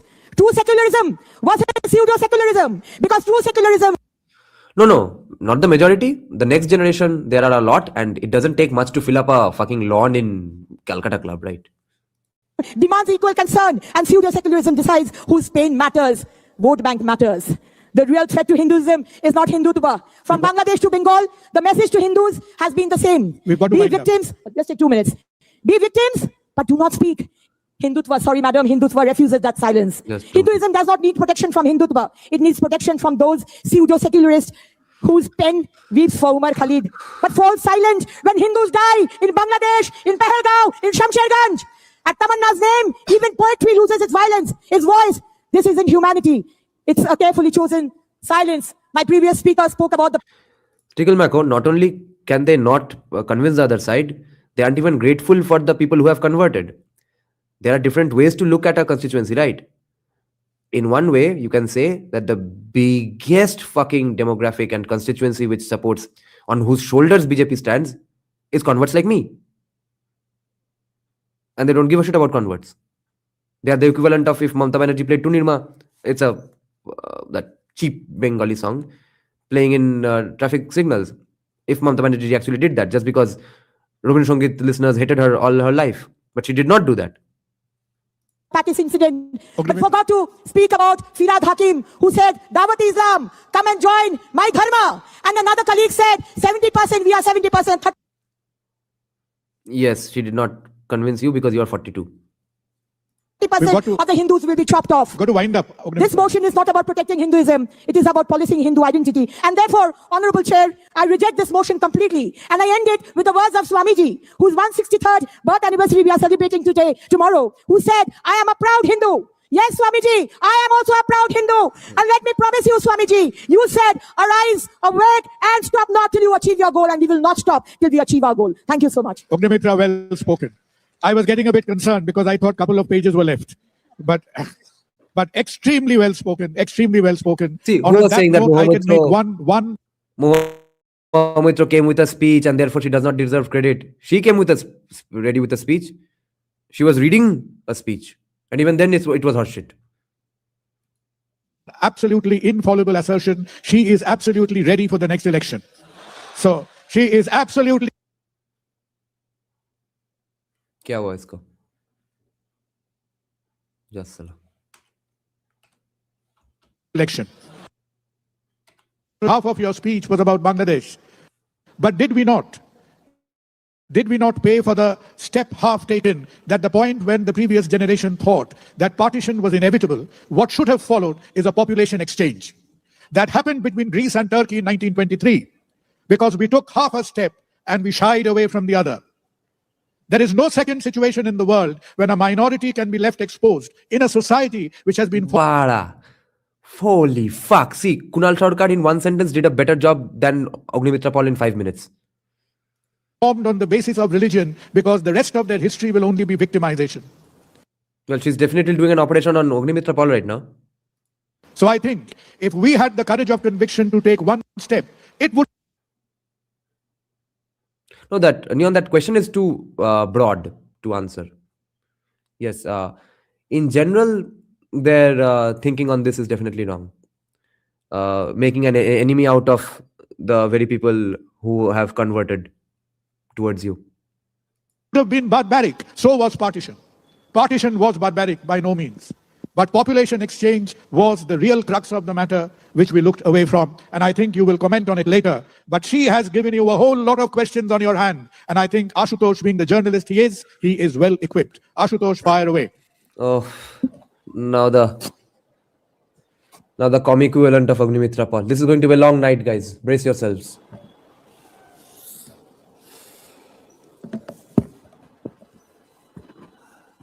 My previous speaker said very... Now, nuance and debate. See, every political party has a nuance and debate arm. And Congress's core politicians will be as retarded in debating and nuance and stuff. Because politicians' job is not nuance and debate. Because political party-based democracy is a very... this Abrahamic faith missionary versus this Abrahamic faith missionary, that kind of a battle. So there's no room for nuance and debate. The problem with BJP is let's say if we assume that they are keeping people like, which they are not to a large degree, at least not today anymore. But until recently, they kept the English-speaking well-skilled debaters at an arm's length because they have a PTSD with English speakers. They were wrong to do that because they believe anyone who has been to their shakha or speaks bad English or does not speak English is inherently a good debater or a good person or a truly an Indic person, etc. Because Macaulay. English English speaking, English बोलता है, convent में पढ़ लिया, सब गड्ढे में चला गया. एल के Advani meanwhile was a pass out of a convent. So L.K. Advani would have not been that way probably, but the core DNA is like that. Proudly that she's a proud Hindu. I would have been happier if she had said, I'm a proud Hindu and I'm a proud Indian too. I would have been happier if she talked about her blood boils because of Deepu was killed, a Bangladeshi. Her blood should also have boiled by Akhlaq, who was a proud Indian. How does he know he was a proud Indian? What the fuck? This is an invasion of privacy. Did he go to his house and check his phone and stuff? Who was a Bharatiya. And there is a government in UP which withdraws case against those who perpetrated the crime on the humanity without any shame. Will take revenge from new convert. They are taking it every day. They are doing it every day. Without any shame. In today's India, I must say, no topic is more relevant and important than this. Does Hinduism need protection from Hindutva? I must admire the courage of the Calcutta debating circle and their commitment to the nation for choosing a topic like this. I was in hospital for 2 days due to severe gastroenteritis, but I was determined to be here to speak on the subject, come what may. Because in today's India, no dharma is bigger than protecting the Hindu dharma and Hinduism from the modern jars of... Oh, what? Ashutosh is protecting Hinduism now? Who has successfully camouflaged Hinduism with Hindutva. Hindutva is neither Hinduism nor Hindu dharma. Hindutva is a political ideology which uses Hindu dharma for political gains. Nothing else. It has no relation of any kind with Hinduism. Hindu dharma is our lifeblood. It is the most glorious and ancient civilization, whereas Hindutva is a recent construct, a product of 20th century. The greatest human being to have walked on this earth. Holy shit. If only Savarkar knew this, he knew this would happen. Savarkar knew psychology and sociology pretty well. Just I think it came to him naturally. That the moment we push back a little on this, people will claim to be protectors of Hinduism even. Now Ashutosh is trying to protect Hinduism. Hinduism flows in his blood and stuff. After Buddha, Mahatma Gandhi defines Hinduism and says, Hinduism tells everyone to worship God according to his own faith or dharma. So it lives at peace with all the religions. Peace with all the religions. This is what we understand by Hinduism. This is what I was taught by my parents, who are devout Hindu. I grew up with many Muslim friends and their families.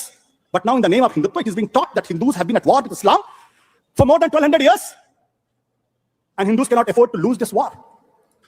What? They have been at war for 1200 years? What a surprise. Oh my God, when did this happen? This is what RSS chief Mohan Bhagwat has said in 2023 in Ahmedabad. But he's saying nothing new. The second chief of RSS, Golwalkar, writes in his book, Bunch of Thoughts, Muslim, Christians and communists are 3 enemies of India. Now it is being said that this part of the book has been withdrawn. This argument does not hold good, as on the ground this is being practiced day in and day out. Despite Bhagwat saying that without Muslim, Hindutva is not complete.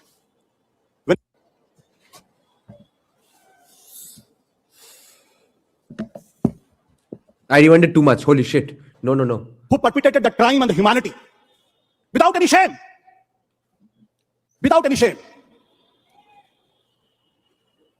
In today's India, I must say, Hinduism with Hindutva. Hindutva is neither Hinduism nor Hindu dharma. Yes. Hindutva is a political ideology which uses Hindu dharma for political gains. Yes. Nothing else. Yes. It has no relation of any kind with Hinduism. Hindu dharma is our lifeblood. It is the most glorious and ancient civilization, whereas Hindutva is a recent construct, a product of 20th century. Yes. The greatest human being to have walked on this earth after Buddha, Mahatma Gandhi defines Hinduism and says, Hinduism tells everyone to worship God according to his own faith or dharma. So it lives at peace with all the religions. Peace with all the religions. This is what we understand by Hinduism. This is what I was taught by my parents, who are devout Hindu. I grew up with many Muslim friends and their families. But now in the name of Hindutva, it is being taught that Hindus have been at war with Islam for more than 1200 years. Fuck. And Hindus cannot afford to lose this war. This is what RSS chief Mohan Bhagwat has said in 2023 in Ahmedabad. But he's saying nothing new. The second chief of RSS, Golwalkar, writes in his book, Bunch of Thoughts, Muslim, Christians and communists are 3 enemies of India. Now it is being said that this part of the book has been withdrawn. This argument does not hold good, as on the ground this is being practiced day in and day out. Despite Bhagavad saying that without Muslim, Hindutva is not complete. When we look around in today's India, we witness violence, lies and untruth all over.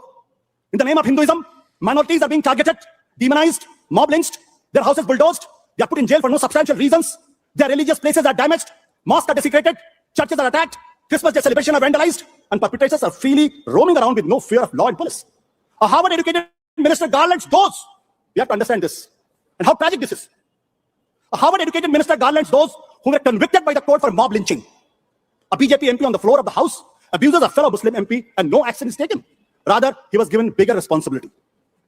The Prime Minister calls Muslims infiltrators who would snatch Mangal Sutra of Hindu women. The Chief Minister of UP openly gave the slogan of 80-20 and batenge to katenge. And this all is happening in the name of Sanatana Hinduism. As recently as last month, the Christmas Day celebration were vandalized in many parts of the country. But Batenge to katenge is a slogan against casteism. उससे भी problem है. यही तो strap में फिर से फंस गए. वो इरफान हबीब के उस पेपर में लास्ट पैराग्राफ में भी है कि कास्टिज्म के वजह से प्रोग्रेस नहीं हो रहा है. तो कास्टिज्म तोड़ते हैं, हिंदू यूनिटी करते हैं, प्रोग्रेस हो जाएगा. Irfan Habib also calls for Hindu unity. when these goons got bail from the court, they all were garlanded and fed sweets as if they were back from the battlefield after winning a war. A medical college named after a Hindu deity is shut because majority of the students who got admitted through open competition were Muslims. Is it not shameful? See, he's the equivalent of Agnimitra Paul, and he's also not convincing any Hindutwadi. This cannot happen without the go-ahead from the top. This has to be said loud and clear and boldly. This is a part of the larger Hindutva design to make Muslims second-class citizens without any civil and democratic rights and have to live at the mercy of Hindus, as was spelled by Golwalkar in his book, We and Our Nation Who Defied. Now contrast this with what Gandhi wrote. The essence of Hinduism is truth and non-violence. The active manifestation of non-violence is love. The absence of ill will. Love is anathema to them. Every statement from the senior ministers and chief ministers smacks of hatred towards Muslims, and the media friends are more than happy to magnify their hateful statements with more vigor. In the shadow of protecting Hinduism, they all have become hate mongers and giving Hinduism a bad name. But why are you surprised? Because in their Hindutva framework, the truth, non-violence and tolerance are called perverted virtues. Please understand this. Because in their Hindutva framework, the truth, non-violence and tolerance are called perverted virtues by the high priest of Hindutva, Savarkar. Savarkar writes in 6 glorious epochs of history, every Hindu seems to have been made to suck along with his mother milk. This nectar-like advice that religious tolerance is a virtue. It is this confused religious thought, the distorted sense of virtues, and the blind religious tolerance which culminated in the religious suicide of Hindus. We were greatly disgusted when we saw those shameful pictures of rapists of Balkis Bano being garlanded and celebrated like heroes. Did you hear anything from the top? No. When they came out of jail, we cried when we saw supporters of Hindutva openly siding with the rapist of young girl in Kathua and Jammu. But I was not surprised, as I found an answer in Savarkar's writing. And this I quote, but because of then prevalent perverted religious ideas about the chivalry to women, which ultimately proved highly detrimental to Hindu community, neither Shivaji, Chhatrapati Shivaji, nor Chammaji Appa could do wrong to Muslim women. Is rape justifiable because it is seen through the prism of civilizational war? Can by any stretch of imagination can it be called Hinduism? No, never. This is not Hinduism. Hinduism teaches us Vasudhaiva Kutumbakam. Hinduism teaches us Satyamev Jayate. Hinduism teaches us Ahimsa Paramo Dharma. थोड़ी बोल.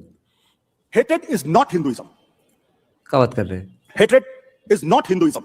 And it is from them that Hinduism has to be saved and protected. Long back, Baba Sahib Ambedkar said, if Hindu Rashtra does become a fact, it will be, no doubt, be the greatest calamity. Hindu Raj must be stopped at any cost. This is not me. This is Baba Sahib Bhimrao Ambedkar said long back in his book on Pakistan and the partition of India. When we say this, they quote, you know what Baba Sahib has said about Muslims? Yes, of course he has said about it. Why? But what about this? Have you forgotten? But what about Muslims? The framers of the Constitution, the father of the Indian Constitution says, Hindu Rashtra is the greatest calamity. It has to be stopped at any cost. There must be some serious reasons for it. In the end, let me remind this August gathering what Sardar Patel wrote to Golwalkar on 11 September 1948. After Gandhi. Yeah, the guy who wanted to rejuvenate the Somnath temple. Anyway, Ambedkar, in his Pakistan or partition of India, repeatedly says, what will happen to Hindus? What will happen to Hindus? What will happen to Hindus if they live with Muslims? He didn't say what will happen to Dalits, what will happen to Dalits, what will happen to Dalits. He said what will happen to Hindus. Gandhi's assassination. All their speeches were full of communal poisons, all their RSS. All their speeches were full of communal poison.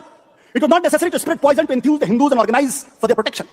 As a final result of the poison, the country had to suffer the sacrifice of this, the invaluable life of Roshan, yes. Yes, for a number of reasons. But yes. Gandhi. We lost Gandhi. Are we ready to lose Hinduism? Are we ready to lose India? No, we can't afford to do this. Thank you.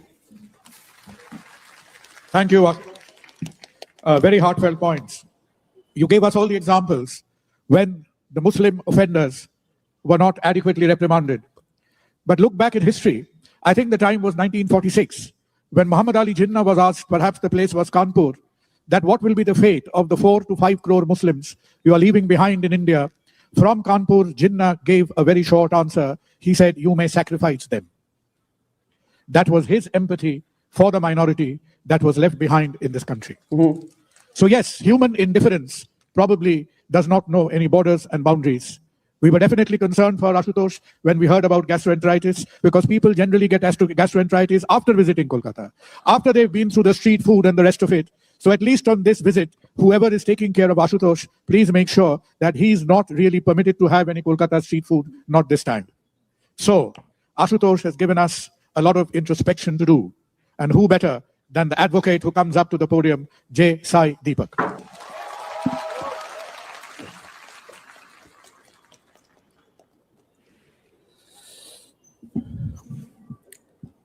Okay, we can't listen to J.S. Deepak at 1.5 because he speaks at 1.5x anyway. Namaste. I'm grateful to the CTC for giving us this opportunity to discuss on a fundamentally suicidal topic, which is whether Hinduism needs protection First line पे, first ball पे छक्का मारना इसे कहते हैं. from Hindutva. I would like to reformulate it as follows. Hinduism does need protection through Hindutva. And if anything, Hinduism needs protection from secularism. So the good part of going perhaps third in this sequence is that you get the benefit of all the gyan that has been spouted before. So let me start with this. Mr. Kunal Sarkar, in the opening introduction of Mr. Iyer, mentioned that although he was born on the other side of the border, his heart is here. I think perhaps he's still on the other side of the border, insofar as his worldviews are concerned. For the simple reason that his script, I don't think, has changed in the last half a century, where he still conflates Hindutva and its origins with Savarkar and RSS, despite abundant scholarship saying so to the contrary. Fortunately, I think the saving grace of that side was Ms. Moitra. No, I would like to debunk this myth and cope from non-Bengal, the Ghoti right-wingers that only Bangals are to blame. Tell me two things. Have the non-Bangals, the Ghotis, okay, the non-Bengalis you're wondering, Bangals are the people, the refugees who came to India during the partition. And Ghotis are the Bengali Hindus who have been here for much longer. Not forever, for much longer, for about 100, 200 years longer. So, have the Ghotis been very pro-market and right-wing and voted for BJP forever? Who voted for Congress all that while? Who created the Brahmo Samaj, which hijacked the permanent Bengali zeitgeist, of which the later result was complete atheism and anti-Hinduism? So that Bangal bashing won't work with me because Bangal ke High Court dekhano jay na, and my case is going on in High Court anyway. Who finally came back to this land, which is actually the birthplace of Hindutva, to start off with Chandranath Boshu of 1892. Now, she highlighted certain problems with his positions with respect to child marriage, women, so on and so forth. The only question that I have is, can she not think of any other non-Hindu worldview which has a problem with reform? Or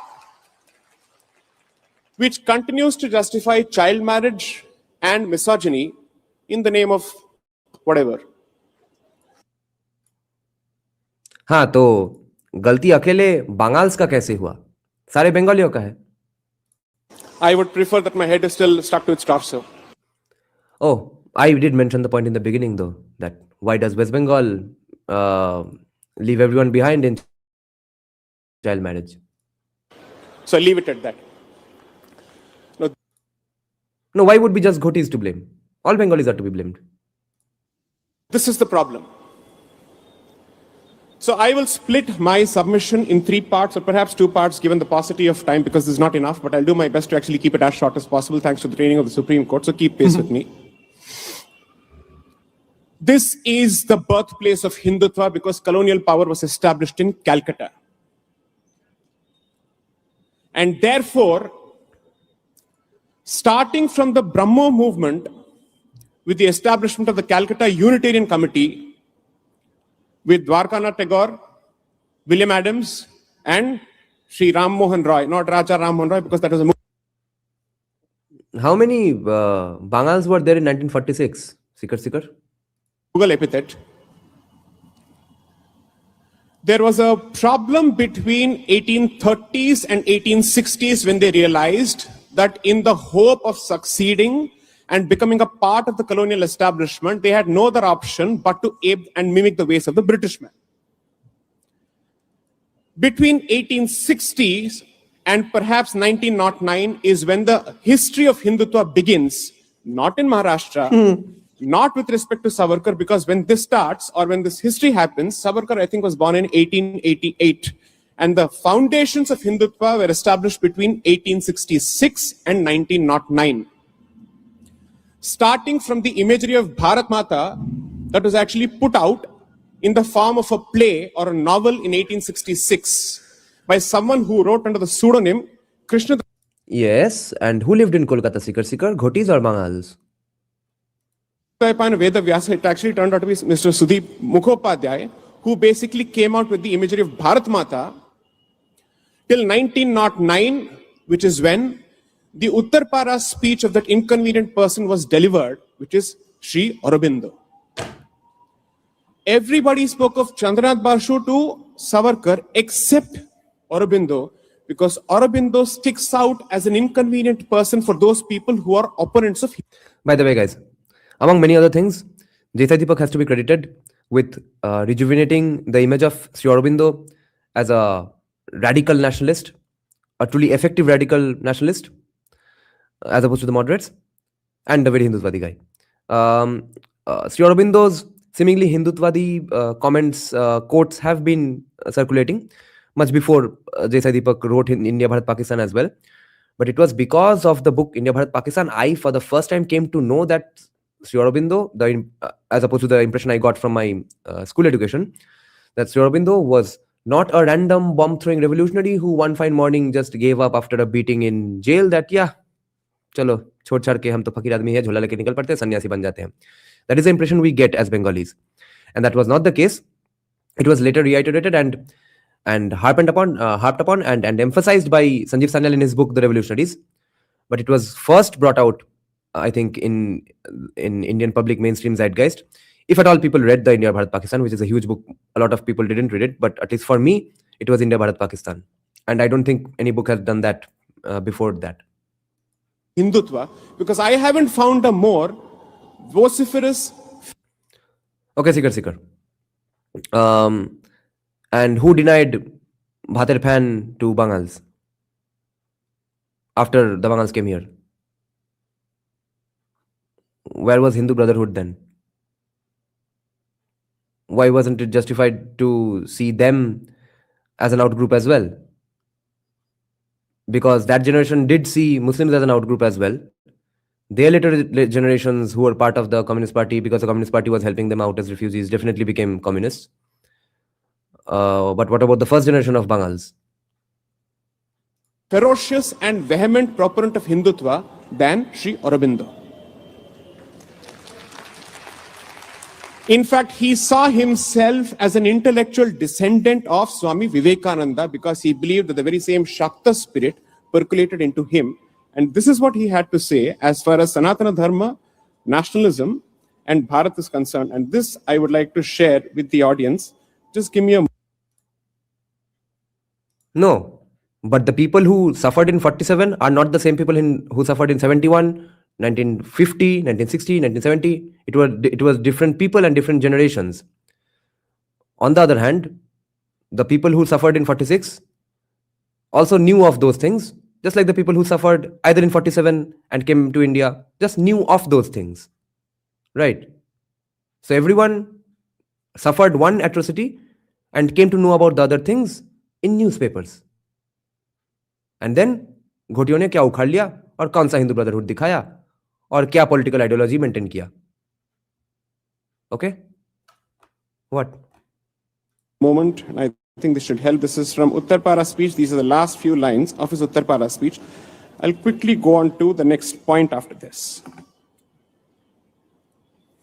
In his Sridhar Patro, West Bengal board education is actually better at Indian history than ISC boards, no? I studied in ISC boards. speech, he basically makes the point at the end of it. I say that it is Sanatana Dharma which for us is nationalism. This Hindu nation was born with Sanatana Dharma, with it moves and with it grows. When Sanatana Dharma declines, the nation declines. And if Sanatana Dharma were capable of perishing, with Sanatana Dharma, it would perish, which is the nation. The Sanatana Dharma, that is nationalism, that is the message I have to speak to you. This is Sri Aurobindo, the former. Yeah, I largely disagree with a lot of the wannabe scientific views that Sri Aurobindo tries to profess. But his political views are absolutely fucking spot on. Revolutionary turned Rishi. Let me try and contextualize Hindutva for Bengal, because this is your product. This is the birthplace of Hindutva. Between 1866 and 1909, the rishis of this place, the modern day rishis of this place, realize that Hindu society is grasit and eclipsed by two specific invading colonial powers with expansionist mindset and a predatorial mindset. And therefore, they decide that we need to respond.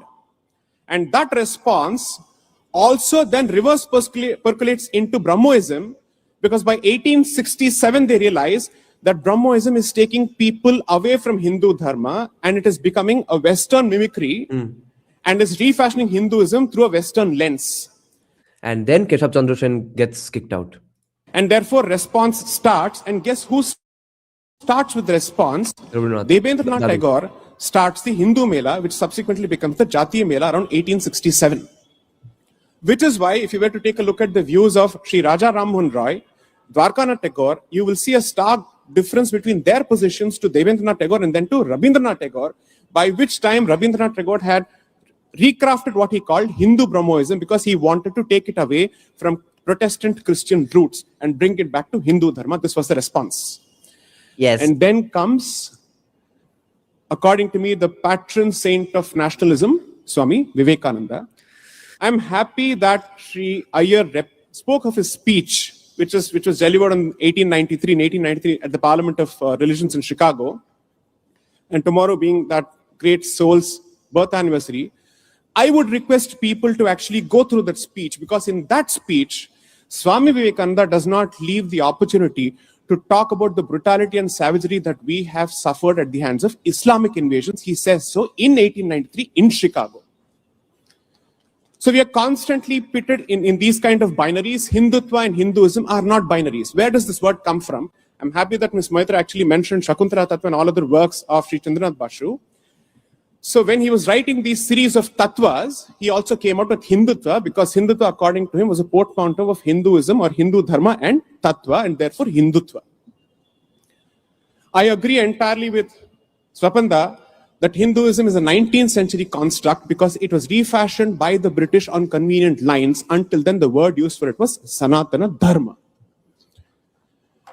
And this became a necessity not only to repel mental colonization, but also to repel physical colonization. Because guess what? By 1902, Anushilan Samiti had to be established by Sri Aurobindo along with others. BC Roy was also Bengal. What was he doing for the Bengals as well? Yeah. CPIM was doing everything for Bengals. And Mamata Banerjee is Ghoti. What has she done for Ghotis? made them Jubo Netas. Was taking what inspiration from an essay written by Bankim Chandra Chatterjee in 1888 called Anushilan. This is the history of Hindutva in Bengal. When someone tried... No. Broadly, Ghotis didn't do any fucking thing. They were a resistance. They were a problem. And yes, you can come up with one or two examples. I know of one or two examples myself. Krishanu's grandfather himself, he's a Ghoti.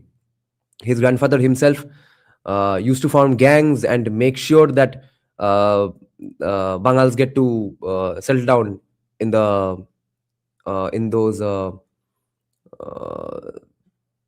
Rajpur Sonarpur municipality areas. So yes, there were examples like that.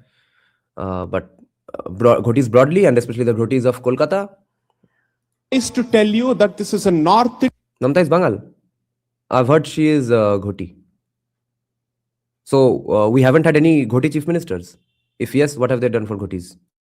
Indian invention, a vegetarian invention, sorry. This is the organic Shakta response to colonial invasion of Bharat. This is the Shakta response, therefore Hindutva has the blood of the Shaktas. Which is why Hindutva is recrafted and reimagined in the image of Durga Ma. Every revolutionary from this land who was a Shakta was expected to take oath on what? The Gita, and had to say Vande Mataram. Naturally, there were certain people who were excluded because they had problem with both. Therefore, if someone tries to tell you that Hindutva is hyper-masculine, that is because Bengali masculinity informs Hindutva. If someone tells you that Hindutva subscribes to Brahminical vegetarianism, sorry. It worships Durga Ma. And therefore, it chadafies two things, meat and alcohol both.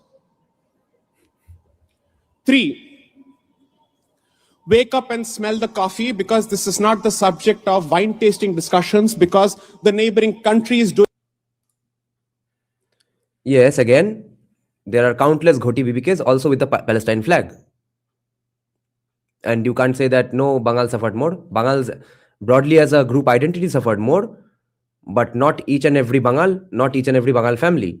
One Bengal family suffered one atrocity and came here, read about the rest of it in newspapers. Just like Ghotis read all other atrocities except 1946 in newspapers. So after coming to Kolkata, they are all the same. And they are all happily leftists and Palestine flag supporters. Doing something which I think will become the near future for us as well. You are living perhaps in the epicenter of the new great game, and if West Bengal does not become the bastion of Hindutva that it once was, then I agree, and borrowing lines from the Bengal files, we will lose the light. Bengali masculinity. Oh my God. When has that phrase been last uttered? Holy shit. A Tambram reminded Bengali people of Bengali masculinity. Bengali masculinity usually means be a Jumoneta and beat up non-Trinamool supporter, anti-Trinamool people. Lighthouse of Bharat and the lighthouse of Hindutva. I will end with only one submission. Hindutva is a civilizational imperative, not a political tool, but there is nothing wrong in it being a political tool, because it is ironic for a politician to have a problem with a political tool. Wow. I really don't see what is the problem with Hindutva becoming a political tool, because politics is the last mile where you get the job done.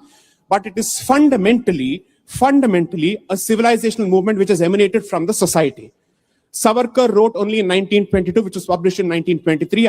RSS was established on Vijayadashmi of 1925. Prior to that, Hindutva has had a history of 70 years. Stop buying this hogwash. Vande Mataram, Jai Shri Ram to the people in power here, and Jai Ma Kamakhya, Jai Ma Kali. Hindutva is the way of the future. This is the writing on the wall which they have a problem with. Thank you to the audience. Thank you. What do you mean Lahiri is Bengal? So Lahiri Mahashai was Bengal. To Sai Deepak. Sai, I think you've done us a very great service on a rather chilly winter evening, reminding the Bengali of their history. Because usually when we switch on our televisions from 7 o'clock onwards is actually total political cacophony and confusion as which party has scratched whose back and bitten off whose ears. So I think Bengalis need reminding of the histories a little bit, on which, from the journey you have come down in the early sort of part of the 19th and 20th century, two comments. That Vivekananda himself, when he himself writes the constitution of the Ramakrishna movement, he very consciously takes the Ramakrishna movement completely away from politics and completely away from any nationalistic political involvement, because he's sitting in Paris when he was a pretty sick man, writes down the entire constitution of the Ramakrishna movement. And later on, another bearded man with a robe who really couldn't participate in today's debate was really having terrible allergy to the concept of rationalism. You mentioned him once, Rabindranath Tagore. So no wonder we Bengalis are all kind of a heterogeneity of our public opinion and philosophies. A great tour of history, but Sai Deepak, and this inevitably leads to a historian. And who else? Ruchika Sharma. Chairperson, my fellow speakers, and the fantastic audience. One of the most frustrating things to do as a historian is to sit for more than an hour over there and listen to absolute ahistorical dribble being peddled on the stage. Terms like Hindu, Hinduism, Hindutva, Sanatan Dharma not being defined, chronology being disturbed continuously, and most of all, the history of Hindu and Hinduism not being touched upon. I am actually glad that the opposition was scared to bring in Savarkar, because they know how his idea of Hindutva sucks the soul of Hinduism. How his idea of Hindutva is antithetical to the idea of Hinduism. What is the idea of Hinduism? The idea of Hinduism, as born by its very long history. Mr. Dasgupta said that it's a 19th century construct. The ism, yes. The religion, not. I am actually surprised you would say that the religion is a 19th century construct. No. The core of Hinduism is pluralism. Has always been. And which is why I would also, like Mr. Deepak, try to reformulate the argument of the debate itself. Hinduism is actually endangered by Hindutva because the core of Hindutva is exclusionism. It takes away from everything that built up Hinduism up till now. Hindutva is casteist, hyper-masculine. Hindutva is casteist, bhai. If we take at face value the worst critique of Hindutva, that yes, Hindutva is one to do a massacre of Muslims and stuff. How can that even happen without caste unity? At its core, it has to be caste unity. At its core, by definition, it has to be Hindu unity. How can Hindutva be pro-casteism? How the fuck? Oh. I am sad that Mr. Deepak said that it is built on Bengali masculinity. What is there to be proud about? How are you proud of the fact that this movement is built on Bengali masculinity when Bengal itself and its brand of Hinduism is built on a goddess? But I digress. Masculinity is opposed to women and goddesses, according to her. Oh my god. This is what happens when you learn history without any sociology, or learn sociology without any history. And I must therefore lay history properly. Starting with the definition of the term Hindu. Hindu initially meant a geographical entity. So you have, of course, the Zend Avesta mentioning the Hapta Hindu. Rigveda, 8th chapter, the Sapta Sindhavas. Darius's inscription of Persia, 518 BC, mentions Hindu or Hindu as one of the subjects that he governs. Same for Xerxes. Herodotus mentions Indoi in his Historia. But all of these were primarily the Indus Valley lands. Oh. Xerxes' army had an entire military of Gandharans. So largely the land is Gandhara.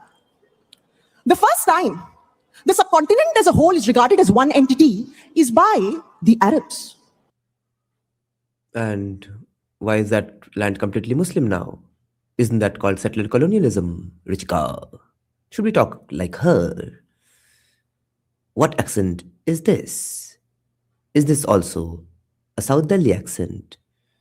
I don't get this. I thought this was a Gen Z accent, but I don't think she's Gen Z. She's probably my age. This reminds me of air hostesses declaring, "When's your next flight, sir? Have a good flight. Thank you for flying with us." Who give the term Al-Hind, starting from Afghanistan all the way to Indian Ocean. अल हिंद में उतना जगह उतने उनके हाथों कैसे चला गया? How? Settler colonialism. You learnt in history, didn't you, Ruchika? Itself, the term meant plurality because this entire area was extremely plural, extremely diverse. फिर पाकिस्तान में कैसे डाइवर्सिटी नहीं रहा? अफगानिस्तान में कैसे नहीं रहा? And don't take my word for it. Hyun San, as well as I say, two travelers that come over here say, yes, the word is Hindu, but everyone defines their territory by their own words. Starting from the 7th century, the term itself is pluralistic.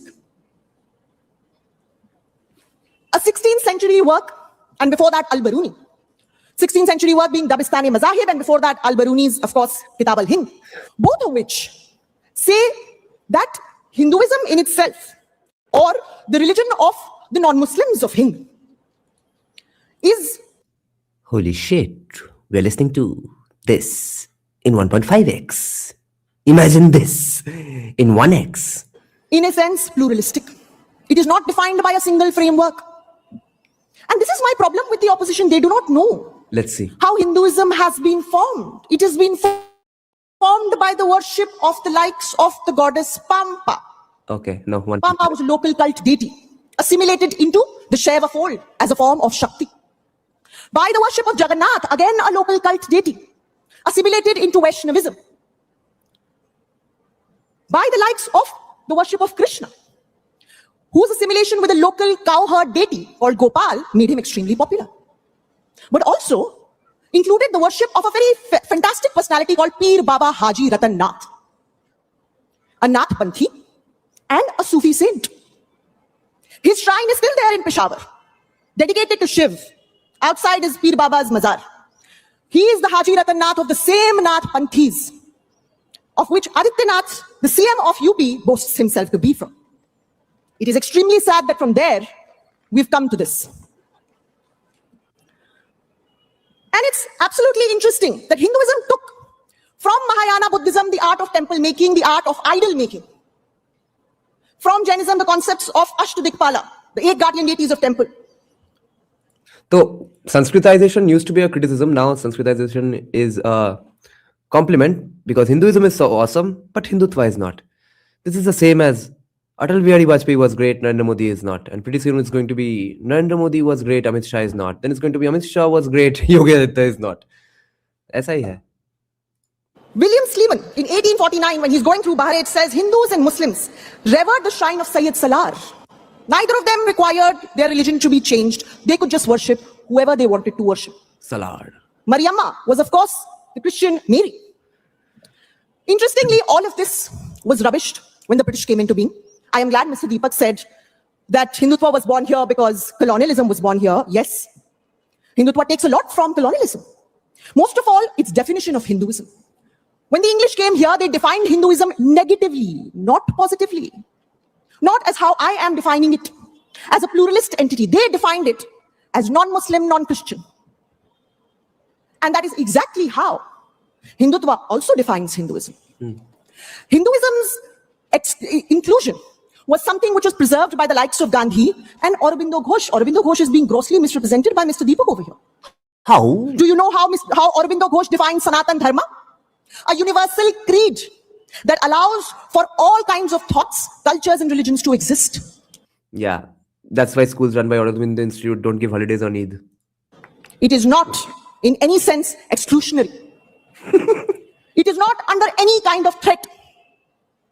It is a secure idea of a secure religion, Sanatan Dharma. When Gandhi was asked by S. Radhakrishnan, what is your religion? He said, Hinduism, the religion of humanity. But Okay, I don't want to get sued, but at least in Kolkata, I have heard from a lot of people and a lot of commie people that they dislike the Aurobindo Institute for not giving out holidays on Eid, okay? of course, when Savarkar comes in And the reason why Savarkar must be brought is because it is his brand of Hindutva which survives today. And this, of course, is based on casteist and hyper-masculinist notion. Savarkar talks of a dark age, which is basically the age of the Mughals, the age of the Sultans. He says nothing good happened there. The degeneration started with the coming of Buddhism and Jainism. The idol of ahimsa is effeminate. It brought in the Shakals, it brought in the Hunas, and therein started the degeneration. Therein lies the idea of excluding. You've excluded Buddhists, you've excluded Jain. Okay, Ruchika, who did the massacre of Ajivikas, 18,000 Ajivikas, just for doing a cartoon of Buddha in a cave? What was his religion, Ruchika? You've excluded women. Effeminate ideals no longer work here. This is Hindutva. Yes. I'm going to take 1 more minute. Everybody did so. What's fascinating, therefore, is this dark age that he speaks of is completely ahistorically and absolutely misrepresented. It is actually the ahistorical understanding of India's long history that has led to Hindutva. The problem lies in not having good enough historians, perhaps, who could have communicated to Savarkar that since Somnath was brought here in 1234 to 1236, the trustees of Somnath, the Panchakula, grant Ibrahim Nuruddin Piroja, the Malikut-Tujjar of Hormuja, lord of the stables, lord of the horses of Hormuz, a land within the Somnath Trust land to build a mosque there. Savarkar missed how? Jagru Sah, from the same line as Amit Shah. Jagru built a mosque, one of the first, called Khimli Masjid, dedicated to his Ismaili traders. Got to wind up now. And I'm going to wind up with the fact that Savarkar says all Muslims and Christians over here are essentially converted. And if they want to find their way back, then there is only one way. They can, in the Varna system, become Kshatriyas like the Shakas and the Hunas did, but they must accept Brahmanical supremacy. And therein lies the essence of Hindutva. It's casteist, it's hyper-masculine, and it is deeply exclusionary. None of which Hinduism... So one is wrong, one is a compliment. And what was the third one? Hyper-exclusionary. So, inevitable, yeah. long history attests to. Ruchika, thank you. You know, you really poured a lot of cold water on us, because just as we Bengalis were trying to have a feel-good factor about our masculinity, you somehow sullied the mood a little bit. Right, Ruchika? You shouldn't do this next time you are in Bengal, right? And the other question, which you and I will sort out over a cup of coffee after the debate, is who taught you history? Right. Perhaps that is the more incisive question. Well done, Ruchika. And after her facts, after a bit of history, who else but Mr. Sudhanshu Trivedi?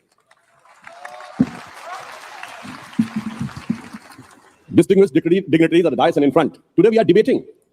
Which culture gives you the authority to debate even on religious texts? It is only Hindu. Shastrarth in Vedas. And not only this, the most famous Shastrarth is between Adi Shankar and who was the chief justice in that? Mandan Mishra and Adi Shankaracharya, the wife of Mandan Mishra. A lady is being a chief justice of a discussion on religious texts. And on the other hand, you will find those who say there can only, on the religious aspect, there can only be sermon or precept. Only listen, otherwise your soul will go to hell. Other says, keval ek takreer hai, suno nahi to sab tan se juda. If you are ready to succumb to that, nice. Then you say, oh, it's secularism. And if you are ready to cherish that, the debating tradition from Vedas coming to lay, oh, then you are Hindutva. Then I would like to ask, why the term Hinduism? Why the ism is associated with all the religions which originated from India? Hinduism, Buddhism, Sikhism. No. These points are good, but the problem is Mohamitra, Ashutosh, Ruchika actually agree with all these. And they are saying that these aspects of Hinduism are a threat from Hindutva. So therefore, so far, he has not made a good point. Jainism, never you have heard Islamism and Christianism. And more only in Hinduism, as our previous speaker was saying, you have used the word Brahmanism. The fact of the matter is that whenever the solar or lunar eclipse comes, recently you have seen, it has come just 12 hours before, mandir band ho gaye the. Sutak lag gaya tha. It doesn't need to stand and see when it has come. And it is been there in their Panchang. And which is exactly saying what the NASA's planetarium software is saying. If that is saying, that is ism. On the other hand, the moon has risen and the satellite is showing. But Maulvi Sahib is saying, when I will say, then you will be accepting that the moon has risen. And it is not Maulvism. That's why basic problem is ism word is being associated just to demean, and what Hindutva is, Hindu Tattva. This is nothing but the basic immunity of the Hinduism is Hindu Tattva. Like in COVID time, if you are not having immunity, you are destined to be very much there on the perils. But on the other hand, I would like to say it is very much here on the eve of Swami Vivekananda's birthday. And Okay, so we are practically on Swami Vivekananda's birthday right now. Jawaharlal Nehru, in Glimpses of the World History, written in 1935, he says he is having no problem with Hindu nationalism. And he said Vivekananda nationalism is a Hindu nationalism. And on page number 720, he says there is a very difficult to distinct between Hindu nationalism and Indian nationalism because they are so much overlapping. But unfortunately, they are not ready to accept. Another thing I would like to say, when you cherish Hinduism, it is called Hindutva. I would like to remind, you know where the Bengal is having the signature? The biggest scientific discovery of 21st century, which happened in 2012. In the Sun laboratory, Higgs boson was discovered, which is in common word is called God particle, the basic particle of... See, now Sudhanshu Trivedi is actually caught napping because he thinks he is debating commies who are anti-Hindu. No. Manishankar Iyer did that. Mohamitra, Ruchika and Ashutosh actually went a step further and were intelligent enough to say that no, Hinduism is awesome, Hindutva is a problem. He is going on defending Hinduism, which they are also agreeing. The universe. And it is named after two scientists, Peter Higgs of England and Satyendranath Bose of India, who was son of Bengal. It is boson. Have you find anybody secularism, Surma, cherishing this? That's not No. the point. And on the laboratory of the Sun, you will find the dancing statue of Nataraj there. And a quote written by Fritz Capra, who was an Austrian scientist, that now science has come to... See, he knows these points because he says this everywhere he goes for the last 10-20 years. The conclusion that the perpetual creation and destruction of universe is like the cosmic dance of Shiva. When you cherish this is Hindutva. And when you say, no, it's not possible. Again, I would like to say what the contribution of Bengal is. What? How is that Hindutva? If that is Hindutva, then Trinamool is Hindutva. Arup Bishwas is Hindutva, because he has rejuvenated, absolutely turned dilapidated temples into gorgeous temples. Mamata Banerjee is building 3 more temples. All of that is Hindutva. Werner Heisenberg, who has given the uncertainty principle in his 1958 book, Physics and Philosophy, has mentioned that his uncertainty principle, he got a clear idea after discussion with Guru Dev Rabindranath Tagore on Vedantic philosophy. In Fritz Capra's book of Uncommon Wisdom on page number 41-42, he mentions that Heisenberg told him that when he came to India in 1929 or so, he has elongated discussion with Tagore. And then he got the entire concept of interconnectedness, uncertainty, and impertinence, which was looking crazy. He got the view, and finally, he was able to understand those things. When you cherish this, and today it's... Sorry, I'd like to make this point once again. Stickle Mako. These are not just dumb TV points.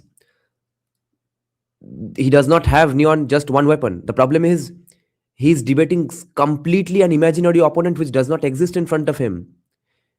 He's making completely wrong points which have no absolute relevance to this debate. No one is disagreeing here about the awesomeness of Hinduism. He's going on defending Hinduism, on which the opponents agree. So each and every one of his points are either irrelevant or wrong because he's not making any defense of Hindutva. The only time he has said that Hindutva is XYZ, he has made a wrong point because by that logic, by that standard, Arup Bishwas is also a Hindutvadi. Everybody uses AI. Sam Altman has been asked the question, who is the owner of the ChatGPT, that AI is having the answers of so many questions. Is there any question which AI is not having, but you are having? You Exactly, Satyam. Yes. know what was the answer of Sam Altman? The absolute equivalence of Atman and Brahman.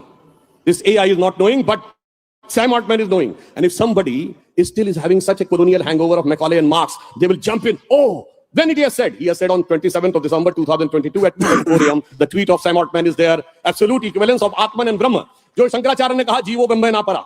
And now coming here. अब हिंदुत्व और Hinduism में क्या होता है? जब आप वंदे मातरम में तुम दुर्गा 10 प्रहर धारणी काट देते हैं तो हिंदुइज्म है. जब साथ लेते हैं तो हिंदुत्व है. And when you take it, the same Durga ji which you worship here, you get connected with Vaishno Devi in the north, Mumba Devi in the west, Kanyakumari in the east, and not only this, Dhakeshwari of Dhaka and Hinglaj Mata of Baluchistan. That gives you inseparable consciousness of this country together. और ऐसे अभी जैसा दीपक जी ने कहा था, तो east में शक्ति का पर्व बहुत मनाया जाता है, दुर्गा जी का. तो त्रिपुर सुंदरी मां का आशीर्वाद मिल चुका है, मां कामाख्या का आशीर्वाद मिल चुका है, और काली मां का आशीर्वाद कलकत्ते में मिलना शुरू हो गया है. Definitely when it will be complete, the true power of Hindutva will be up, not to dominate the world but to motivate the world. And also I would like to say, क्या लोग आजकल मां दुर्गा के बारे में बात करने लगते हैं? It is a very scientific concept of our consciousness. नव दुर्गा क्या है? प्रथमम शैलपुत्री, द्वितीयम ब्रह्मचारिणी, तृतीयम चंद्रघट्टेति. तो क्या होता है? First Shailputri, it's a baby energy. द्वितीयम Brahmacharini, pure and chaste. Then तृतीयम चंद्रघट्टेति, 4 dimensions. Then it comes gradually, chaturtham kushmanda, progeny, and then ultimately leads to navamam, ashtamam, maha. No, Durgaji is not a problem, Neon, because non-Bengalis do add a G to all religious figures. Gita ji बोला जाता है, गंगा जी बोला जाता है.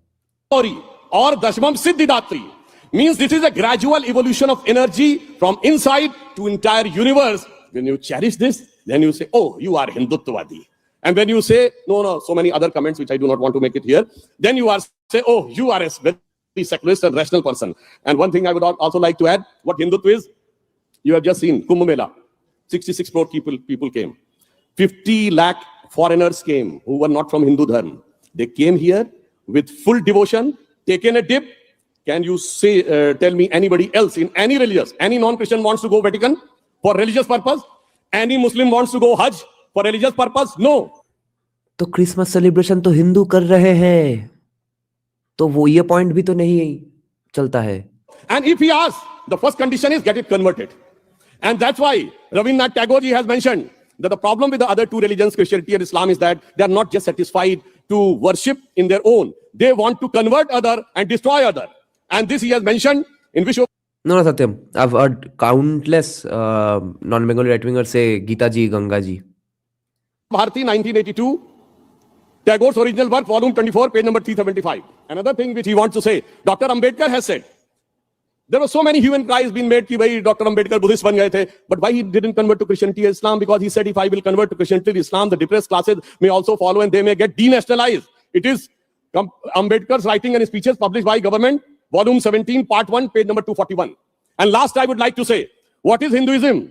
जब हिंदू भागता रहता है तो हिंदुइज्म है. ढाका से भागा, चिटगांव से भागा, सिलहट से भागा, काबुल से भागा, लाहौर से भागा, कराची से भागा, आजाद हिंदुस्तान में कश्मीर से भागा, मालदा से भागा, 24 परगना से भागा, मुर्शिदाबाद से भागा, और जो जिस शहर में रहता उस शहर के पुराने इलाके से भागा. भागता हुआ अच्छा लगता है, जागता हुआ अच्छा नहीं लगता है. Good point. The running looks very good, but awakening doesn't seem good. So I would like to say, yeah, even this point he did not finish, conclude properly. के therefore भागता हुआ हिंदू is Hinduism और resisting, protecting, non भागता हुआ is Hindutva. वो point भी अगर complete कर देते तो बेहतर रहता, but at least bringing up the point was good. I am since standing here, I would like to say Hinduism is now changing. If you look at the 25 years of 3 stages of India, first 25 years, 47 to 72, कुछ नहीं था. 73 to 98, 50 years complete होते होते center में कुछ change हुआ. 98 to 2022, another quantum jump for Hindutva. Now this Amrit Kaal will take where Sri Aurobindo has said, or Swami Vivekananda has said, Sri Aurobindo has said that 175 years of India's transition is started by the birth of Sri Ramakrishna Paramahansa, which is started in 1836. 175 years completed in 2011. कुछ तो हुआ 2012 के बाद हिंदुस्तान में. तो वो दिखाई पड़ रहा है. We all set to rise. And last I would like to say masculinity and others. ये कहा गया तो just मैं कहना चाहता हूं कि क्या हिंदू है. इस बारे में अटल जी की बड़ी फेमस कविता है, हिंदू तन मन हिंदू जीवन, रग रग हिंदू मेरा परिचय. बस वो कह के बात समाप्त करता हूं. अब हिंदुइज्म को यह भी देखना पड़ेगा कि मैं शंकर का वा क्रोधानल कर सकता जगती छार छार, मैं डमरू की प्रलयंकर ध्वनि नचता जिसमें भीषण संहार, रणचंडी की अतृप्त प्यास, मैं दुर्गा का उन्मत्त हास, मैं यम की प्रलयंकर पुकार जलते मरघट का धुआंधार. फिर अंतरतम की ज्वाला से जगती में आग लगा दूं मैं, यदि धधक उठे विप्लव लेकर जल थल अंबर जड़ चेतन, तो कैसा विस्मय, हिंदू तन मन हिंदू जीवन, रग रग हिंदू मेरा परिचय. मगर इससे किसी को डरने की बात नहीं है. उसी कविता के अंत पे वो कहते हैं, होकर स्वतंत्र मैंने कब चाहा मैं कर लूं जग को गुलाम, मैंने तो सदा सिखाया है करना अपने मन को गुलाम. गोपाल राम के नामों पर कब मैंने अत्याचार किया, कब दुनिया को हिंदू करने घर घर में नरसंहार किया, कोई बतलाए. काबुल में जाकर कितनी मस्जिद तोड़ी, भूभाग नहीं शत शत मानव के हृदय जीतने का निश्चय, हिंदू तन मन हिंदू जीवन, रग रग हिंदू मेरा परिचय. धन्यवाद. Thank you. Thank you. In his own inimitable style, we had Mr. Sudhanshu Trivedi, who in the beginning of his speech really cautioned us that he had a great exception to anything that was called an ism. And we in Bengal realized it a little late because for 34 years we subjected us to communism. So anyway, so Mr. Trivedi, you should have warned us a little before. So now we try to stay a bit clear of isms. But on that note, as the evening rolls on, we call the first interjector. The first interjector, which is Ms. Mukherjee, for Mr. Manishankar Iyer. Please come to the podium.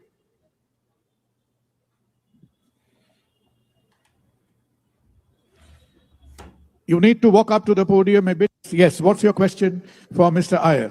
You can answer it from there, Mani, okay? Good evening, sir. I am Advitya Mukherjee from Mahadevi Birla Shishu Vihar. I am studying in class 9 currently.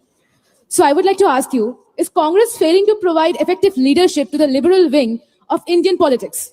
Moreover, I want to add that Hindutva groups once provided protection to the Hindu families in Kashmir during their troubled days in 1990.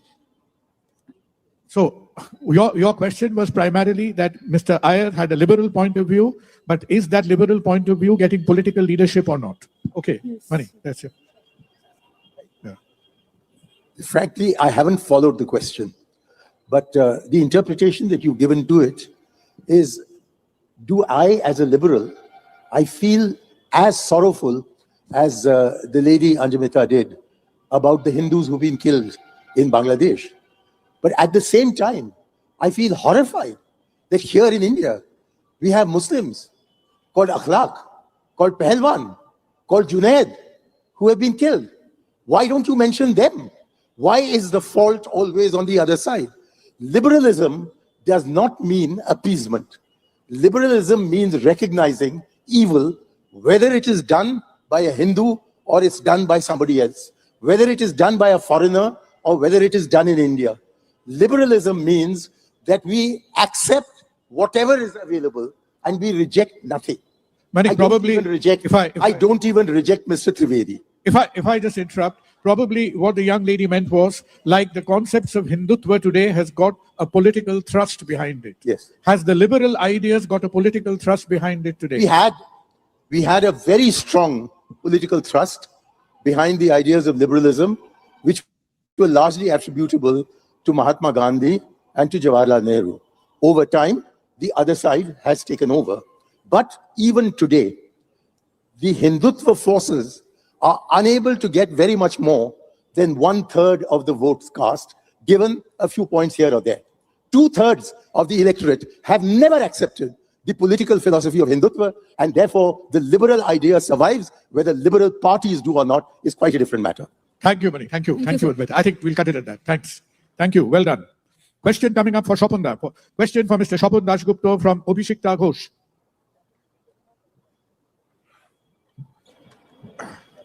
This is Abhishekta Ghosh from the BIC school. Sir, my question to you is, much has been said about the Vande Mataram recently. Is it not a fact that literature like the Anandamot had alienated the Muslims from early freedom movements? Thank you. Thank you, Abhishekta, for that question. Good question. It is undeniable that Bankim Chandra's Anandamot led to a degree of revulsion in the Muslim community. That's quite evident.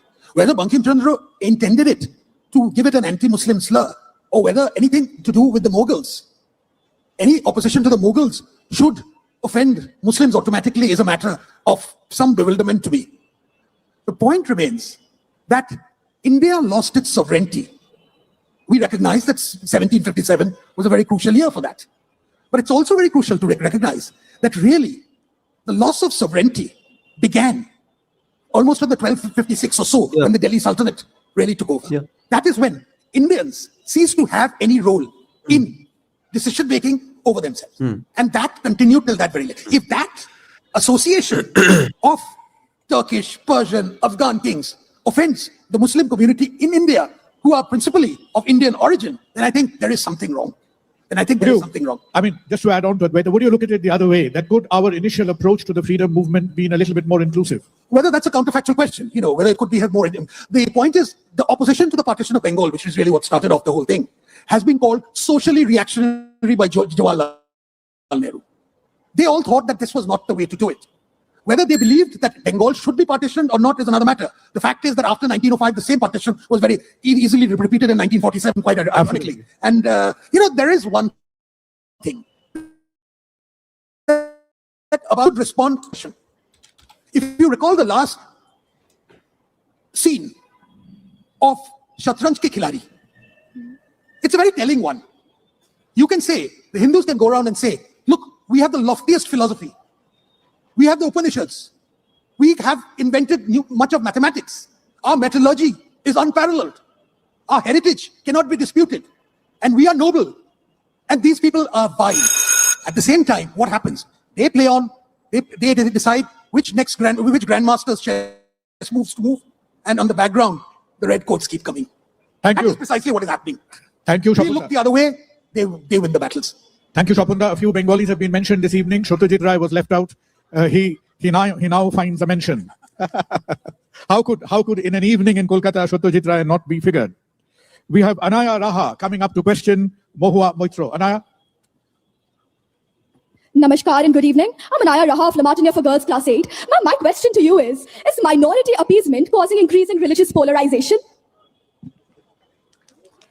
What is, when you talk about minority appeasement, what in your mind actually, I mean, that's a very basic question. Does it cause religious polarization?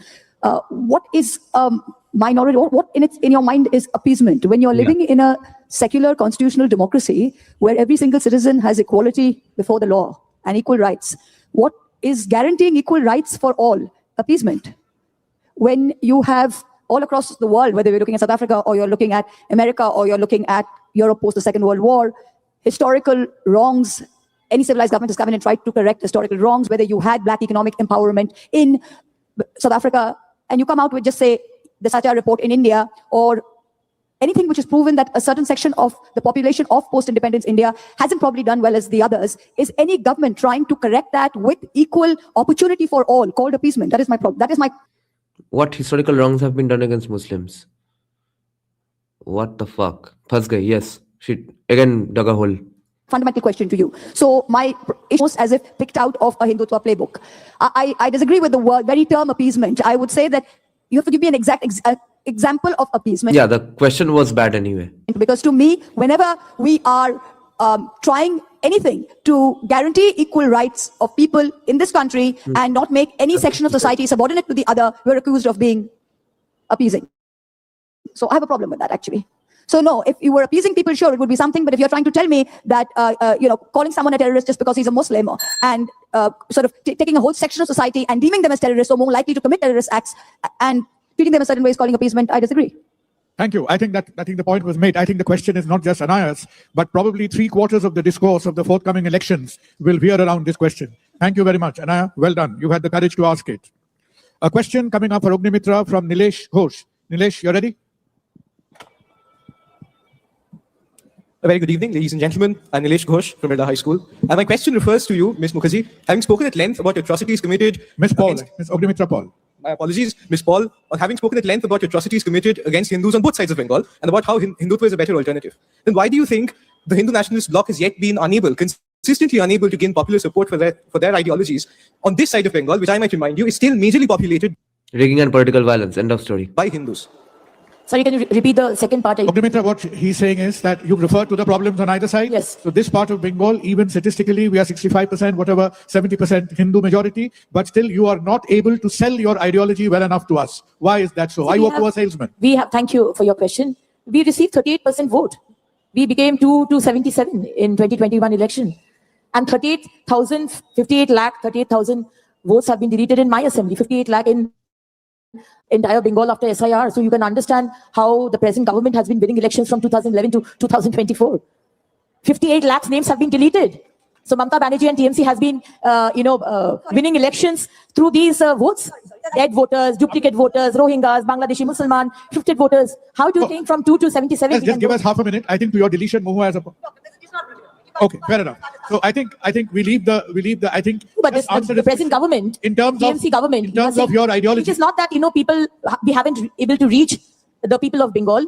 it is proper election haven't taken place, and we already have 38% votes. So your point is you are popular. So we are popular, and give proof of the concept. May I just add? Thank you. May I just add one point?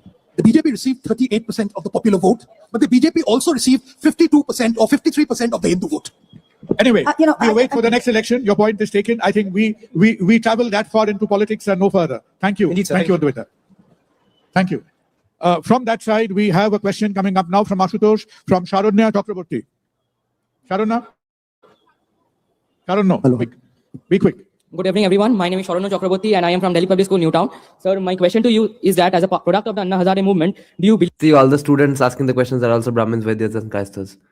believe that the Anna Hazare movement was less So far, all of them Brahmins. So far.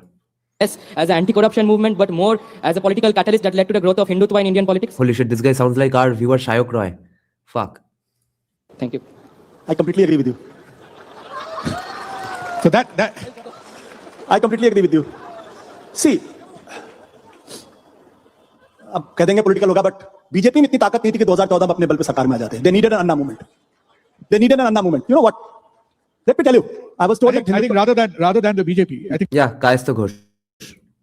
the point he makes is that the ideological shift that was seen in India, did that happen through this movement? No. Anna movement has created a kind of it discredited whole Congress government and their whole apparatus. And on that, Mr. Modi was at the right time, at the right place, and he became the Prime Minister. But let me also tell you how the masculine Hindutva has moved. I would have been very happy and glad to listen from them if they've been quoting Hedgewar, Golwalkar, Devras, Bhagavat. Instead, they were quoting Vivekanand, Aurobindo, Tagore, Devendra Tagore, and all of them, who never had an iota of hate for any religion. And that shows how scared they are about their own godfathers. This is the only ideology in the world who doesn't want to talk about their own ideologues. They need an endorsement from Tagore and others. You know what is how the Hindutva has traveled? The masculinity has traveled. Now it is moving towards from Golwalkar to Yati Narsinghanand, who's saying Hindus should have a suicide squads and should behave like a ISIS. This is the most dangerous thing. The problem is they hate Muslims, but in every thought process, they are trying to imitate Muslims and Islam, and that's the tragedy. They should understand this. They should introspect this. Ashutosh, फंस गया अरे क्या बोल दिया गांडू है क्या उसको पता नहीं है वो क्या बोल रहा है कि what I'm criticizing Hindutwadis for the bad things Muslims are already that क्या idiot debater है भाई. Thank you. At least point taken. And Shopunda made a very important comment that Dhurandhar 2 hasn't released yet. No. So can I respond to that? I watched that movie and I loved it. Yeah, it was. I love that movie. Yeah, I'm a great movie buff. Yeah, pretty good. We'll be accused of advertising more. Yeah, I think. Will I be allowed to respond to the? No, I think that's fine. Thank you. Well done, Sharuno. I think we had absolute consensus on that question. Moving on to Anshil Maiti questioning Sai Deepak. Good evening. I'm Ashnil Maiti, a student of class 11 from St. James's School, Kolkata. My question for you, sir, is you have tried to separate St. James's School, where Sanjeev Sanyal studied in class 11 and 12. The ideology of Hindutva from mid and early 20th century European ultranationalism. But how can you do so given the fact that few of the most influential figures of contemporary Hindutva, which is the ideology that persists today, including Savarkar, were followers and drew great inspiration from the leaders of these ultranationalists, radical, and sometimes even genocidal movements that plagued Europe in the 20th century, including but not limited to Benito Mussolini and Adolf Hitler. Fair question. So there are two parts to my answers. One, I'm not going to separate or dissociate the movement of Hindutva from Golwalkar or Bhai Parmanand or any of them whatsoever.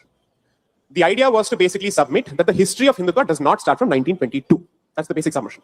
Second, if those are the yardsticks by which you wish to judge their position, what would your position be with respect to Netaji Subhash Chandra Bose and the allies that he sought to respond to a certain problem? I remain firm, and I've said this as much in my first book, and I'm not going to run away from the position that the history of decolonial movement as far as Bharat is concerned must be traced back to not the 8th century, which is from the invasion of Sindh, but from the 7th century, which started with the early incursions into Sindh. I'm very clear about the particular position. I'm happy to make the submission that Hindutva does have a definition of an in-group and an out-group. which means if a particular theology has a problem Bro fucked with the wrong premise, wrong marine. Yes, attacking the premise. Yes. relating its fealty to this land and its ancestors, and it effectively sees its ancestors as products of Jahalat and the age of ignorance, then I do not see the point in accommodating them within the Hindutva fold. I will not run away from this position whatsoever. Second, if this was only a matter of past, which was archival in nature, and therefore it is only the subject of history, that's a different issue altogether. But it is a question of a continuing present where those people are worshipped. And when people say that Aurangzeb is their wali, therefore he is a, what is a wali? Wali basically means someone who's a role model worthy of emulation. If he happens to be the wali of a good cross-section of the society, then I will continue to have a problem with that particular cross-section of the society. And I've said this on public record, so it's not an afterthought. I do not have a problem with Abul Pakir Jainuddin Abdul Kalam, who did not see a problem in the practice of his faith and Rudraveena and reading Bhagavad Gita. I don't have a problem with that. I don't have a problem with Sri K.K. Mohammed, who was willing to accept and continues to be clear in terms of his historical acknowledgement of what has happened. So there I don't have an issue whatsoever. I certainly have never had a problem with international Muslims. I've never had a problem with Middle Eastern Muslims because very clear as to what the history is. They are willing to change. What is the problem with new converts? That's the only issue. Thank you for a very sort of comprehensive answer. On that point, we have Aratrika Mitro questioning Ruchika Sharma. Aratrika, quick. A very good evening. I am Aratrika Mitra from class 9 of the BSS school, and my question to you today, ma'am, is whether Indian history has become a victim of left liberal bias and whether you, in your speech today, choose to refashion it in that manner. Thank you so much. A little bit of a quiet. Let her enjoy her popularity for a few minutes as you answer the question. Thank you. Let me know when I can start, sir. Oh, thank you so much. And in the spirit of all questions being answered, I'd first like to answer Dr. Sarkar's question as to who taught me history. I have an MA, MPhil and PhD in history. I've been doing this for 10 years. The plaque should reach Dr. Ruchika Sharma, but I'm willing to let that pass. Having said that, I am very glad this question is being asked. Has history been in the clutches of left liberal historiography or left liberal historians? Firstly, what does left liberal even mean? They are two different ideologies. And this is my problem with people who don't understand history. Left has had a very different history. Liberalism has a very different history. They are both diverse ideologies. Yeah. But what is interesting is that everything that has been said by the opposition today was translated from Persian, was translated from Arabic, was translated from Sanskrit, was translated from Bengali by the same historians that they today label as left historians. It has now been more than 70 years of independence. The so-called Hindutva faction or the right-wing faction of the country has not been able to produce even a single historian with a single degree in history. None of these people have been able to produce a proper historian with an expertise in history. Whatever they say has been documented. Expertise तो बाद में बोल रहा है, उसमें तो problem नहीं है. असली ब्रह्मास्त्र दिया है डिग्री में. हाँ, तो अब जिन डिग्रीधारियों के बेसिस पे उसका सिलेबस बना है, उन्होंने जिनका हिस्ट्री पढ़ा था, उनके पास तो डिग्री नहीं था. वो है एक्चुअली काउंटर आर्गुमेंट इसका. By the same people that they love to hate. And problem है कि इसको चाहिए जनेऊ. डिग्री है आज का जनेऊ. उसको शूद्रों को वेद पढ़ने नहीं देना है. That's what Ruchika Sharma is doing here. What has been documented is truly what has been written, what has been translated. The problem, of course, is that perhaps it has not been communicated well to the people, and therefore they come over here with their ahistorical dribbles saying left has Meenakshi Jain has a degree in political science, no? Or history. completely destroyed history. Whatever has been said by the opposition today is based on the books and writings of indeed the historians that they think are left. The whole idea that they bring over here of what is Hindutva, who are these people who are writing about Hindutva, analyzing and cross-analyzing Hindutva, analyzing and cross-analyzing the history of Hinduism that I spoke about today. It is the quote-unquote left liberal historians that they'd like to talk about. And what is equally interesting is the idea that there is a left, I'm still left with time, sir, that the idea that there is a left historiography absolutely means nothing. Okay, because Marxism is a tool with which you interpret history, but actually Indian history has been interpreted in several other ways, all of which they regard as left thanks. liberal. Your point is taken. Your point is taken. And it is absolutely sealed and confirmed that you are the right kind of doctor. I am the wrong kind of doctor. So, right? So there are no points, 2 points about it. Can I please respond to this for a minute? Okay. Because I'm a historian, the 19th century term. Please, he should be allowed to wait a minute. No, I'm responding to you. No, 1 minute. Because otherwise we are very near to 8 o'clock. Then we'll have to respond. It'll look like You're not the only person wait a with a minute. PhD in history in this panel. Swapanda, wait a minute. Wait. Calm down. So thank you, Ratrika. That may be We'll so, have but we'll have some time later to sort these issues. And in the era of Donald Trump, it will be jolly difficult to get more PhDs around. So anyway, so on that note, we have the closing interjector for Mr. Trivedi from Rudra Arav.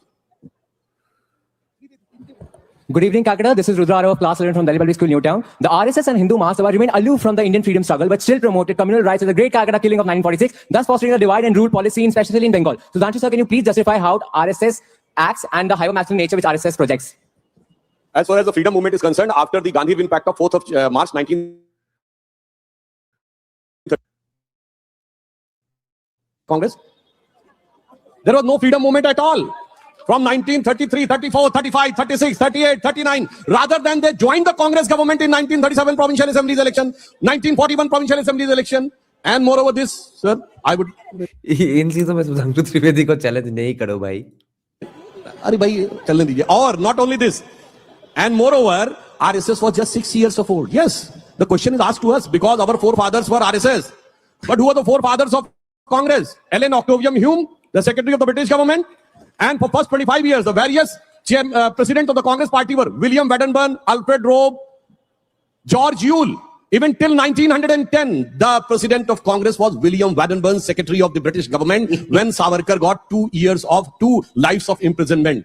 And name a single Congress leader who has been fired at the highest level, like the president. You are comparing with Savarkar. I think just if you illuminate the young man, that do you buy into the idea that RSS was a little bit aloof from the movement? You said there was no movement. No, there was no movement after 6 years from RSS, with an exception of 1942. नहीं तो बता दीजिएगा ना. All historians are बैठे. They tell me 33, 34, 35, 36, 37, 43, 44, 45, 46, 47, nothing, and not even a single leader. So let me complete. Wait.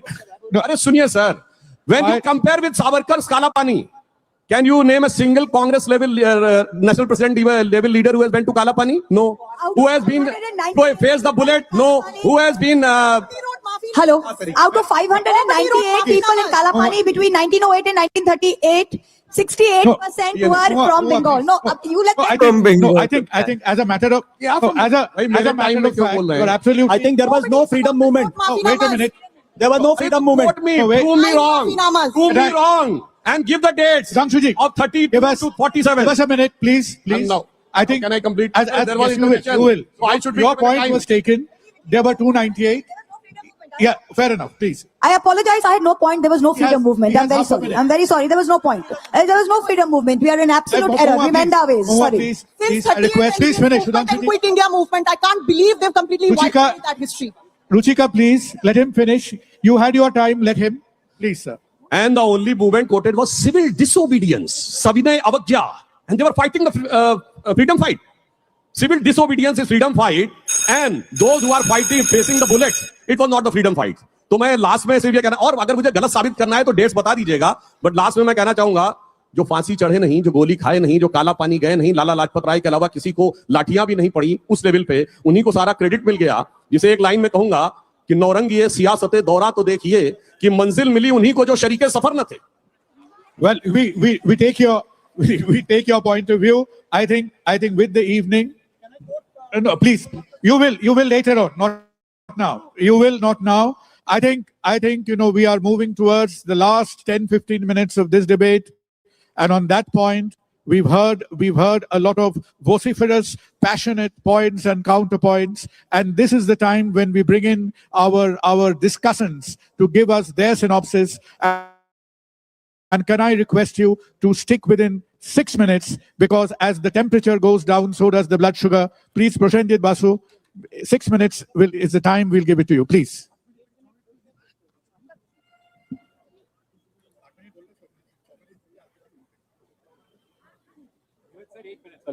Anyway, now it's been cut to 6. It was 8 minutes at the start of the evening. Ladies and gentlemen, good evening. Before I go into the rest, I just would like to answer the question about the freedom movement. So the freedom movement, there are many aspects to it, but the idea that Hindutva-badis had no role in the freedom movement is the most ludicrous possible. We are a few kilometers, perhaps a few meters away from the Alipur jail, where Sri Aurobindo was jailed. Sri Aurobindo is a great Hindutva-badi. The quote from Sai Deepak is very clear. He said, to us, the Sanatan Dharma is nationalism. And nationalism is the Sanatan Dharma. When the Sanatan Dharma dies, the nation dies. In the famous Uttar Chandran. And he was a descendant of that 1/8 of the population of Sri Lanka. It will be a job this evening. You shifted me from the panel to the discussion so that once in my life, I can actually have the last word, for whatever it's worth. Well, legendary historian Dr. Mridula Mukherjee here. I must confess to a feeling of considerable disappointment. I had expected the debate, especially from the side of the opposition, to be much more informed. I was disappointed that at least some people in the opposition reduced it to the beginning or the middle or whatever of their election campaigns. I don't think the Calcutta debate, such a prestigious occasion, is one that should be reduced to that. I'm saying this with not in anger, but with a sense of pain, because I think occasions like this, where we get such a large audience, which is very rare, to discuss a serious subject, must be treated with more seriousness. And she's making a fair point, but the audience is there only for Desai Deepak, nobody fucking else. Nobody else. They're not here for Mahua. They're not here for Ruchika, Sudhanshu Trivedi, Ognimitra Paul. If Desai Deepak wasn't here, this crowd would be less than half. Debate must be well informed. Please take it in the right spirit from somebody who's long retired professor and used to giving advice, well-meant advice, even to those who don't necessarily want to hear it. I also must begin by sympathizing with my fellow historian on the other side, Swapan Dasgupta, whose discomfort is so evident, including when Ruchika wrongly said there is no trained historian on the other side. But you know, Swapan, when you were a historian and when you wrote your thesis, you were not on that side. So, and I could also No, but he was a Burkin conservative. see palpably his discomfort when flagrant violation of even the facts of history, evident, accepted, everyday facts of our freedom struggle was being violated. I think arguments must base themselves on substance. I am quite sorry again that the debate got, in this sense, reduced to, arguing over simple facts, whereas it should have been arguments based on different interpretations, but with solid facts behind them. And I must say that I'm grateful to Mr. Bani Shankar Iyer. As a historian, I think I'm very, very impressed, in fact, by his rigor in terms of basing himself on actual evidence, that is quotations from his sources. One can agree with him, one can disagree with him, but he never misrepresented Gandhi or misrepresented Savarkar to make his arguments. And I think that is something I would applaud and admire him for. I would also say that I think Swapan Dasgupta kept the spirit of the debate very well, and I'd like to appreciate that about him. And he made, I think, valuable points, which one can disagree with, and I could disagree with, especially maybe, but I'll come to that in a moment. I don't have much time. So there are 2 or 3 things that I would like to focus on, because probably I have about 3 or 4 minutes left. One of these is that I think, sitting here in Bengal, I was surprised. There were slogans which were completely unnecessary. Jai Shri Ram, Jai this, Jai that. And in the land of Bengal, in Calcutta, nobody said Jai Hind. Have we forgotten Netaji? Yes. What kind of word Hind? It's a very Urdu word. And he gave that consciously. And look at the history of the... Yes. Hind. And what was Savarkar's idea of India called? What was the draft constitution proposing the name of the country be? INA movement, where he built his different regiments on the basis of the entire galaxy of the freedom struggle. Maulana Azad regiment, Mahatma Gandhi regiment, Jawaharlal Nehru regiment. So this tradition of Bengal, nobody talked about. I'm really surprised, because as historians, in fact, we often say, if you're going to Bengal, the first thing you're going to hear about is Netaji. And the whole evening went by. Why is it? Because in this entire narrative, Netaji stands out like a sore thumb. Because everything he did, everything he stood for, including when he joined, took the help of fascist governments, which he did, and for which we have various questions, but he never compromised on secularism. He never, the person who was with him till the end was a Muslim, and so I'm saying that I'm really surprised. Who went to Pakistan? Again, the whole interpretation that is being placed on Vivekanand and on Aurobindo. As a historian, I would say it's a completely wrong interpretation. Horse fucking shit. Horse shit. They were completely Hindutwadis back then. This was not Hindutva as we understand it today. It was absolutely more Hindutwadi than we understand it today. Because Sri Aurobindo in 1909 only, I think, said that oh my God, how much further are we going to accommodate Muslims? One day, a day will come that Hindus won't be able to do their own puja part in their own temples. You can say that they were admirers of Sanatan Dharma, and so was I. Can give you quotations from Mahatma Gandhi, where there's greater praise even of Hinduism. He'll never give up, he said, Hinduism. He'll never give up his religion for anything, he says. And his religion was Hinduism. Didn't even give up casteism, lol. And he said it from the rooftops. But this is not the interpretation of Hinduism that you are imposing upon Aurobindo and you are imposing upon Vivekananda. Mridula Mukherjee won't even win a debate with Desai Deepak. Yeah. Put Desai Deepak in front of Mridula Mukherjee. She'll retire. Oh, she's retired probably already. Vivekananda, remember what he said. She'll ask for a refund from her institutions. And you quoted him actually, so I don't want to repeat. My time is already run out, I think. Yes. But I want to say that when you're making your arguments for Hindutva against, whether it needs Hinduism needs protection or not, at least don't try all the time to borrow other people's grandparents. There is something a little embarrassing about it. This is a fun criticism, guys. Did you see what she just did? She's saying, no. Don't steal our idols.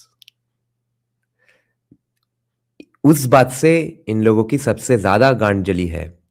That is the key takeaway from their arguments, I think. कि नहीं, रविंद्रनाथ को, श्री अरबिंदो को काहे coat कर रहे हो? रहो ना तुम्हारे गोलवालकर को लेके बैठे. They don't know how much Savarkar himself quoted Rabindranath and Bankim repeatedly. The first books he ordered when he was allowed to read in Kalapani was Rabindranath, Shakespeare, Bankim, Madhusudan Datta. Idol breaking हो रहा है और idol destruction हो रहा है और idol stealing हो रहा है, उससे सबसे ज्यादा गांठ जली है. And if these are really your grandparents, how come you never ask for a Bharat Ratna for anybody but Savarkar? Thank you. No, son J. Forrest. We are talking about Habibur Rahman.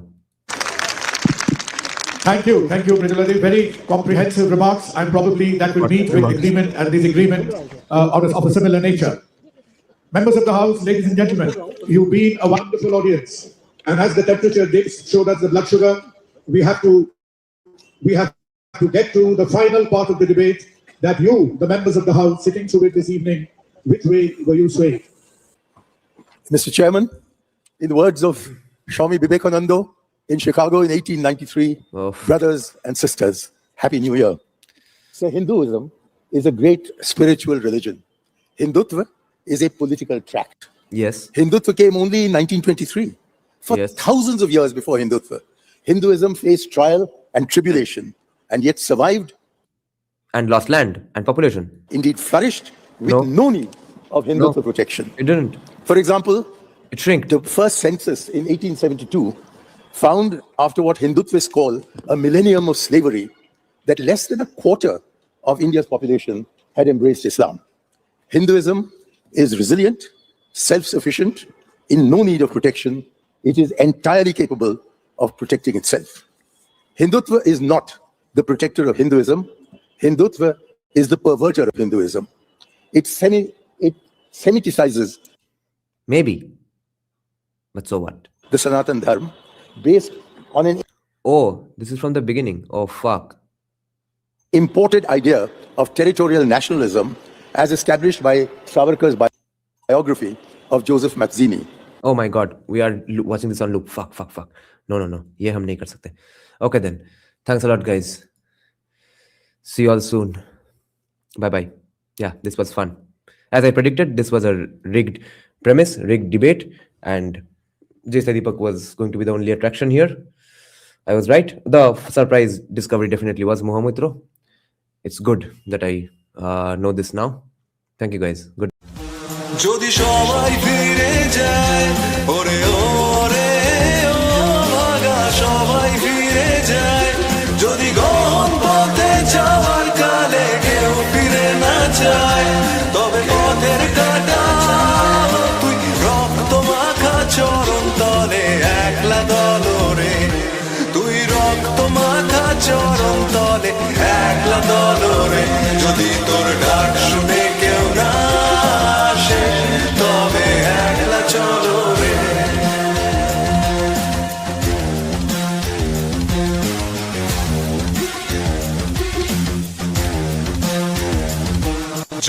আলো না ধরে, ওরে ওরে ও ভাগা আলো না ধরে, যদি ঝড় বাদলে আধার রাতে দুয়ার দেয় ঘরে, তবে বজ্রা নলে আপন বুকের পাঁজর জ্বালিয়ে নিয়ে একলা চলো রে, আপন বুকের পাঁজর জ্বালিয়ে নিয়ে একলা চলো রে, যদি তোর ডাক শুনে কেউ না আসে তবে একলা চলো রে।